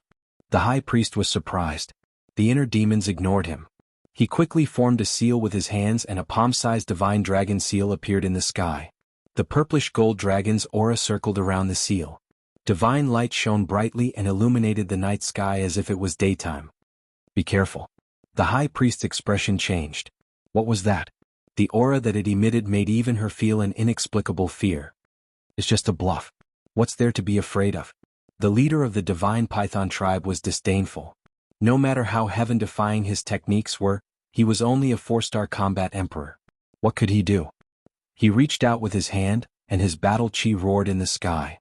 A giant hand was condensed and it covered the sky and the moon. It released a world-destroying might. Kill. Following his low roar, the giant hand shook in the void. With a deafening sound of wind and thunder, it pressed down on the divine dragon seal. A bluff? This is the second move. The inner demons grinned. The divine dragon seal expanded in the wind and became a giant divine seal in the blink of an eye. It was like a towering mountain that soared into the sky and collided with the giant hand. Rumble. Accompanied by an earth-shattering boom, the two of them exploded in the sky like fireworks, dazzling the eyes. At the same time, the two of them spat out mouthfuls of blood and retreated. Their faces were pale. This is impossible. Both of us used perfect-grade combat arts. How could he tie with me? The leader of the divine python tribe was shocked. His previous disdain was swept away. He did not expect this person to be so powerful. The inner demons looked at him with disdain and said, "When we were in Qinghai, Peichin, Wukai, Tanjing, and the others joined forces. They could not defeat me, let alone you. They were killed by you." The leader of the divine python tribe's face darkened. Yes. A bunch of idiots who overestimated their abilities. They deserved to die. The inner demon sneered. An even more terrifying aura than before rushed out of his body. It was as if a god was awakening. This aura alone caused the mountains and rivers within a few hundred miles to collapse. The void distorted violently as if the end of the world had arrived. What's this? Why does it make me feel anxious? The leader of the divine python tribe was shocked. Rumble. Crack. Dark clouds surged in the sky and strong winds blew. Streaks of purplish-gold divine light tore through the clouds and descended. A wave of boundless might roared out and shook the entire area. It was as if the god of thunder had descended. The leader of the divine python tribe and the high priest looked at the sky at the same time. Their faces were solemn. This is the third move. The inner demons grinned and waved his hand. Waves of purplish-gold dragon aura surged into the sky. Rumble. In the next moment, a divine statue appeared in the world. The divine statue held a broken sword. It was about 1,000 feet tall and had a clear outline. Its entire body emitted a purplish-gold glow. From afar, it looked like a divine king had returned, releasing a mighty divine aura. Why does this divine statue look so familiar? The high priest was extremely surprised. Are you ready? The inner demons rose into the sky and landed in front of the divine statue. His blood-red hair and clothes fluttered. He was like a king looking down at the leader of the divine python tribe. The leader of the divine python tribe was shocked. In his eyes, the inner demons, Qin Feiyang, was like a god that had returned. He could not help but want to worship him. What am I thinking? I am the leader of the divine python tribe. How can I be afraid of a mere 4-star combat emperor?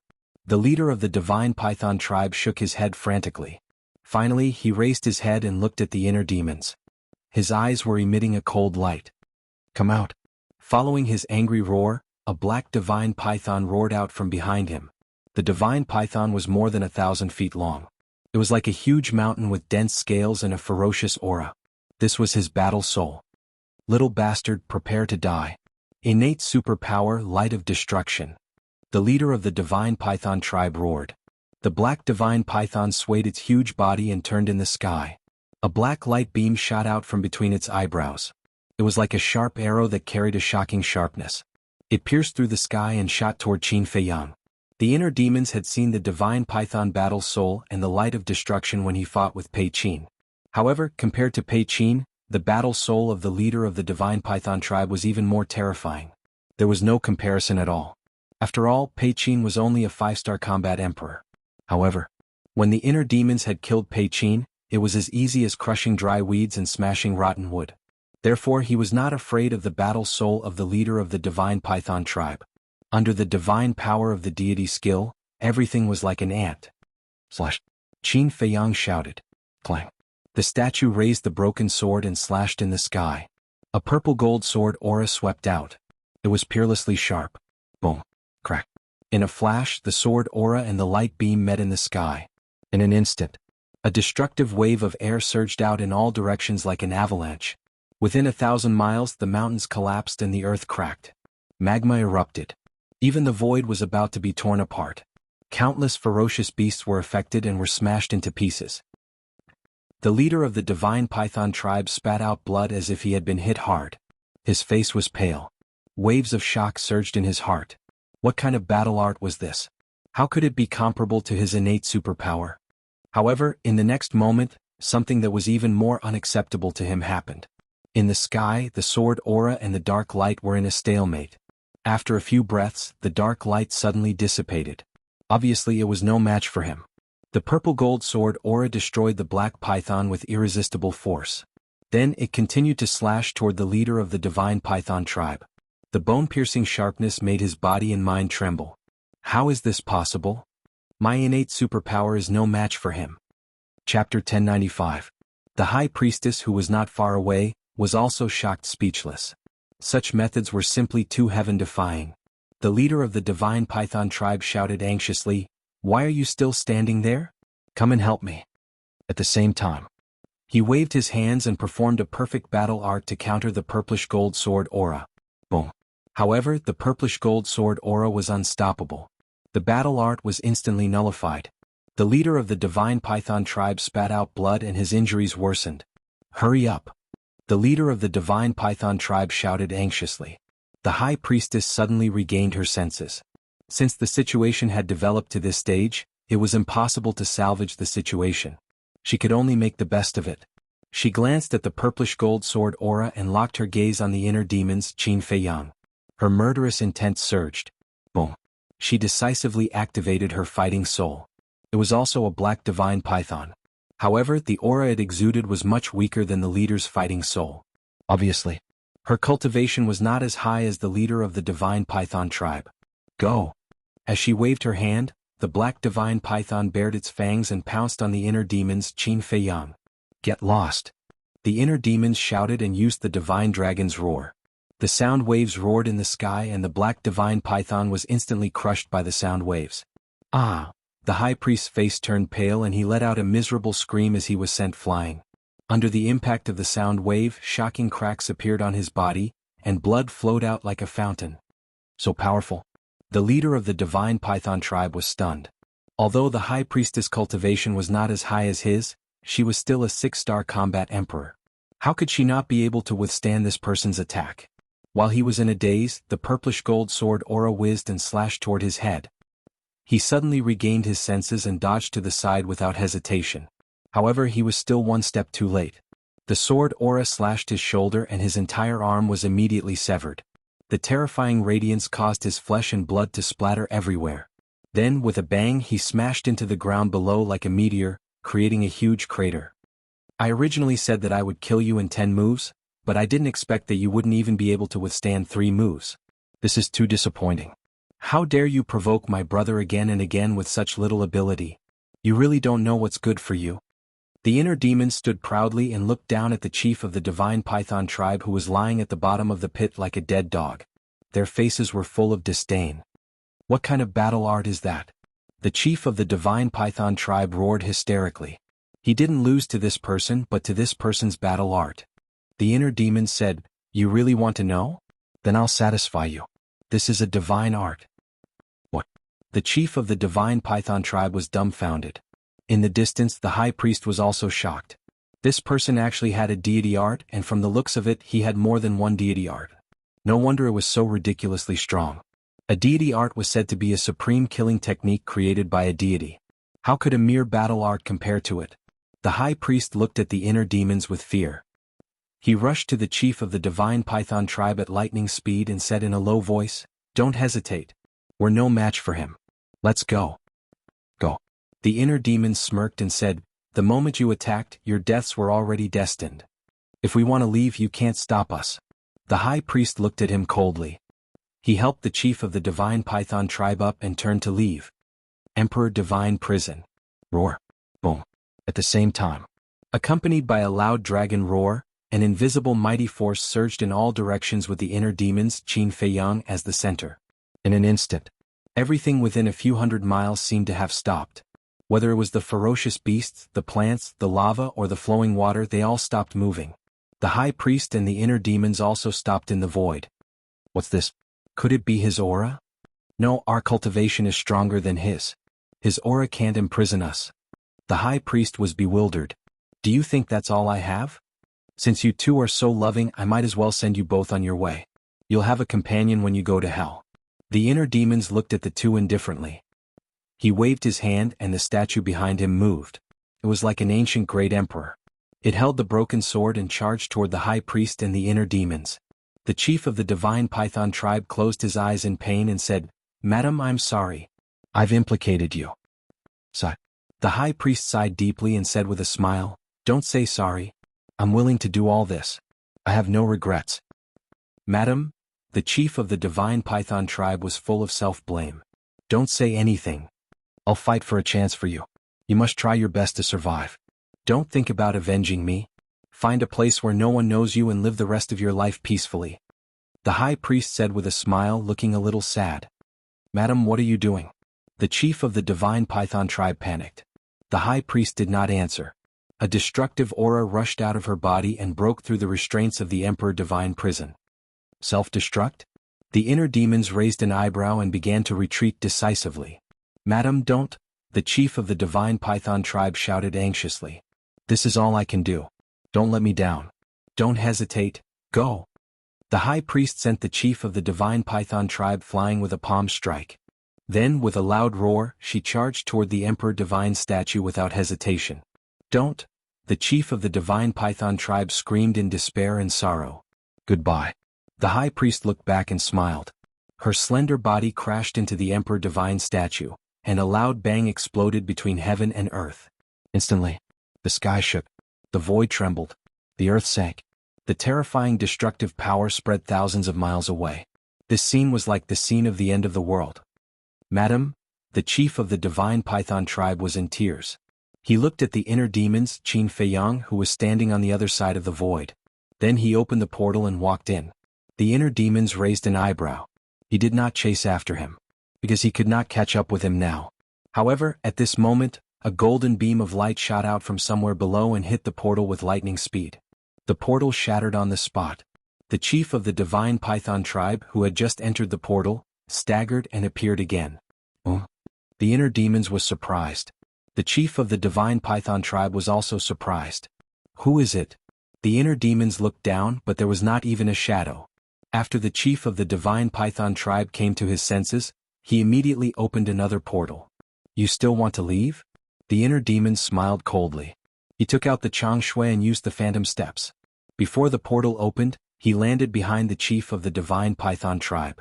Then, he stabbed his saber into the divine python tribe's chief's back and destroyed the chief's sea of chi on the spot. "Son of a bitch, I'll kill you." The chief of the divine python tribe had lost his mind. He turned around and pounced on the inner demons. The inner demons did not care and retreated quickly, because there was no need for him to do anything now. As long as the cultivation of the chief of the divine python tribe was destroyed, he was like a fish on the chopping board, waiting to be slaughtered. In less than 3 breaths, the chief of the divine python tribe's cultivation was destroyed and he fell down powerlessly. But he did not give up yet. He finally calmed down. He quickly took out a spirit sea elixir and a healing elixir from his Jianghu bag and was about to take them. However, at this moment, the inner demon stepped forward and snatched the spirit sea elixir, the healing elixir, and the Jianghu bag from his hands. The chief of the divine python tribe was in despair. The inner demons grabbed the chief of the divine python tribe by his clothes and twisted him in the air. He shook the spirit sea elixir and the healing elixir in his hands and grinned. "Do you want them?" The chief of the divine python tribe nodded. "Then beg me?" The inner demons teased. "I beg you, please be merciful and give them to me." At this point, how could he still have a backbone? The chief of the divine python tribe begged repeatedly.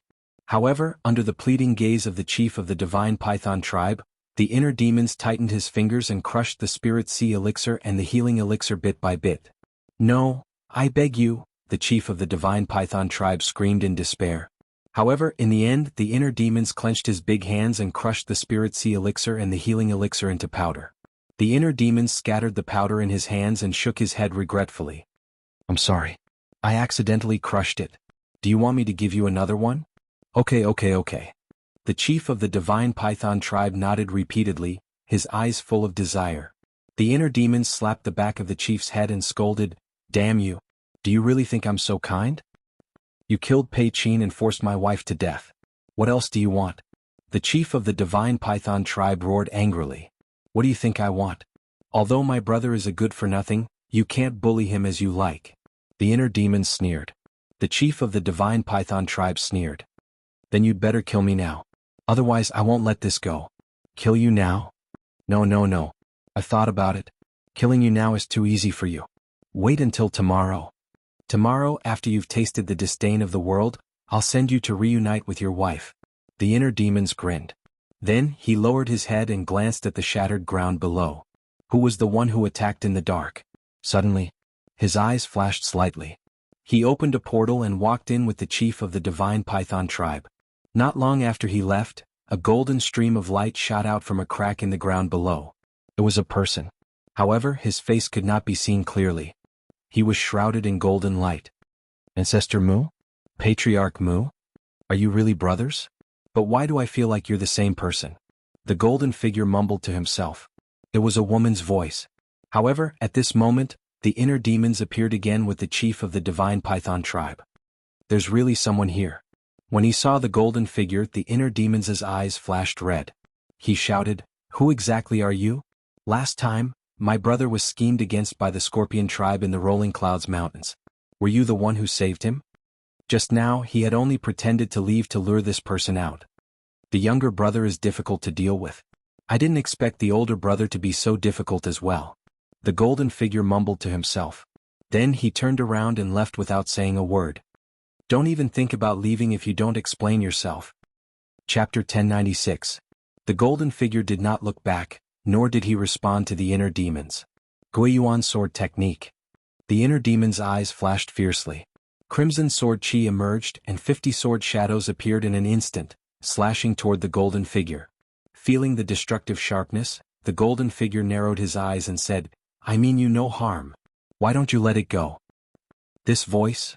The inner demons trembled and the 50 sword shadows stopped in the void. Their eyes were full of disbelief. The golden figure took the opportunity to open the portal and left without looking back. This sovereign, did you hear it? The inner demons thought. Yes. I didn't expect it to be her. In the inner world, Qin Feiyang also felt incredulous. It seems that she didn't help you purely out of kindness. She must have some other purpose. The inner demons said. Probably.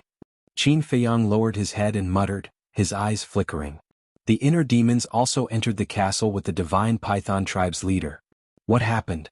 Seeing the heavenly spiral tribe's leader lying on the ground like a dead dog covered in blood, the inner demons looked at Lu Hong and the others suspiciously. Viper smiled and said, This person doesn't know what's good for him.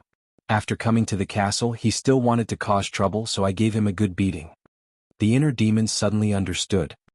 He looked down at the heavenly spiral tribe's leader contemptuously and sneered, Where do you think this is?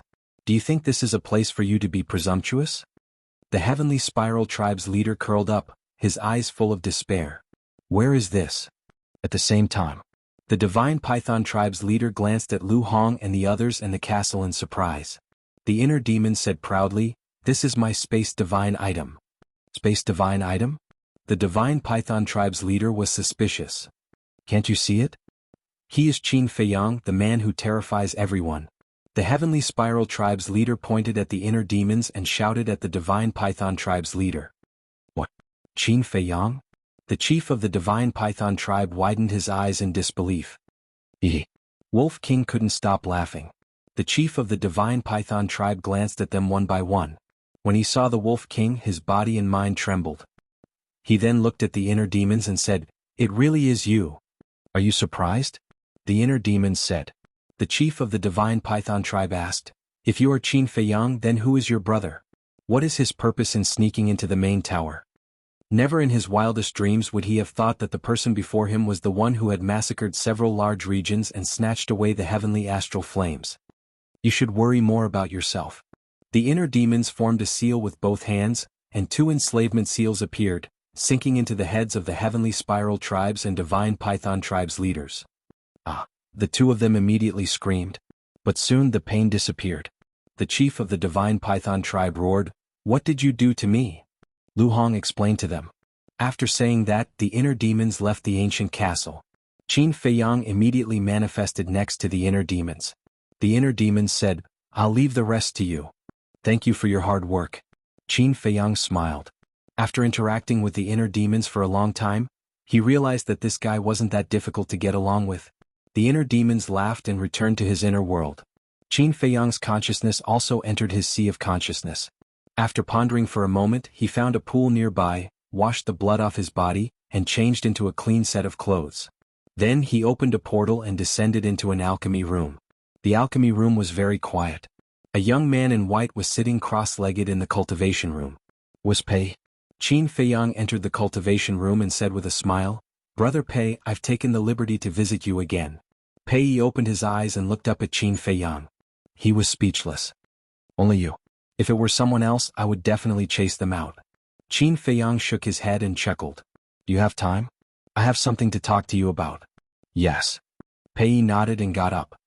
"Let's go to the lounge. We can talk while drinking." The two of them entered the lounge one after another and sat opposite each other in front of the coffee table. Pei washed the tea set and asked while making tea, "What's the matter?" Qin Feiyang said, "Do you remember that I told you that there was more to your father's death when we were at the Divine Python tribe previously?" Slightly stunned, Pei said apprehensively, "I remember that you didn't say that there was more to my father's death. Instead, you said that you wanted to tell me how he died." "Yes, that's what I said. However, there is indeed more to your father's death. I just didn't say it so bluntly back then," Qin Feiyang said. Pei's gaze froze and he stopped what he was doing. He said in a low voice, "I hope you can tell me the truth." Qin Feiyang said, "Are you mentally prepared then? Will this matter be a huge blow to me?" Pei asked. "Very. It might even break you down." Qin Feiyang nodded. Pei remained silent and began to make tea again. There was no expression on his face at all. No one knew what he was thinking. Gurgle. A few moments later, Pei picked up the teapot and poured 2 cups of tea. He pushed 1 cup of tea towards Qin Feiyang while holding the other cup for himself. He then placed it beside his mouth and slowly sipped on it. Qin Feiyang was not in a hurry either. He sipped on the tea while waiting. All of a sudden, Pei raised his head and downed the tea in 1 gulp. He then looked at Qin Feiyang and said smilingly, "I believe there's nothing that can affect me anymore. Tell me." Qin Feiyang took a deep breath and put down the teacup. Staring into Pei's eyes, he said, "The real culprit behind your father's death is your uncle." Kacha. As soon as he said that, the teacup in Pei's hand was crushed into pieces. A deafening silence filled the resting room. After some time, Pei asked softly, "Do you have any evidence?" His tone was calm as if he was not affected at all. "Yes." Qin Feiyang nodded. Pei asked, "When did you find out?" "On the day I accompanied you to retrieve your father's body, Fatso and I went to investigate. At that time, someone witnessed your uncle murdering your father. Fu Anshan also knows about it and has been using it to threaten your uncle for years," Qin Feiyang said. Pei asked, "Why didn't you tell me earlier?" Qin Feiyang said, "This matter is too cruel to you. So I couldn't bear to do it." "Why are you telling me now, then?" Pei asked. Qin Feiyang said, "Because tomorrow all of this will be made public. I want to tell you in advance so that you won't." Pei said, "Are you afraid that I'll go berserk tomorrow?" Qin Feiyang nodded. Pei hung his head low again and remained silent. Qin Feiyang looked at him and asked with a frown, "Why don't you doubt my words at all?" "Because you don't have a motive to lie to me." Pei smiled calmly and looked up at Qin Feiyang. "It's also because I already knew the truth long ago." "What?" Qin Feiyang sprung up abruptly. "Are you shocked? Why am I still so indifferent after knowing the truth?" Pei asked with a smile.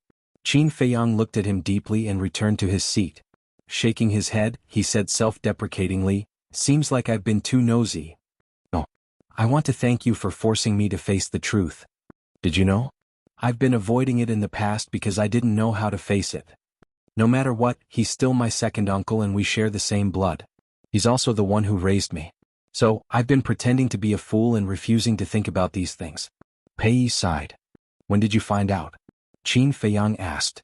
"Very, very long ago. I think it was when I was in my teens. I went to look for him one day and happened to overhear him talking to Pei Qin about it." "So, you're not afraid that I'll go berserk tomorrow?"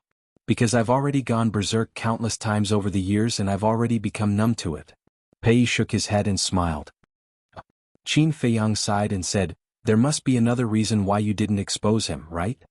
"Yes. Once this matter is exposed, the Divine Python tribe will definitely fall from grace and may even be squeezed out of the super tribes. Do you know? My ancestors have sacrificed a lot to make the Divine Python tribe what it is today. I can't let the tribe decline because of my personal affairs. Pei smiled and said, full of vicissitudes and helplessness. Qin Feiyang looked at him with a complicated expression. For the sake of the tribe's honor, he was willing to put aside the blood feud and bear it alone. This person was really admirable. Qin Feiyang said, what about now? Will you stop me? No. Some things can't be avoided forever. There will be a day when you have to face it. I also believe that if it weren't for my second uncle who went too far, you wouldn't have done this, Pei said. After chatting for a while, Qin Feiyang left. This conversation also gave him a comprehensive understanding of what kind of person Pei was. He was responsible. He was responsible. He was magnanimous and had a great vision. He could conclude that this person would definitely become a formidable person in the future. The next day, North City. Early in the morning, the people of the Transaction Pavilion entered the central square, which was decorated with lanterns and colored banners. When the sun rose, Fu Anshan led a group of guards into the square with his head held high and his chest puffed out. He was in high spirits. Yan Wei followed behind him with a smile on his face. Fu Anshan walked to the center of the square and scanned the surroundings. Then he looked at Yan Wei and instructed, go and check. Be careful and don't make any mistakes. Okay. Yan Wei nodded. Fu Anshan looked at the guards again and shouted, and you guys keep a close eye on me. If my succession ceremony is ruined because of your negligence, I'll hold you responsible. Yes. A group of guards responded loudly and spread out in all directions, standing straight at the edge of the square, ready for battle. Today is the day this old man will soar to the top. Ha! Looking at everything in front of him, Fu Anshan couldn't help but laugh in his heart. A moment later, Yan Wei returned to Fu Anshan and said with cupped fists, Lord, I've checked. There's no problem. Well done. Later you'll be in charge of monitoring the entire place. Once there are any changes, immediately think of a way to suppress them. Fu Anshan transmitted his voice. Understood. Congratulations in advance, Lord. Yan Wei smiled obsequiously. Fu Anshan laughed and said, don't worry, when I soar, I won't shortchange you. Thank you, Lord. Chapter 1097. The sun was high in the sky. Everything was ready and waiting for the guests to enter. A tall and sturdy man appeared in the air above the square. His face was stern and serious. Was Mo Yizhen. Fu Anshan immediately went forward and cupped his fists. Brother Mo, welcome, welcome. Mo Yizhen also cupped his hands and smiled. Brother Fu, congratulations. Fu Anshan chuckled and asked, when will the Pavilion Master and Vice Pavilion Master arrive? It should be soon. Old brother Fu, don't be anxious. You're already a Deputy Pavilion Master. You won't be able to run away. Mo Yizhen smiled. Of course, of course. Fu Anshan nodded repeatedly. Suddenly, another figure descended in the sky above the square. This person looked middle-aged and was dressed in luxurious clothes. He had sword-like eyebrows that reached his temples and exuded an immense pressure. Seeing this person, Yan Wei hurriedly shouted loudly, the Qilin tribe's leader has arrived. Fu Anshan's spirit was roused, and he hurriedly raised his head to look at the Qilin tribe's leader. He cupped his hands and said with a smile, Brother Wu, long time no see. I trust you've been well since we last met. Brother Wu, nice to meet you. Mo Yizhen also cupped his hands and smiled. The leader of the Qilin tribe landed in front of the two of them and said with a smile, nice to meet you, nice to meet you. Also, congratulations to Brother Fu for being promoted to Vice Pavilion Master. In the future, I hope Brother Fu will take care of me. You're welcome. Brother Wu, please have a seat. Fu Anshan personally led the Qilin tribe's leader to a seat in the center. After the Qilin tribe's leader sat down, he smiled and said, Brother Fu, you don't have to pay attention to me. Go and busy yourself. That's good. Brother Wu, please help yourself. Fu Anshan nodded with a smile and prepared to welcome the next guest. The square had already become a sea of people, and it was extremely lively. The leader of the Adamantan tribe has arrived. Suddenly, Yan Wei's shout rang out again. A 2-meter-tall man appeared in the air above the square. Fu Anshan smiled and said, Brother Nye, we're honored by your presence. This Fu failed to welcome you from afar. I hope that you can forgive me. Today is your big day, so you don't have to be so polite. The leader of the Vajra tribe waved his hand and smiled. He glanced at the square and asked in a low voice, Why don't I see Ancestor Mu? Didn't you invite him? A cold light flashed in the depths of Fu Anshan's eyes and he said with a smile, How can I not invite Chief Pagoda Master's personal disciple? Don't worry, Brother Nye, he'll definitely be here soon. Then I'll be waiting. The Vajra tribe's chief said meaningfully. He walked straight to the side of the Chilan tribe's chief and sat down. The two of them exchanged greetings for a while and then began to chat. Yan Wei walked to Fu Anshan's side and said in a low voice, "Your Excellency, this Vajra tribe's leader seems to have some ill intentions." "Of course I can tell. He's trying to target Ancestor Mu. To me this is a good thing. But not today. If he wants to cause trouble later, remember to think of a way to stop him." Fu Anshan transmitted his voice.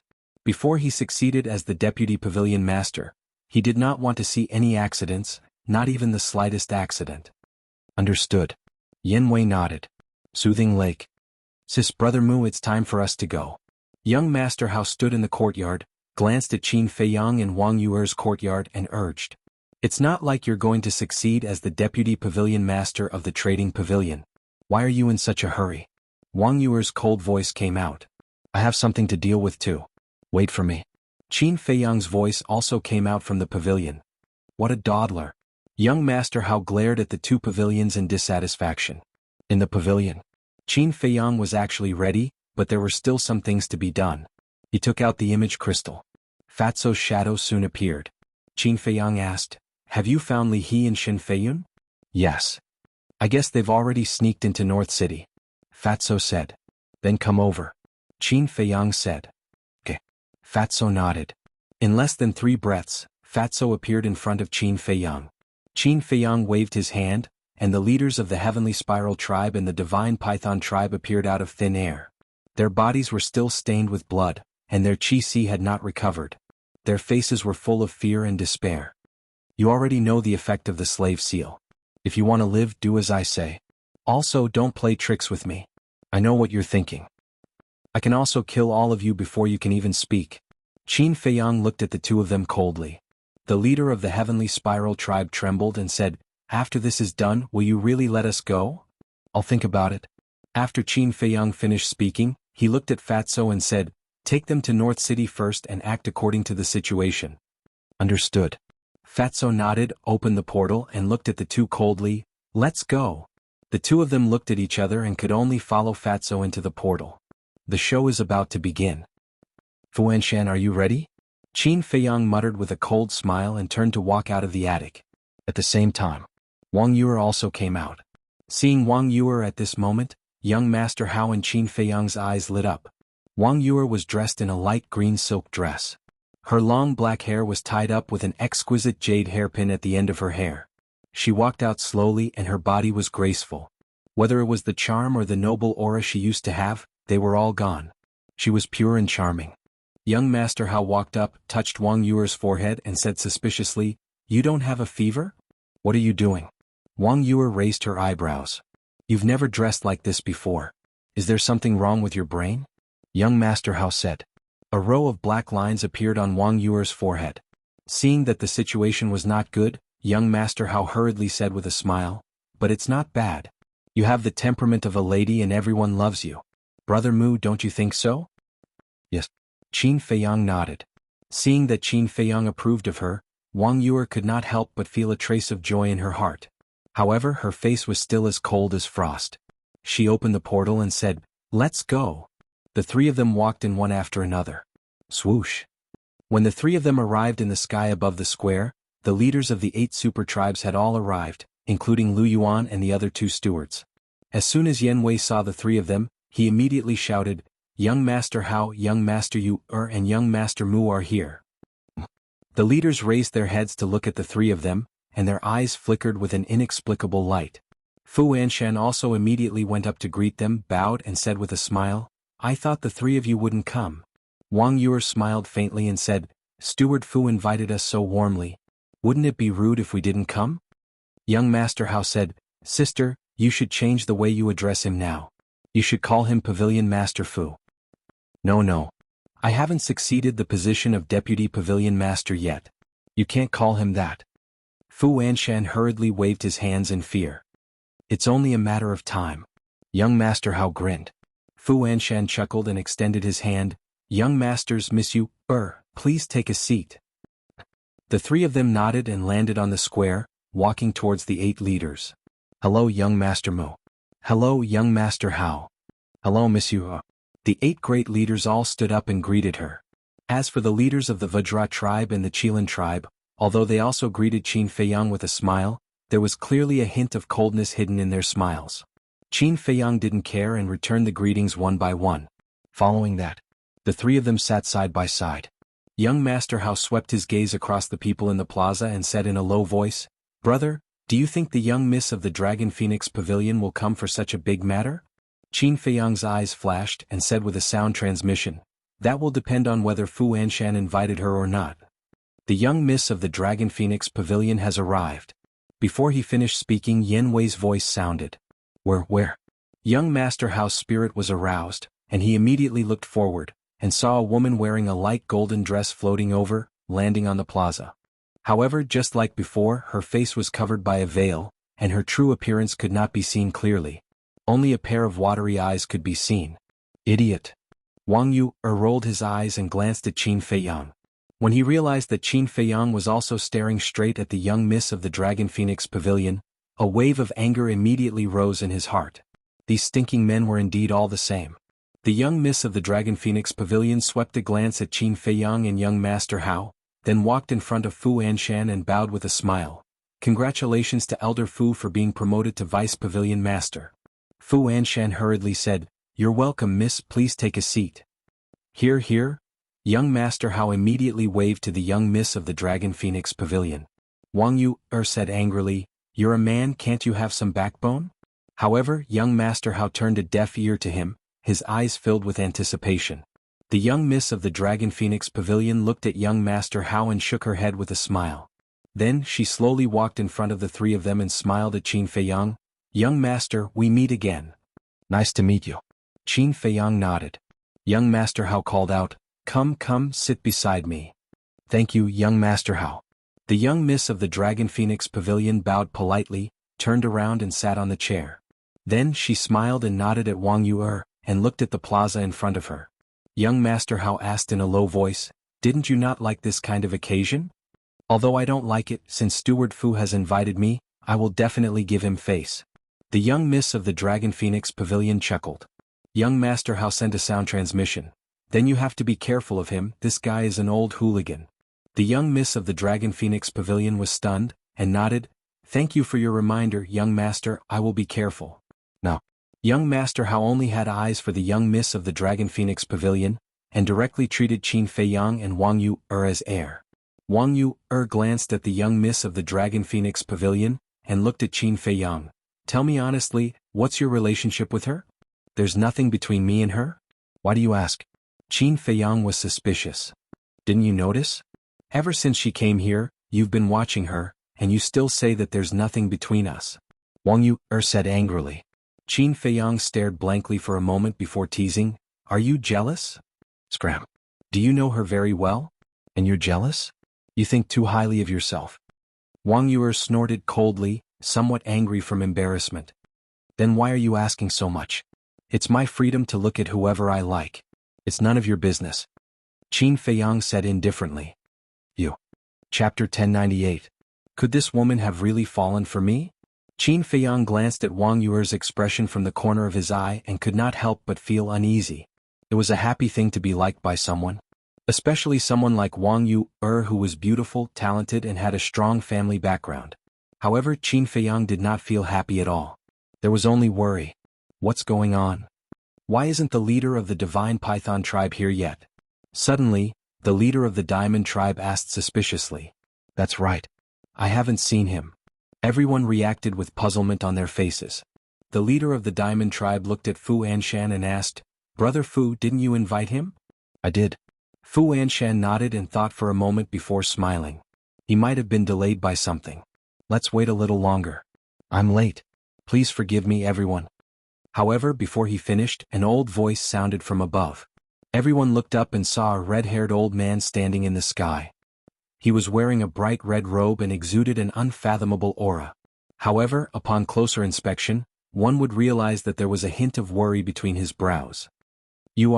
Aren't you the Grand Elder of the Divine Python tribe? Why are you here? Where's your leader?" The leader of the Diamond tribe and the others looked at him in shock. "Our leader was delayed by something and couldn't come personally. That's why he sent me to attend the ceremony. I'm really sorry." The red-haired old man smiled. Fu Anshan waved it off. It's fine, it's my honor that the Grand Elder is here personally. Please take a seat.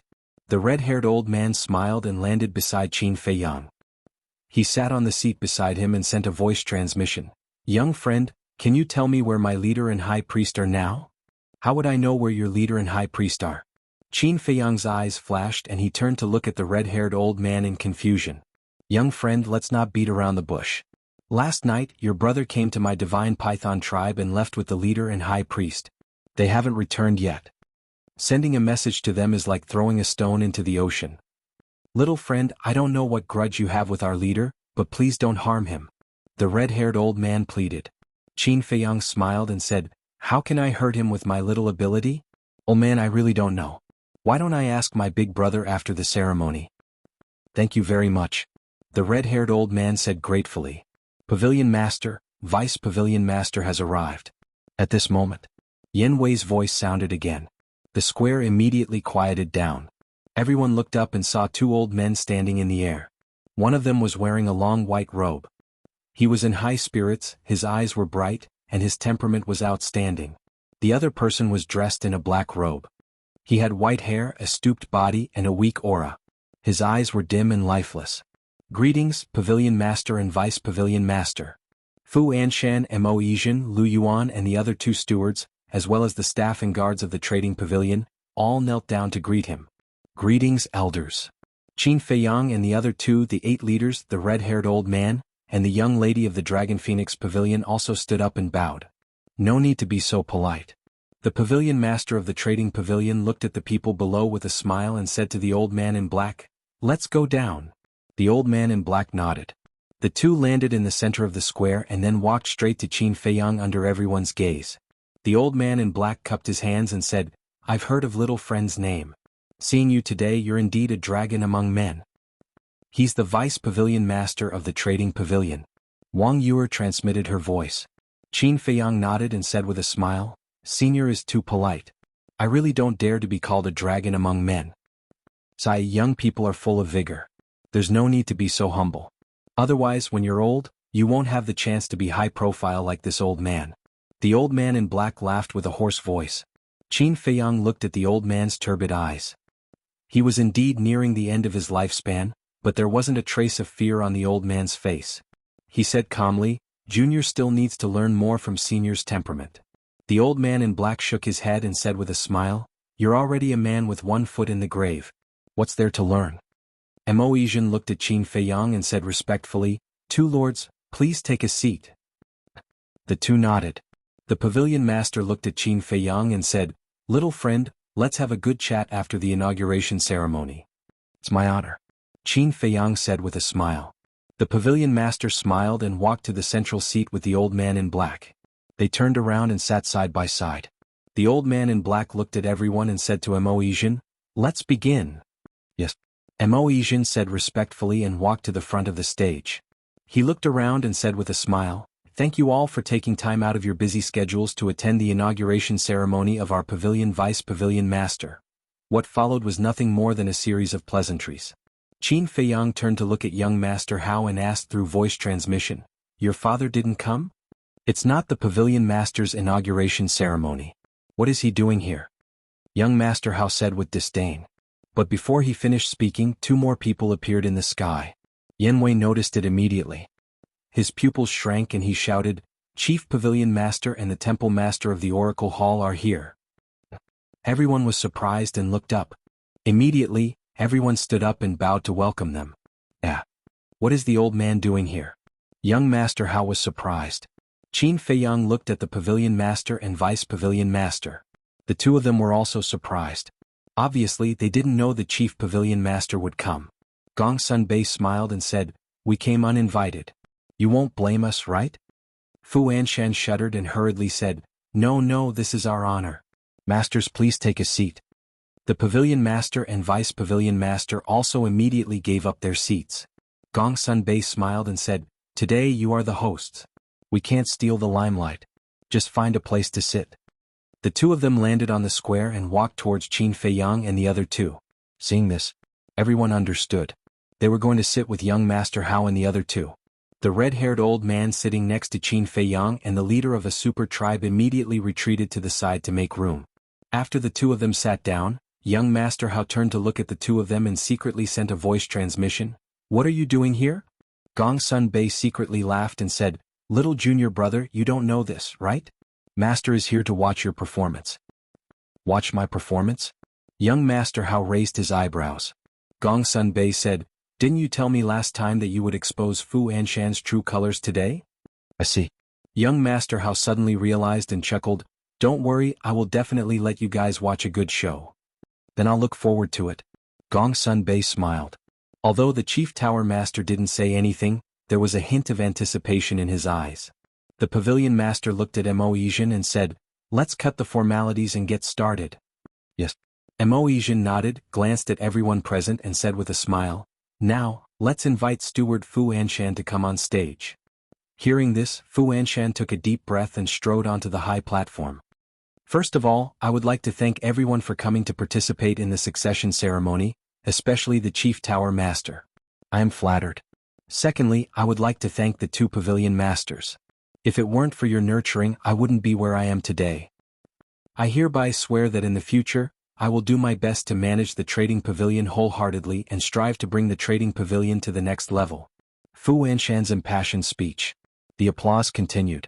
Qin Feiyang and young Master Hao were also applauding, but there was a hint of playfulness on their faces.